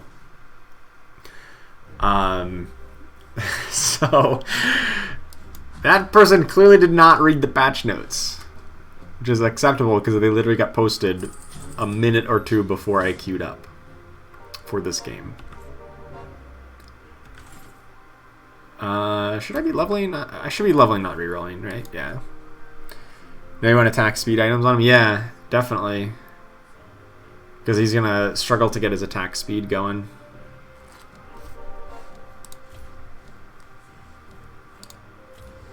Today we find redemption. Oh, assassins here.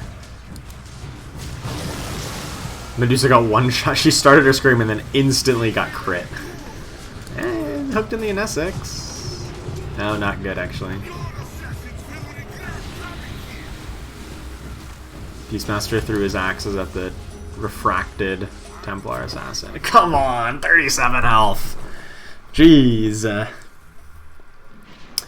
Not surprised about the patch? Yeah, I agree. I agree with most of the changes in it. Just like glancing at it in the earlier on. I like the buff to Dragon Knight, buff to Lich. Change to Spirit Bearer is so good. Ooh, Vlad's Offering. Hell yeah. Definitely take a Vlad's Offering here.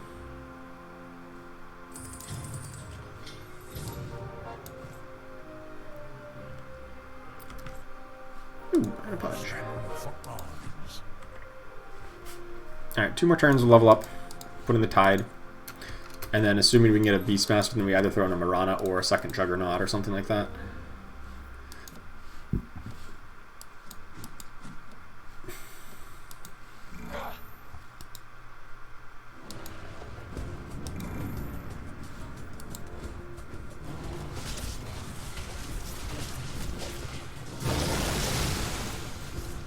Could really use a Cadence Blade against this opponent here. With our Medusa. They have a 2-star Tide. Yikes.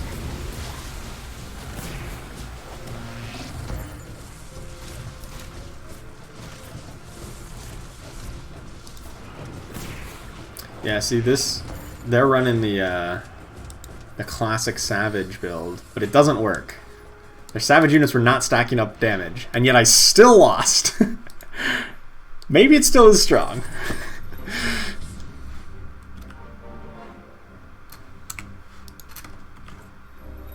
Oh, there's an axe. Don't mind if I do. Definitely gonna put axe in and give him the Vlad's Offering.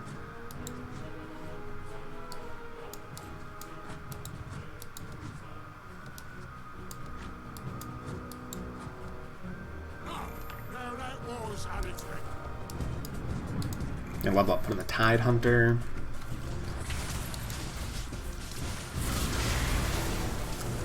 I wish I'd put the Tide Hunter in this turn. Oof. Does he no longer leak life? I'll have to check. No, he still takes 7% of his max health every second. Oh wait, no, this is the old text. Why am I even looking at this? This is like, it's because I haven't updated the thing. It's irrelevant. I literally hadn't updated. None of the tooltips in this game are correct because this is still in the old patch. We'll update here after the game, and then we'll figure it out.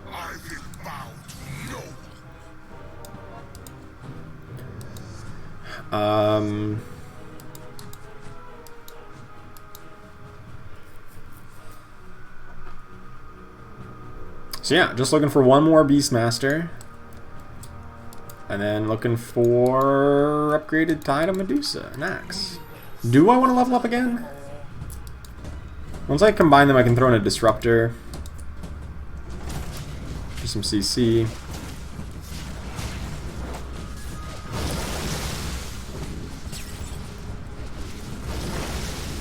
I don't know if that's that relevant. Yes, my opponent has 4 Savages, and like this Wind Ranger's going crazy, but like she's not gaining bonus attack damage. Because 4 Savages does not work the way it used to. Otherwise we would have been so dead. I mean, we are still dead. But like, we would have been even more dead. Because this Marana has not gained any attack damage. She evaded! Oh my god, she evaded the butterfly proc!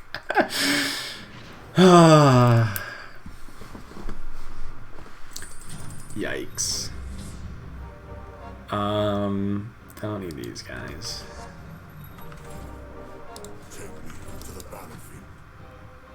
Is Marana worth it?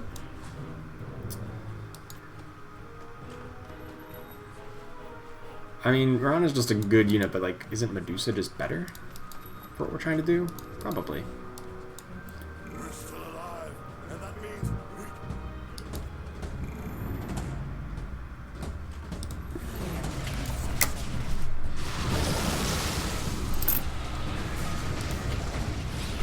Axe with 5,000 HP seems a little silly.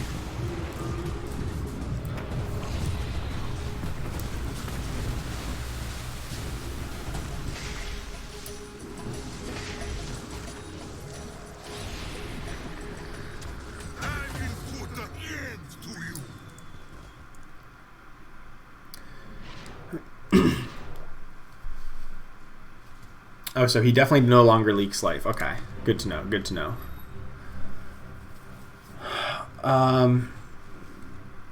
Blood 3 is no longer a newbie trap. Yeah, it's probably actually pretty good as a Blood 3-star. Nat Pack, you don't comment in the videos, but you like them? Awesome. Well, I'm glad you enjoy those. Need one more Beastmaster soon? I know. There's that one pack where I got 3 Beastmasters at once, and it was pretty silly. Okay, we finally got Caden's Blade. That's nice. I guess Skullbasher goes here. So yeah, my meta snapshot that I published a couple days ago, which was on early access for members of the channel. Shameless plug. Please join the channel if you like this kind of content and want to support it. It came out a couple days earlier for them, so they got some good value out of that.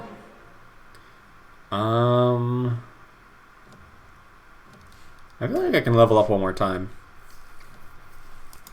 to throw in this Marana and give myself better odds on finding the Axe, the Medusa, the Tide. Oh, you have a 2-star Medusa? Get out of here. Come on. I guess we deal the same amount of damage because we both have Cadens. And we still got our barrels off, so we still win. Right? Maybe. Nope. No, you do not still win. I hate that I'm losing to people playing a build that doesn't work anymore. Wait, 6 Hunters?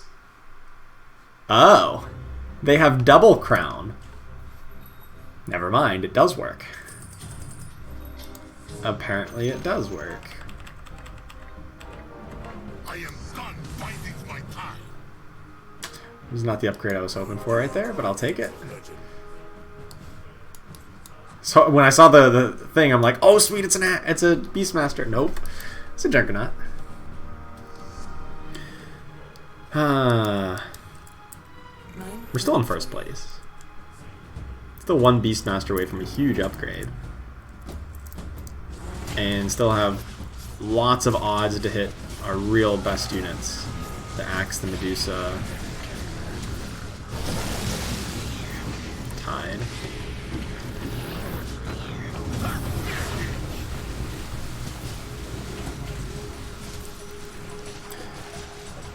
Who's into item RNG? No, items have been pretty good.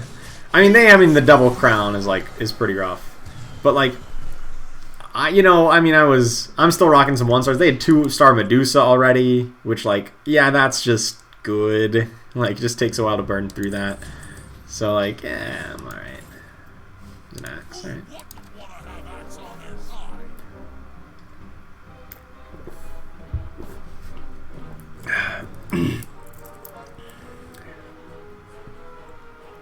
I'm really, really glad, though, that my last game before this update hit that nerfed Savage Hunters, I got a first place win with Savage Hunters. I won right before the patch with it, first place. And I can live happy with that, knowing that, you know what? At least we made the most of it.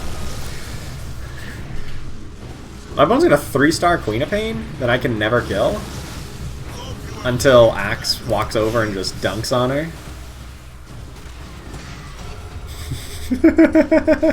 6,000 HP Axe.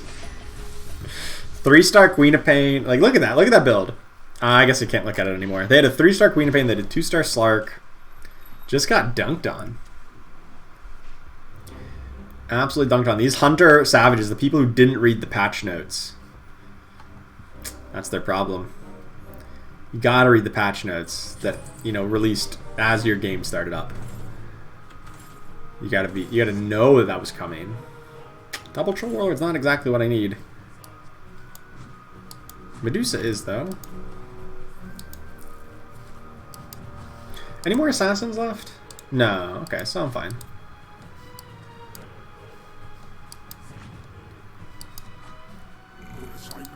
my own hands.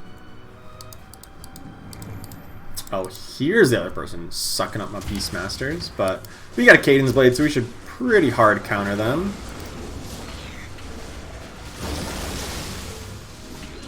We cut through their front line super fast.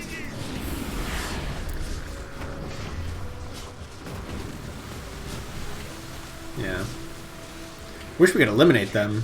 Then we can get all those brownies back in the pool. Just 25, though. Just. I feel like we're going to win this game before getting a 3-star Beastmaster, which will just be really weird. Another Vlad's? No, I actually just want another Cadence Blade, right? Cadence Blade Drow seems insane, because like everyone is running things that Cadence Blade works against.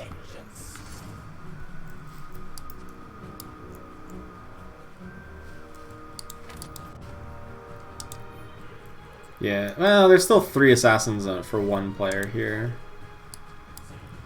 Oh well.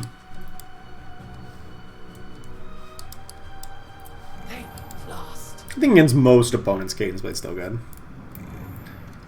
Just 25, one quarter of their HP, yeah. Just have them, just tell them to get good, I don't know. His opponent's at 1 HP, but we have the double Cadence Blade against their pretty tanky lineup, so I think we get it. Oh boy. Oh boy, do we get it. Yes, yes we do. Only 23 that time. In TFT, that's just rookie numbers? I know. That's one of the reasons I don't like TFT. Their damage numbers are too high. That's one thing I do not like about Teamfight Tactics. Oh, there's Axe. I can lock for Axe. I don't want to sell off this Juggernaut because if I do find Beastmaster and I hit every other upgrade, like, Juggernaut's the one I want to put in. So it's like, I don't want to sell off the Juggernaut. I've been like, do I sell it off for 5? No, we can wait. But like, I've been rerolling down to 2 gold because if I hit the Beastmaster, then we're good. So yeah, that's kind of where I'm at with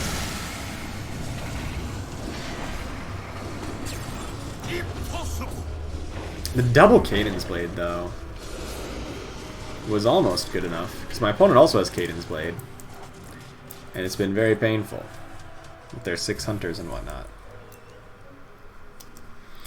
And their 2-star Medusa.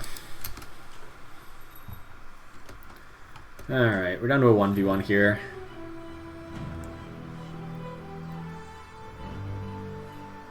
I think we can adjust better for the 1v1. I don't need more Juggernauts.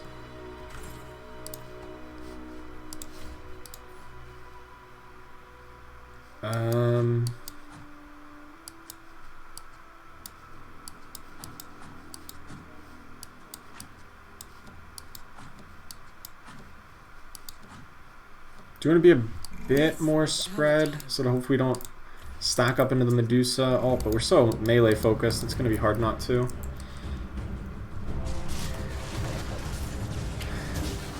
We hook in the Hobgen. Is it enough to kill him in time? Nope.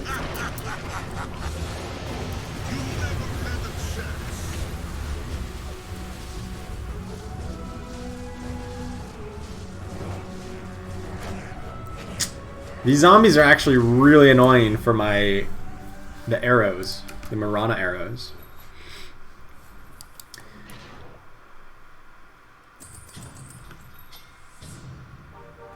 I don't need more Juggernauts. There we go, finally!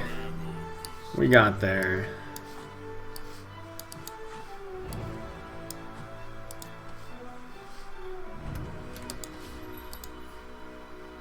Oh, they got a 2-star Tidehunter? That absolutely does not seem fair. Oh wait, why is my Juggernaut this far back? Okay, messed up positioning. I'm just trying to avoid being in like the Medusa, like death ball range.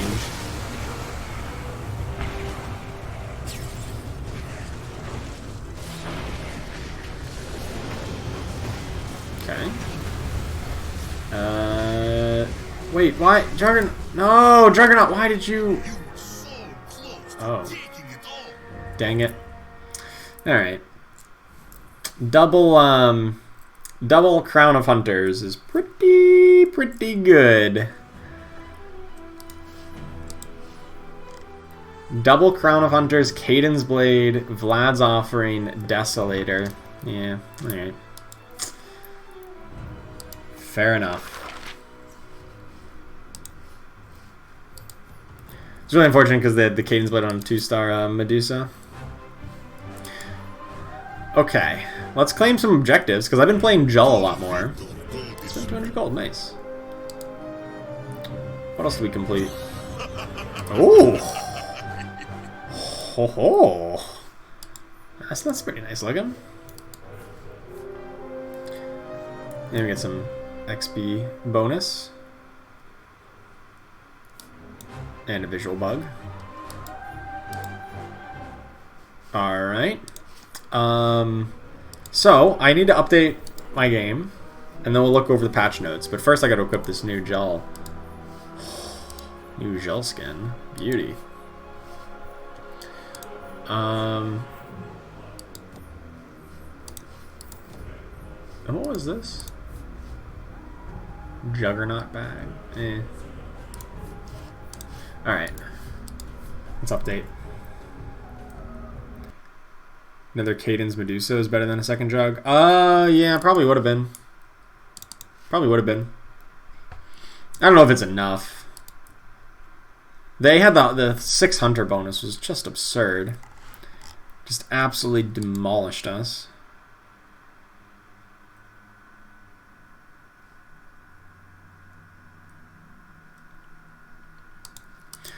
Alright, in the meantime, we can go over the patch notes here.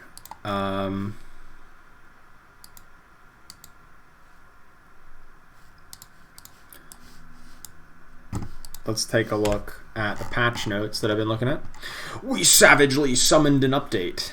Alright, so in general, they improved sprays. In addition to the keybind spray button will more considerably improved spray animation effects. Sweet. Fixed snow person scaling. Don't know what that's about, but alright.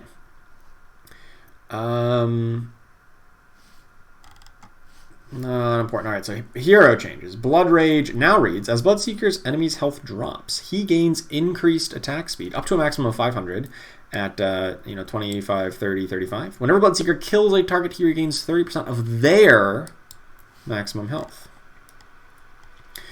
Broodmother, Spawn Spiderlings, now prefers to cast Spawn Spiderlings on her current target. I didn't know why she didn't do that before, but alright. I don't play with her enough to really have noticed it. Dragon Knight Breathe Fire has been buffed. Shorter cooldown. Basically just like 2 seconds faster at 2-star. Duration has been nerfed. Kind of to compensate, so it's still like same percentage uptime. But mana cost is much lower, so he's going to be casting this more often, dealing more damage. Geomagnetic Grip from Earth Spirit. Cast even the target's magic immune. I guess maybe does it still silence them? Just not deal damage? If so, that's a good change.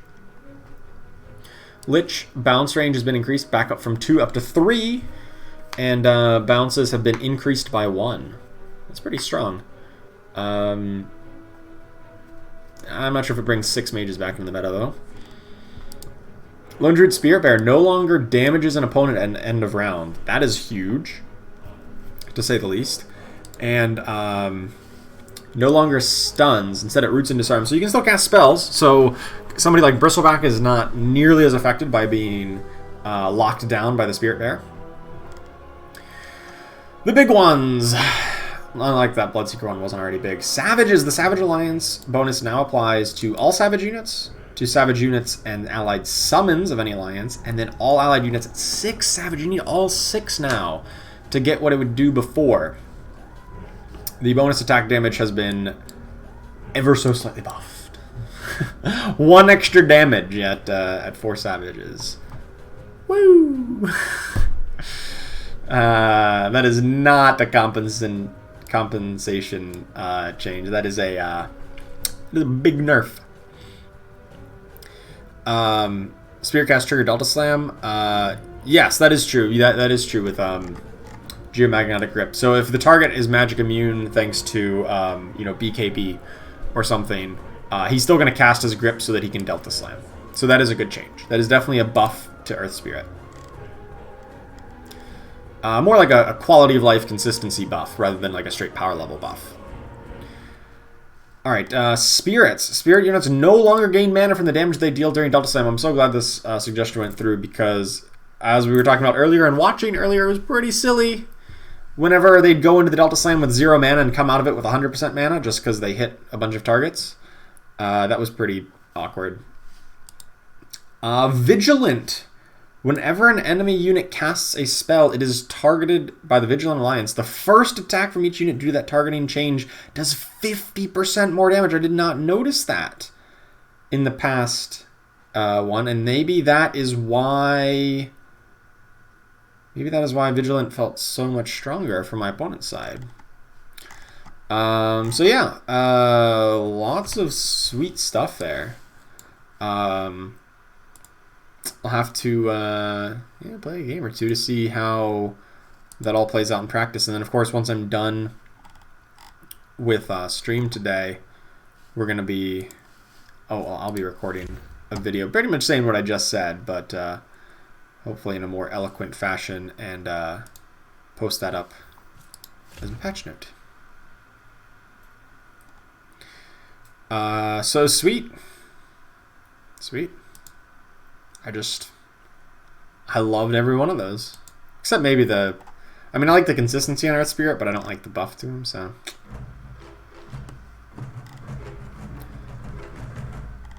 The one thing I will say, you know, Knights were not affected.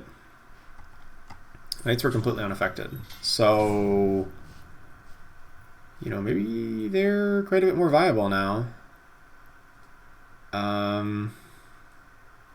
Maybe Summoners.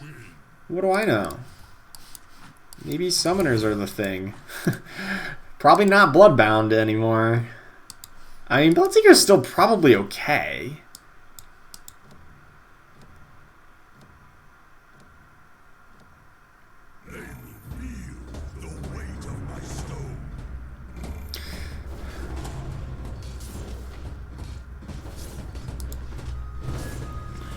Knights were buffed, actually? Were they? What was changed about Knights? Did I miss something?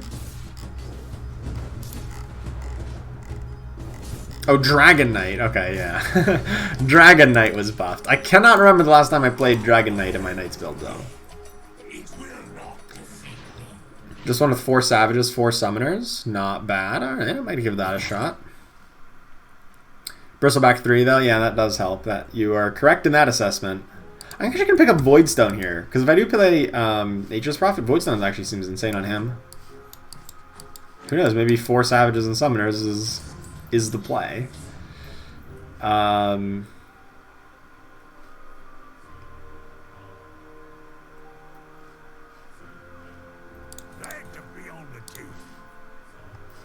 there's a Venomancer? Hell yeah. There we go. Just play all the summons now. Alright.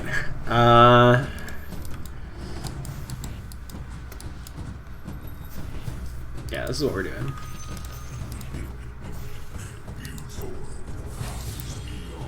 Now, what summoners do we not use? We probably don't end up using Shadow Shaman, and then either Venomancer or Arc Warden. Actually, Arc Warden sounds insane if you have Eidolons. If Eidolons are being summoned constantly, those actually seem bonkers. Alright, that's good.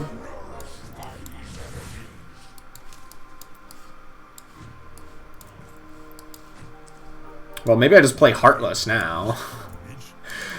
I got all these Heartless going. I don't know. DK buff? Yeah, DK did get buffed. I don't know. I'm hesitant to call that like a really big buff because just...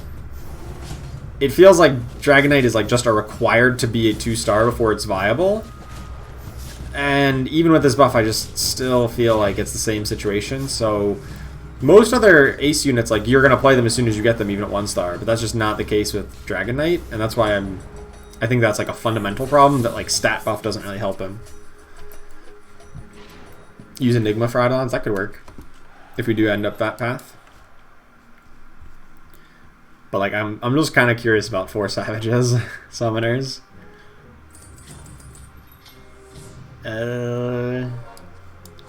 Probably not these guys. Okay. Or Heartless. Like, just because we picked up these guys early, we do have a Void Stone, which could mean we could go like a big Heartless build here with the Drow Ranger and whatnot. Because the Void Stone would go really well on Necrophos later on. So that could empower a Heartless build. Could totally see that.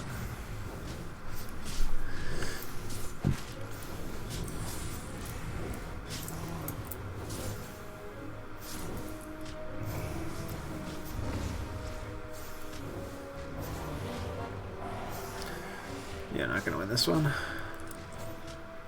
Not even close.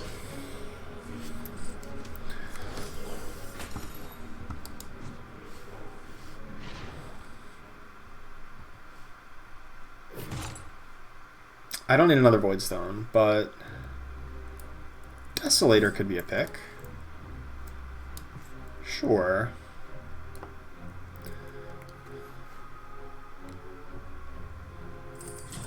Oh! Well, okay then. That, I guess, makes my decision point pretty straightforward. Okay, so I wanted to try Summoners, but maybe that's a time, maybe that's something for another time.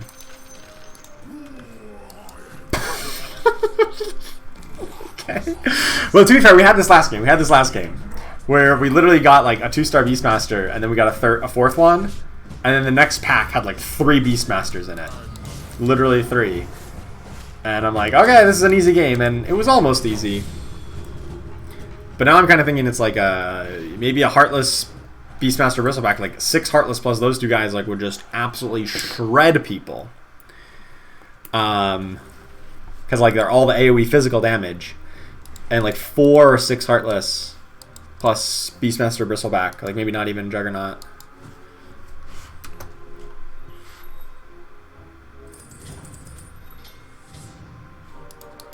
I mean, maybe Juggernaut, just because might want to do that, but don't think I need Tusk.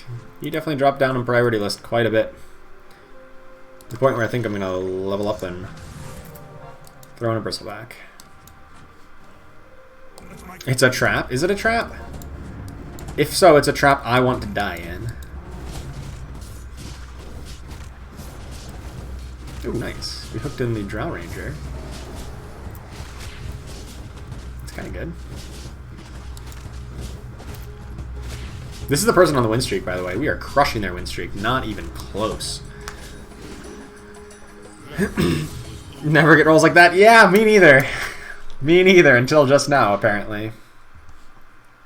Until just now.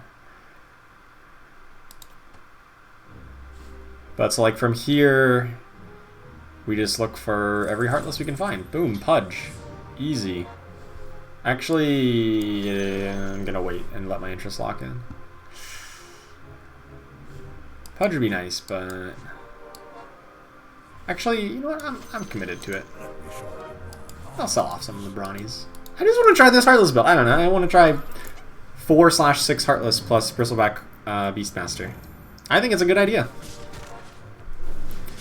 And we have like the best possible start towards it, so might as well.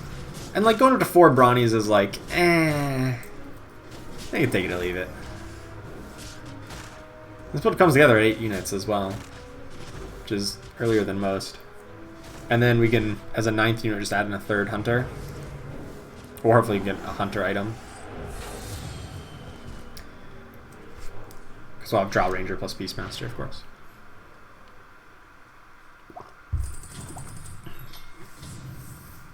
Don't need these, but I could level.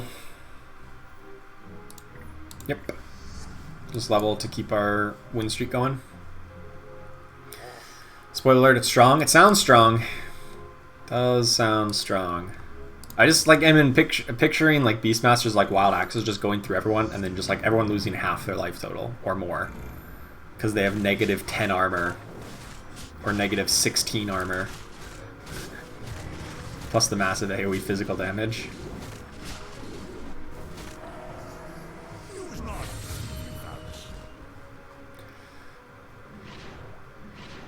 course, we need to find some more of the Heartless.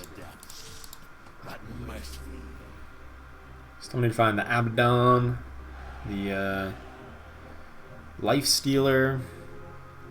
4 Heartless Disruptors better than Jug. That's probably true, yeah. Disruptor and an Axe would be better than Jug or anything else. And then Axe would pair with Life Stealer. But that wouldn't be till like level 9 or 10 that we could get to that. Yeah, I'm pretty happy with the Stonehull Cloak. Beastmaster already has 11 kills, might as well.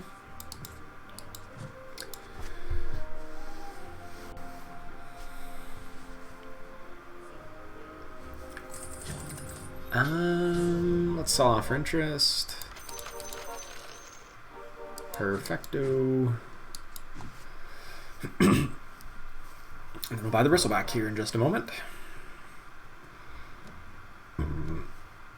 What Underlord do we pick for this? Like, all-out attack Enno sounds like the best. Because it does AoE physical damage with his all-out attack. That's a 3-star Magnus. I don't know if we beat this. I don't think we do.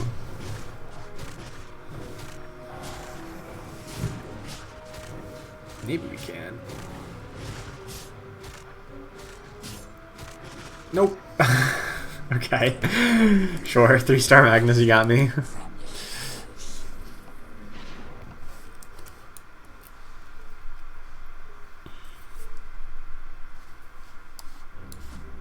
Does probably make a second bristleback better. And that's no all-out attack, I know. I guess an Essex. Because our Golem is fine. What are we waiting for? Ride some CC. Oh, there's some Heartless. Nice. My steed and I are ready.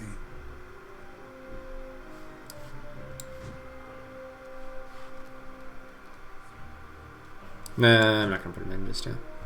I was really close to just like putting in, like leveling up and going, cut 1 bristleback for 2 more Heartless. And Lich got buffed. This Heartless build got buffed. Lich got buffed in this patch. Not that Lich, not that his buff is really what I'm trying to do in this build, because it deals magic damage. Night Healers all day, every day now? Night Healers sounds really good. It was a really strong build before the patch, and it just got better. Not only because everybody else got weak, but also because Dragon Knight got buffed, in case you ever wanted to play him. So, it sounds good, yeah. Unless Savage, like, Summoners becomes a really big thing, which I doubt. But I wouldn't put it past them. I wouldn't completely rule it out. Well, this It's is gonna well level up now. isn't it? Get my 4 Heartless online. I guess I technically have 5. Yeah.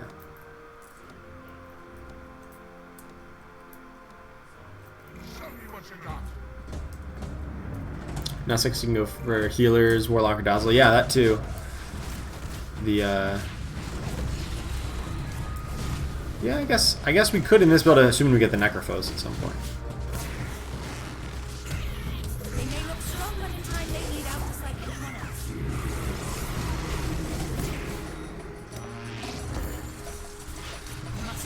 Hey Jonathan, you finished a game today with 6 Brawnies and 137 victims. Dang, that's pretty good. That is very nice. I don't know if I've had that many in quite a while. That is a high number of Brawny kills, I'll say. Very impressive. Hey, there's a bristleback.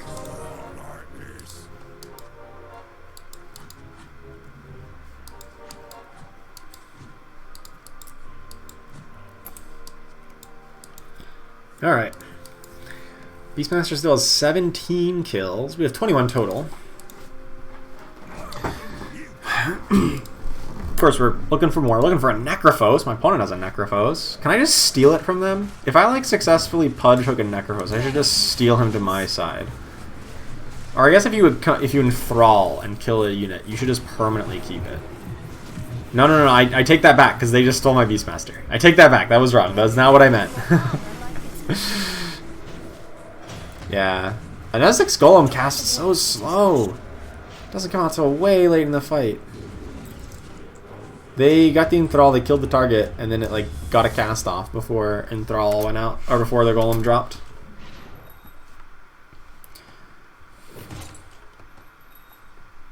Don't think I really need the Brute one. I guess I could use the Brute one. No, actually Octarine's just better on Bristleback. Yeah. Octarine sounds much better on Bristleback. One of the best items for him. Whatever it takes to survive.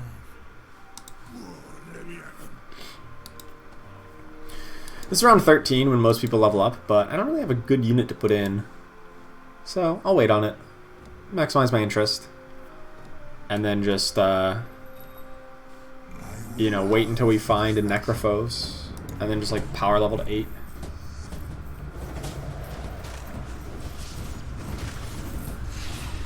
Because that's obviously a huge power spike.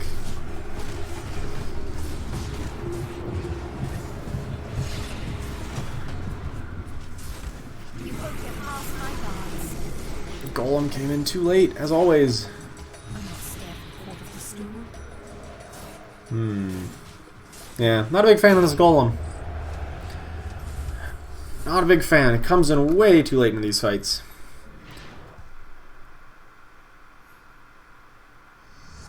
Say a mode like Kaiba's Tournament, yeah, where you take the card from their deck. Or you take their stuff. I think that would be sweet. I think that would be great.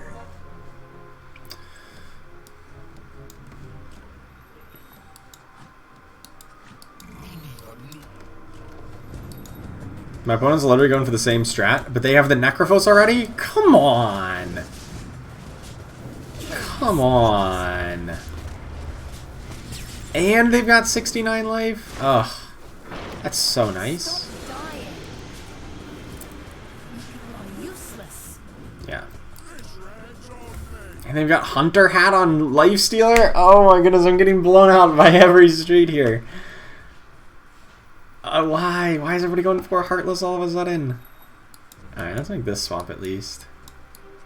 So that Shadow Demon is the furthest one back in most cases. My I can afford to level up here. Yeah. Just throw in a second Pudge, why not?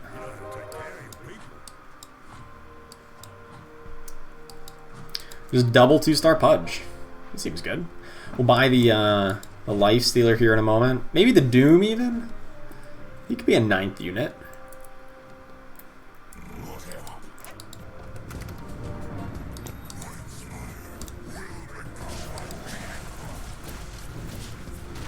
Kill the warlocks quickly. We're really hoping for a Mask of Madness next item round for the Lifestealer. But I would take like a lot of, or a Moon Shard, of course. Because we can suddenly get those kinds of items.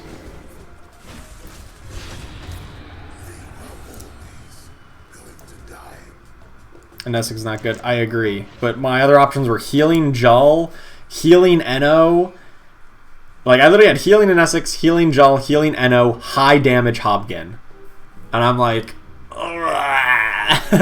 these are all the worst 4. These are, like, literally if you had to ask me to rank the bottom 4, those were the bottom 4. So, I don't know.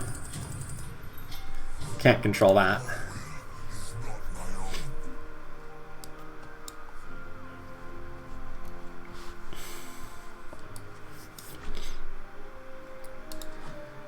Alright. I don't think I really need the Tide Hunter.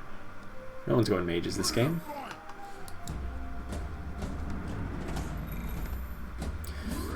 Give me Necrophos. Or give me a Lich. Same kind of idea. I guess I prefer the Necrophos though. Let's see you try to keep your arms standing. Have you got more flank? Ooh, Golem. I forgot about Golem. That's a thing. That's nice. And that battery was about to die and then just got healed up to full. Nice. Oh, wait, hold up. That worked. Sure, I guess we win. I don't know. Prefer Enthrall over Golem? Yes. Yeah, I like Enthrall more. It comes out faster. It comes out faster. It comes out first. 5 seconds before Golem does. Which is so important. Ooh, Refresher Orb?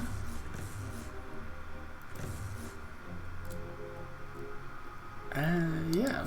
I mean... I guess I Refresher Orb Beastmaster, but then I realized, like, he's got a lot of kills, and I kind of want to... I forgot I had a Stone Cloak on him. That's kind of bad. I probably should have not picked that up. Oh well. Hey Zahar, thank you so much for the great content. Oh, I'm so glad you enjoy it. Thanks for watching it. Playing the game for less than 1 week, and you're doing pretty well. Well, you know, keep it up. I wish you all the best. Refresher Shadow Demon? Yeah, Shadow Demon could work. Or a bad one once we get him up to 2-star, yeah. Probably. I just like Beastmaster because, like, look how much damage he does with the second one. Okay, it wasn't that much. Because the rest of my board is already dead by the time he got the second one off. And look how late this Golem comes in. Like, it comes in and, like, the fight's already over. Yeah. Healing Nano? Yeah, Healing Nano's just been nerfed, and, like, I just... Ugh. It just doesn't feel that impactful, I guess. I don't know. He's not my favorite. Oh, hello, Doom. Sure. Refresher Orb Doom. Yes, please. I'd love a second Doom at some point.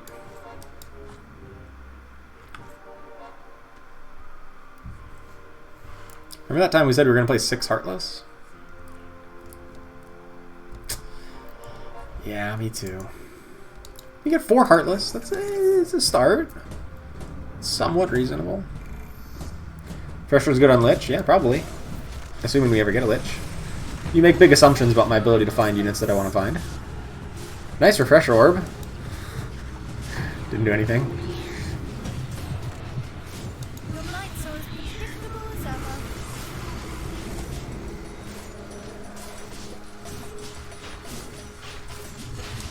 Yeah, Beastmaster gets some of their axes off. This kind of cleans up the fight. Oh, nope, they got another heal. Come on. Come on. 100 HP on each. Yeah, 6 Heartless is so much better than 4. It, like, more than doubles. There's the buffed Dragon Knight. That doesn't more than double. It almost doubles, rather.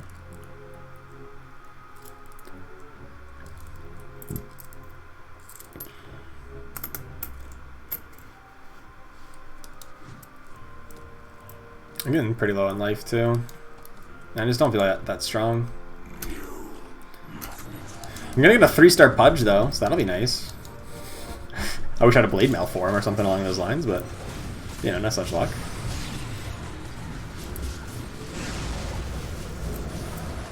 Nice, double Doom. Yep, then got enthralled and then we lose. Hopefully I don't lose by that much. Yep, Golem comes out way too late. That was their Beastmaster, not ours.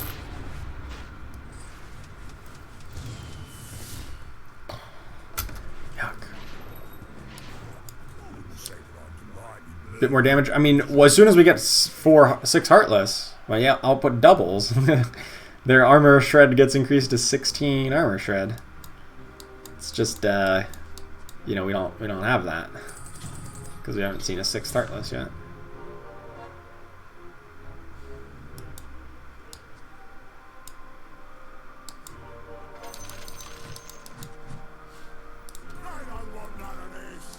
I think I can afford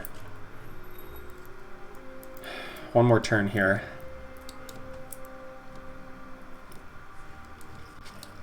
I was like, I think my positioning's a little bit off.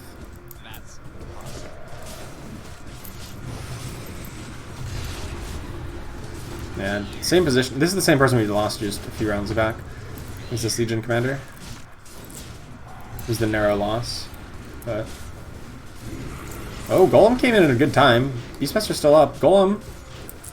Lifestealer. Okay, we actually win this time. Sweet.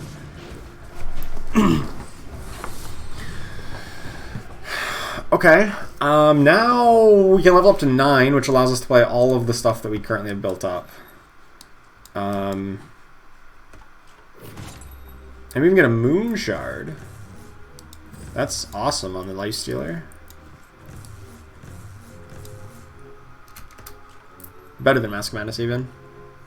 I wish I was closer to 3-star Lifestealer, but we had to sell him off because I just really wasn't that close. Okay.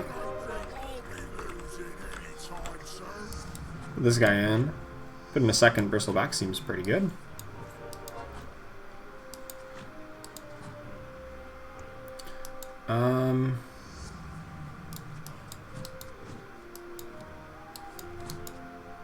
Yeah, sorry, Beastmaster.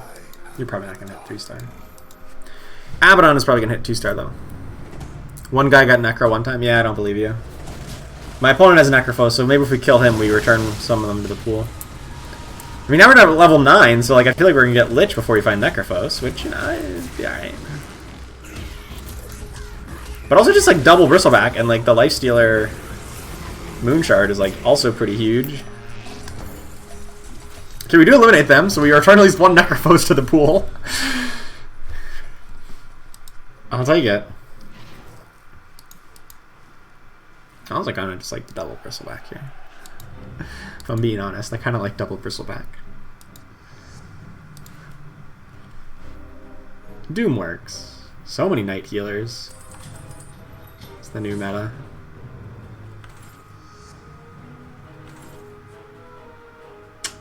There's the Necrophos. There he is. We did it. We did it.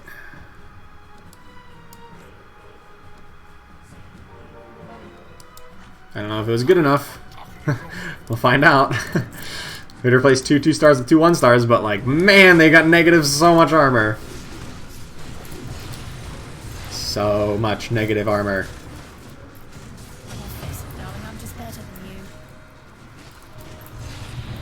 This is enough. Bristle? Oh, he didn't cast again. Golem?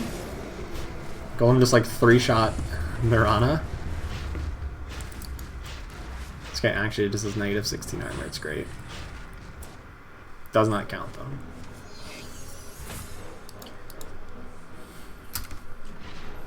Almost. Alright. Does exist. The legends were true.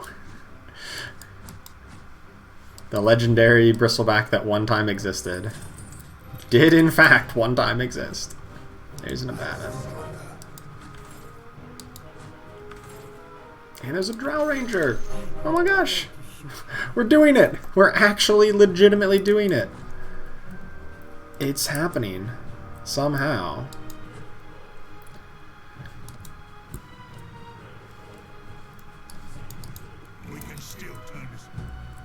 Ooh, this formation's not that great. I need to be like better stacked up in the corner, I think. They have a 3-star Pudge? What? I thought I was the one with a 3-star Pudge. Well, I was 1 away from a 3-star Pudge. Apparently so were they. Except they actually were 1 away and then were 0 away. And yet, their guys just melt. Minus 21 armor. It's great. It's great. Evade? Stop evading. Holy crap. Oh, man. Okay. And Essex still got hooked first. I don't want that to happen. Do not want her to get hooked first.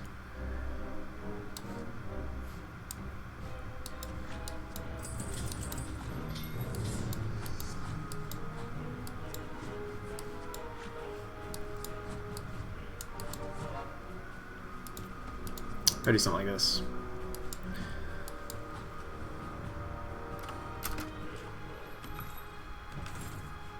There's Gristle.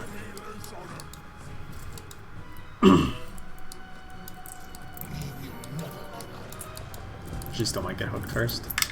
No one's else running hooks.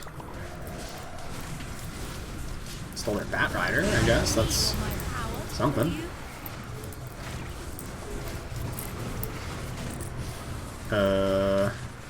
This is not working.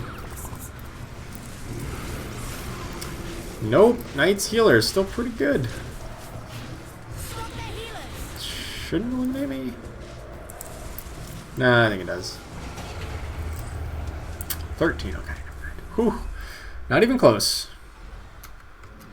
How does negative armor work? Does it reduce health? It increases the damage that that physical damage deals.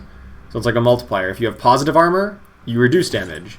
If you have negative armor, you take increased damage. Bloodthorn? Bloodthorn seems like a good pickup. Let's pick that one.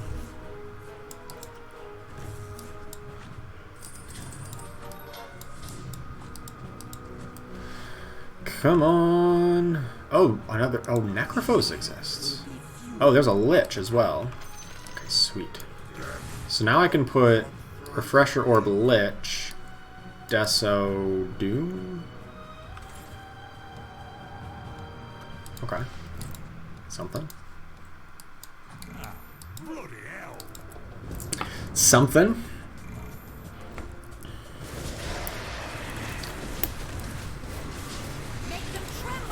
Their Bloodborne run on my Bristleback, but he still survived out of it, so that's good. Lich. Come on. Just double cast. Okay. A little late. Yeah, like this Golem, man. This Golem is just not what this build needs. Not in the least. I think this build was good, but my Underlord was bad. Really bad. That Golem was just so unimpressive every single time. Because this build is like... Wait, I got 6th, and I could have got 4th if I survived another 2nd? Wow. 4th, 5th, and 6th all get eliminated within seconds of each other. Not my day. Not my day. This build is like... It's obviously like very burst damage oriented. You want to like deal damage quickly and then just win the fight. And so it doesn't make much sense to have like a long sustained Underlord who has a long 15-second cooldown on Demonic Golem and is about healing. Would have much preferred like aggressive tank Jaw. Maybe I should have even picked healing Jaw. Just for a bit more frontline. Stun Eno, yep. All out attack Eno would have been nice. Hobgen wouldn't have been that great, but at least he had a stun on him. Yeah. Shocker, top 3 all Knights players. Knights with Legion Commander, though.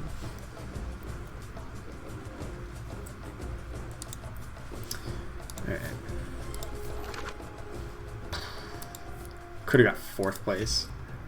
Just few more seconds. Alright, this will probably be my last game for the day. I do want to record a patch notes video, but I've also been going for a long time and I'm getting hungry and tired and probably not playing my best, so this will be the last game for the night. Let's make it a good one. Let's make it good. Hey, we can play some spirits. Those didn't get nerfed at all, other than the fact that they did get nerfed. They kind of got nerfed a lot.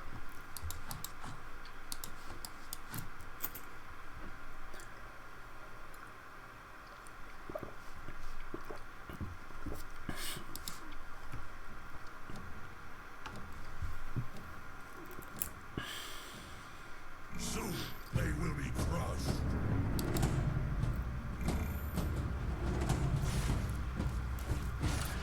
I think we should be able to get this.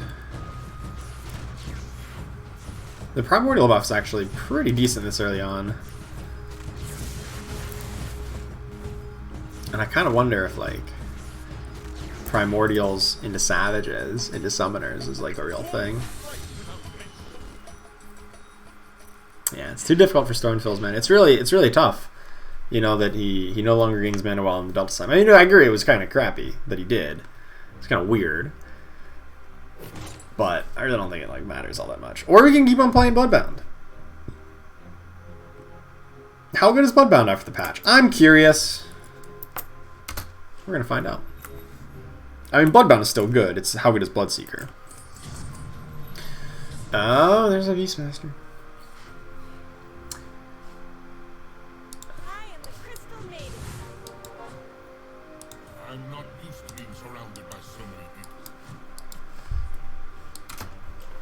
I don't know if this is actually any good. We're gonna find out. Spirit strategy bad? No. It's actually really good. It probably got it got nerfed, like it was like a slap on the wrist. Like it operated like in a weird way, where like most units don't gain mana whenever they do their thing, whenever they cast an ability. But for some reason they were, which just did not consistently make sense. They didn't necessarily get any worse. Oh, Bloodseeker got a lot worse. It says whenever he kills the target, Bloodseeker has to be the one to get the killing blow. I didn't realize that. He no longer just heals up for somebody being adjacent to him.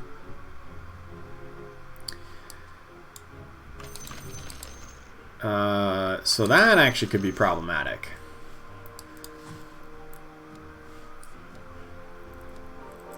Well, we'll see. Bloodseeker now needs to be the one to grab the kill, which is a lot harder. I may end up wasting this ogre cap, but I think I'm okay with that. Look at that. just get all the mages and spirits right away. All right. Yeah. Looks like we are probably gonna waste the ogre cap. Whatever.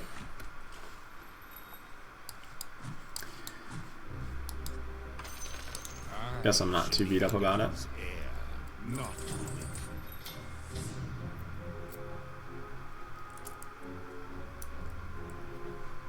So we got assassins here we could have played.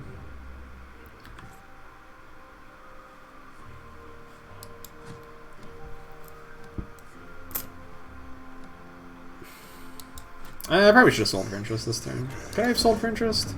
Sold Warlock plus Razor. Then I'd rely on winning, which I'm probably not going to win.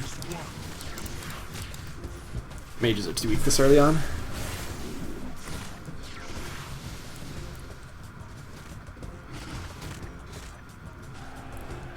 We're just feeding more kills with our Eidolons. You think it's very noticeable? I'll have to see, because I still feel like Storm Spirit gets his mana very quickly, but I guess it will delay it a little bit. Do we Swolf Ogre? Maybe. I'm not even that upset if it's wasted. It's not the end of the world.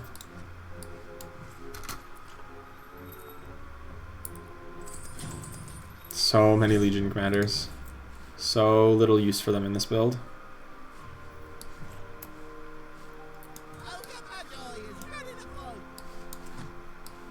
See, now I got it. I don't actually want Warlock.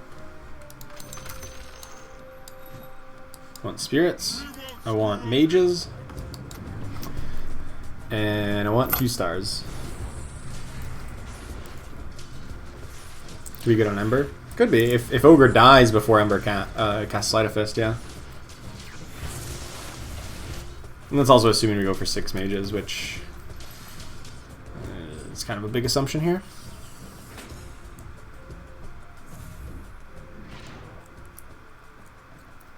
Storm Spirit takes like 3 hits, yeah. 2 or 3 autos to get his man up, yeah. I can see where that's going to be a problem. But we'll have to find out. We will certainly find out here. Maybe it just becomes a case where you just don't run 1-star Storm Spirits anymore. You just run a pair of 2 stars. Makes it a little bit weaker, but it's not completely untenable. The Brawnies again. Ooh.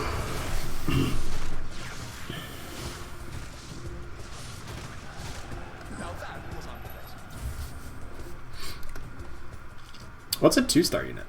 Did you guys know that people have 2-star units in this game? Apparently you're allowed to do that. If you get 3 copies of the same one, you're allowed to upgrade it to a powerful 2-star version.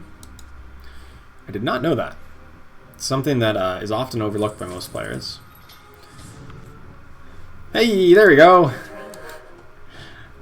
We found it. Still not even one I want to play just yet.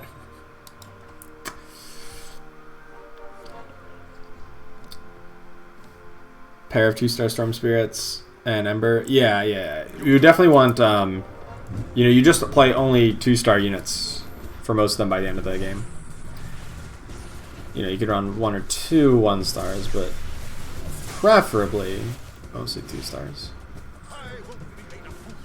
No more of that, like, run 4 Storm Spirits, a 2-star, a 2-star, and then a pair of 1-stars. Like, that's not a thing anymore.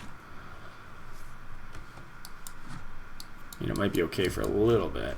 Or we might just play 6 mages. I don't know.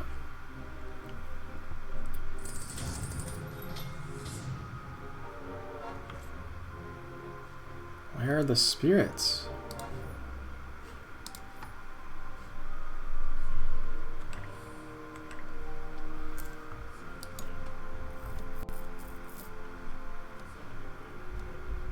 This time we're gonna win.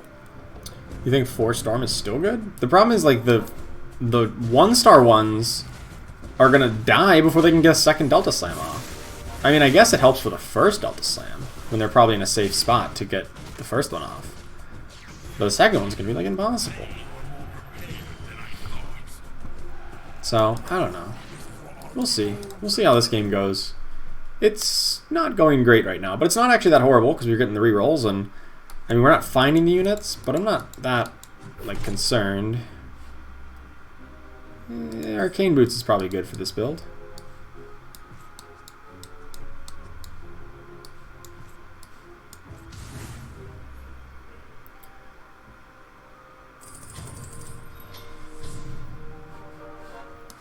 The lightning revenant comes for them.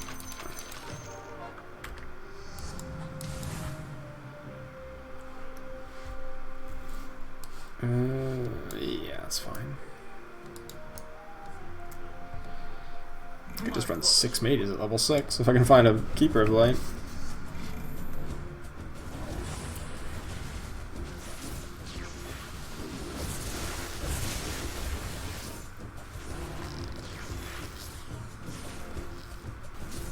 Now that was unpleasant.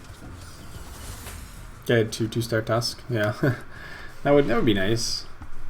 Any number of 2-stars, other than Crystal Maiden. Who I love Crystal Maiden. Don't get me wrong. She's a great unit. Morphling Razor 1-star. Not cutting it.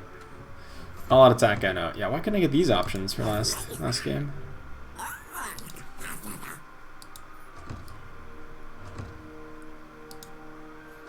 Ooh.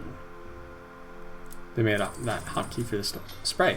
Oh my god, we do find a Coddle and a Storm Spirit. Screw it, I'm in. 6 mages. Let's do it. Let's go. 6 mages.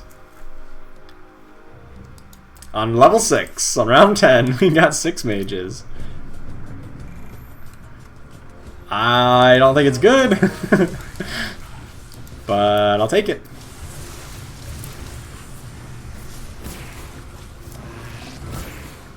Okay, maybe it is good. Maybe it is good, I don't know.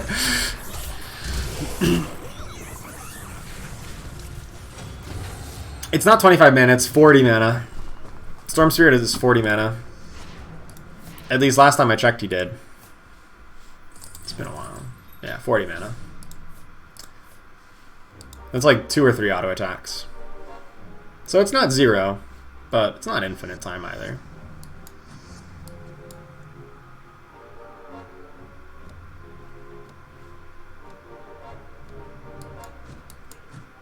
Let's make this. I just stick with 6 mages since we already have them.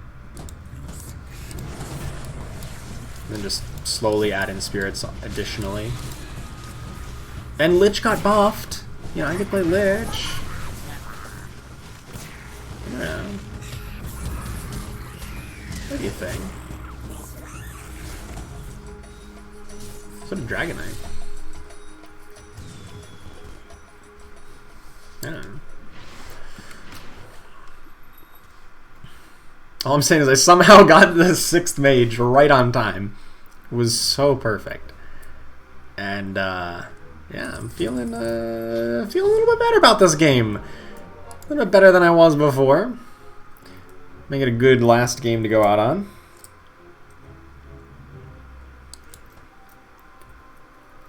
I love this new spray animation, by the way. Like, kind of fades in. Does, like, the sketch of it, and then colors it in. I love how I have the NO one, too. Again, I'm playing NO this game.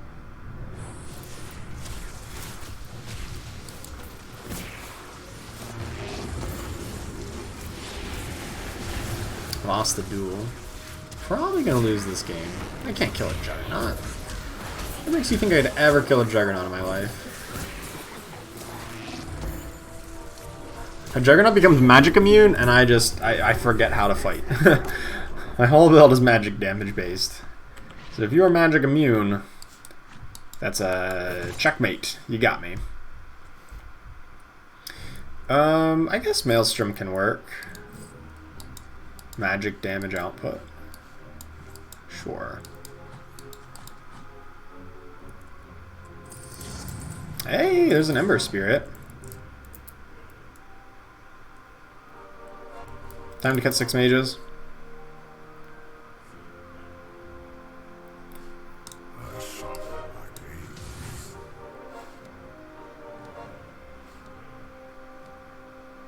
Oh crap. Probably time to cut 6 mages.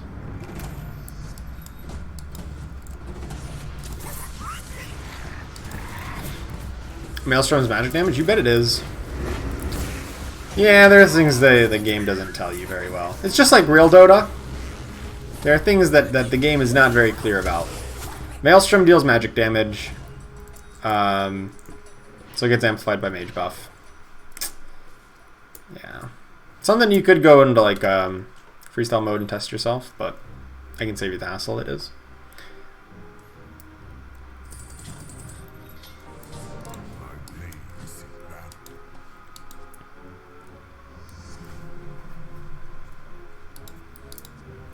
I mean, I still want to just like level up so I can get the 6th mage back in.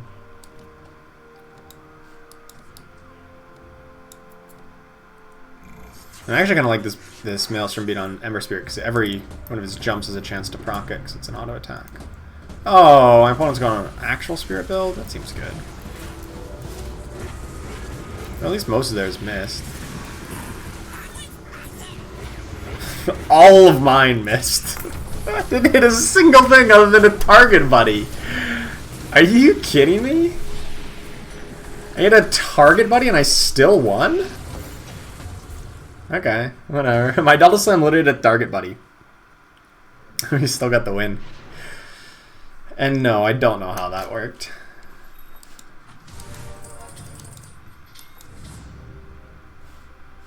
Yeah, I'm just gonna level, screw it. It's such a big buff.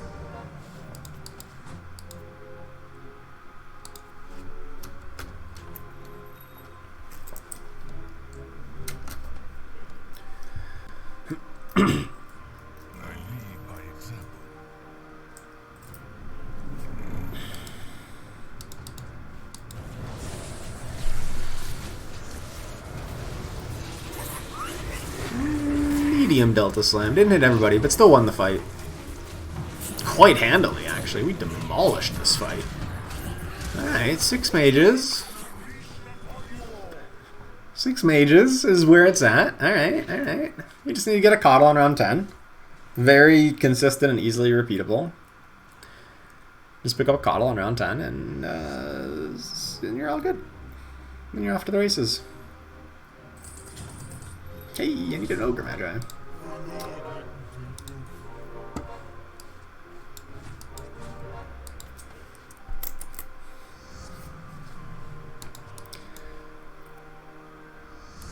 This Ogre Cap, honestly, can probably just go back on Morphling.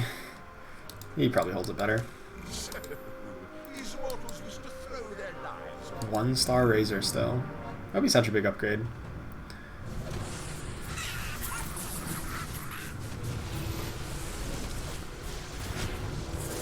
Oh?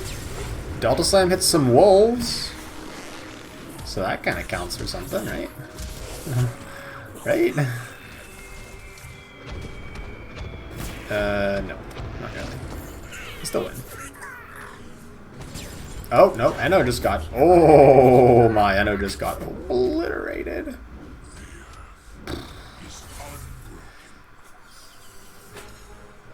Can you show the first guy with only 5 heroes? Oh, yeah. I didn't even notice that. Oh. Hold place. I didn't want these items. Another Maelstrom, sure. Yeah, so they've got 3-star Tusk, 3-star Windranger, and 3-star Magnus, and a pair of Bristlebacks. With a Vladimir's Offering, and healing... Oh, that's damage in Essex. Plus damage in Essex. Seems pretty good to me.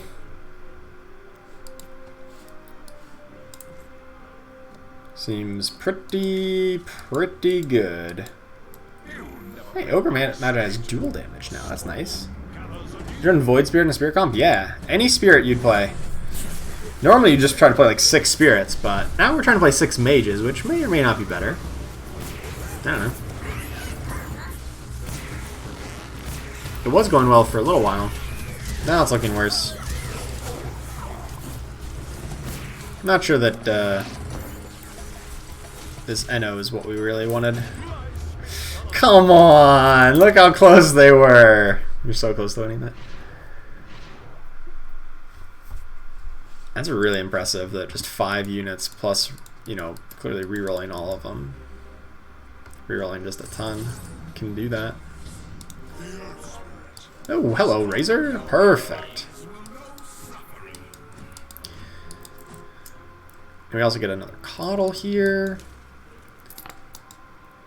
So now I want Razor to hold this. This can go up on, I guess, Morphling. Or maybe onto the Storm Spirit. He's got more kills. I'll rearrange items here for next time.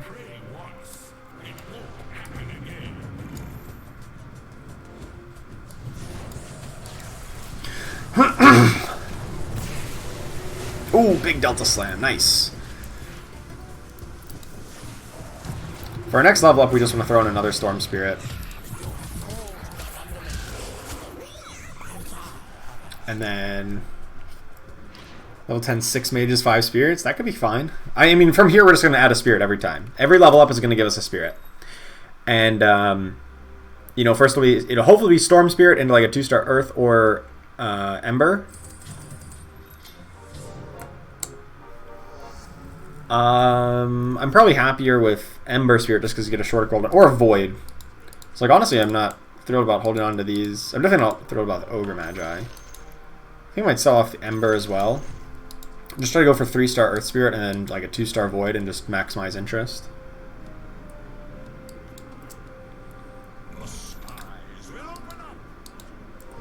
But you know, this is working. It's functional-ish.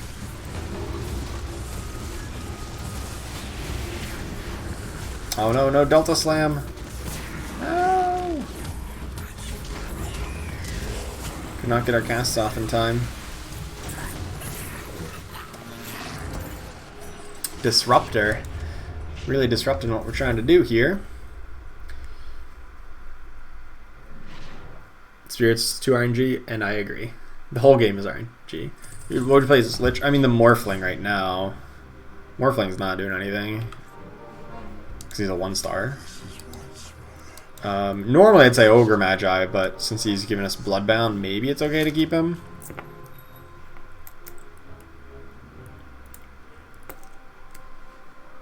I think I've enough life total that I can wait to level...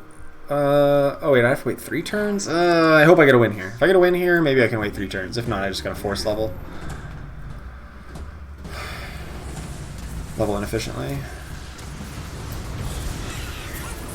Ooh, big Delta Slam, but did not hit the Chaos Knight. That was the important target. I'm gonna like lose to just can't killing Chaos Knight. Unless he's the only one left. In which case, I think we can get him. Beautiful. Barely. We didn't even eliminate him, darn it. They're down to 2 life. All right, how did this 5-unit reroll build work out? And then they just move up into 4 savages and a vigilant. So like what they just added was Pudge, Drow Ranger, Lycan. Interesting. I don't think I need Vladimir's Offering in my build. I could use a Scythe of Eyes though. That's pretty decent on the Caudal.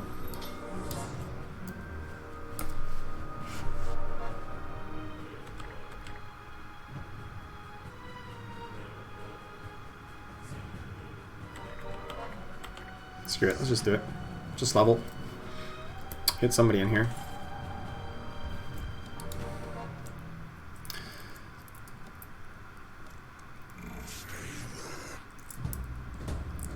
Any tips for Savage Hunter builds off the ground? Well, it just got completely obliterated, so don't play it anymore. That's my first piece of advice on it. Just don't play Savage Hunters, because it doesn't work. So, sorry if that's not the advice you're hoping to hear, but they did just get nerfed about 45 minutes to an hour ago. Something like that. Yeah. Aging Rider's 2 OP. She's pretty strong. I don't know if anything particularly changed with her recently. But she's been strong for a while.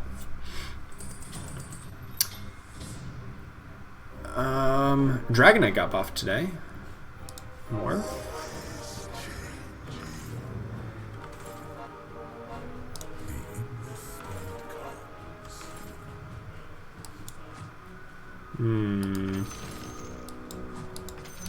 I don't know if Void Spirit's really what I want. It probably is, actually. Yeah, maybe a second Ember Spirit's fine, too.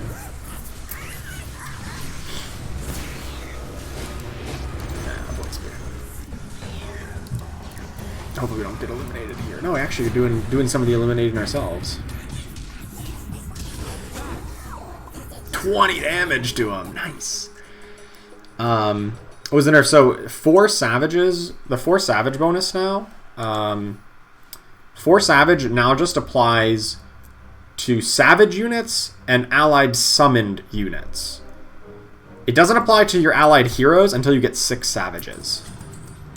But it does apply to your summoned units. So Eidolons, Venomancer wards, things like that.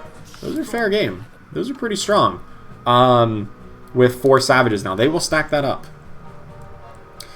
And Bloodseeker also got nerfed. Well, reworked, which is probably a nerf. He gains increase. He doesn't bleed himself out. He will increase his damage or his attack speed based on his opponent's or his target's remaining health total, rather than his. So he wants to be attacking low health targets, which he does with Deadeye.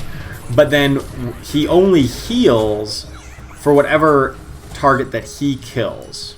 If he kills the target, he heals for a percentage of that target's health. So, it's a rework. I think on the whole it's a nerf, because he was pretty absurd before, and I don't think they would make him, much weaker in that regard. Or much better, because it's kind of hard to make him much better. So that's kind of where I'm at with it. Actually, I should have put this on the Storm Spirit earlier. So good stuff. We got another 2-star Storm Spirit. Now we're just looking to level up one more time, throw in a Void Spirit. It's going to take a lot of turns, but something is possible if we don't just get eliminated in a turn or two. My opponent has a 3-star Earth Spirit. No wonder I couldn't find other ones.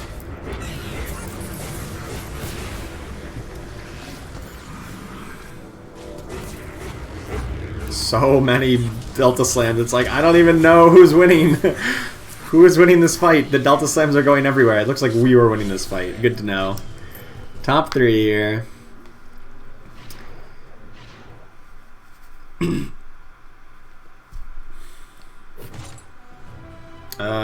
Refresher Orb? Actually, Radiance does AoE magic damage. I'll take Refresher Orb.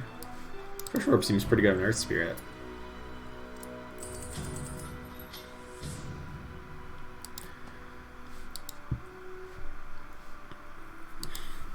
Alright, you know, we're, So this is the build I'm most interested in, actually. This, like, hyper-reroll build that Marissa was dominating this game with for so long.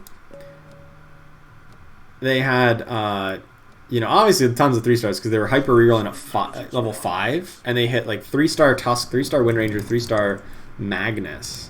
I guess we're up against them. So it was looking really strong for him. Delta Slam comes out a little slow. No! You're just about to get another slam off. Okay, well, we take 22 damage there. You know, no biggie. Just 22. Just 22. Alright, there's a Pudge that we lost to. So we're going to adjust. Gonna put Crystal Maiden in the Pudge spot.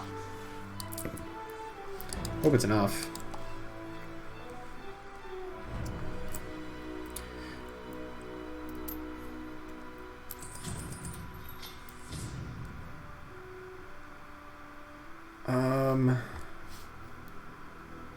Nothing here, nothing, okay. Still another usual stream time? There's not. I can give you the range of usual times. I don't have it super consistent because my current life revolves around varying things that I work on. Like I'm either writing articles or making videos or doing some other independent contractor work, which takes a variable schedule. So like it's hard for me to like hard commit to certain times. I mean, I suppose I could, and then just like if somebody asked me to do something other times, I'd just say no. But so like the general time frame would be right now plus or minus 6 hours. Right, like that chunk of 12 hours of the day, whatever that is in your time zone. I'm gonna lose this because that. Okay. Sure. I don't know, they had a better spirit build than me. They literally had the 3-star Earth Spirit. They went all spirits. And I just couldn't touch them. Yeah, just couldn't touch them. I'm gonna check this one out though. Don't like Refresh Orb on Coddle? I feel like he just struggles more to get mana quickly than I would need a Refresh Orb. And I think with the Refresh Orb on Earth Spirit, because I'm lacking so many spirits, it gives a better chance of hitting a second Delta Slam. Whereas, like, if I put it on Coddle, like, he might get a second one after a very long channel. But like, I would just rather get an extra Delta Slam off at some point in the fight. I think that would more likely lead to winning. Oh well. Keep checking the channel. Yeah. I think there should be a way to like set up notifications for when I go live. You can get a notification sent to you somehow. Look into that if you're interested. Or, you know, maybe if it gets to the point where I can commit more time to streaming, and by that I mean it becomes more profitable for me to do it and like makes it worth my while to invest 6 hours every day in streaming, then I would commit to it more regularly. But right now, in order to try to make ends meet, I do have to do other things with my day, such as, you know, the other content I make, plus some writing, plus some other freelancing stuff.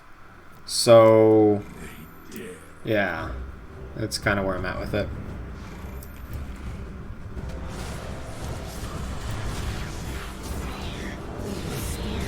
Storm 1-star still lasted all others except Storm 2. Yeah, maybe it's right. Maybe that is the correct way to play this build now, is still just run 6 spirits, 3 mages. Not 6 mages, 3 spirits.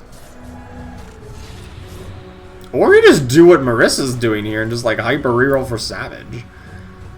I mean, I don't know that they know that Hunters got changed, but like 3-star Dusk, Wind Ranger, Drow, Magnus. seen worse. I'm just spectating the end of this because this is my last game for the day, so I'm calling it quits here. I just want to see the end result of this one.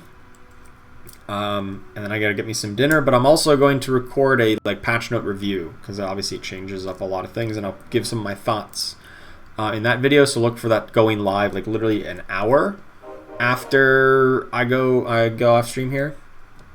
Hunters get changed. Hunters did not, but Savage did. You normally pair up Savage with Hunters.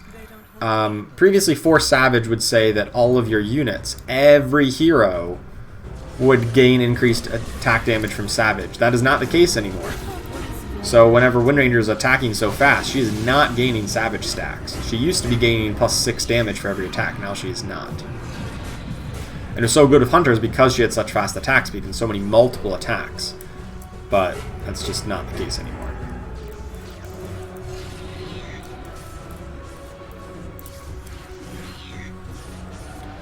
Looks like the spirits are not eliminated yet. Just taking 6. One more round at least. Patch live. Oh yes, it was live 2 games ago.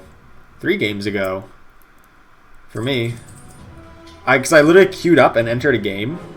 And then as it's loading in, I'm looking over on my other monitor at Twitter. And I see that Underlords has posted the patch notes. And I'm say what? And then I tested it in that game that I had just queued up for. And my tooltips were not updated, but they had taken effect. They were actually different in game. But my tooltips, when I would look at them, were not different. And so I played that game. I got second place in it because I took a strategy that was not affected by the patch. Then I played another game where I played Heartless. Did not work. And then I played this game, which got third. Which is fine. My only win today, my only first place finish of this, my only first place finish of this stream, I think, was it the only first place? Was the game right before the patch dropped when I played Savage Hunters and got the win, and it was great. So hey, this hyper reroll strat worked out really well for Marissa here. I was running, the early Tusk, Wind Ranger, Magnus, and Bristleback. Literally at level 5, they were wind streaking with pair of Bristlebacks, Tusk 3, Wind Ranger 3, Magnus 3. Rerolling at 5. It was pretty impressive. Maybe I'll try something like that later. Some other kind of strat. Okay, that being said, that is going to be it for me today. I did gain some pretty good ranking. Gained up 200, 300-ish points. I had a lot of top 3 finishes, I think.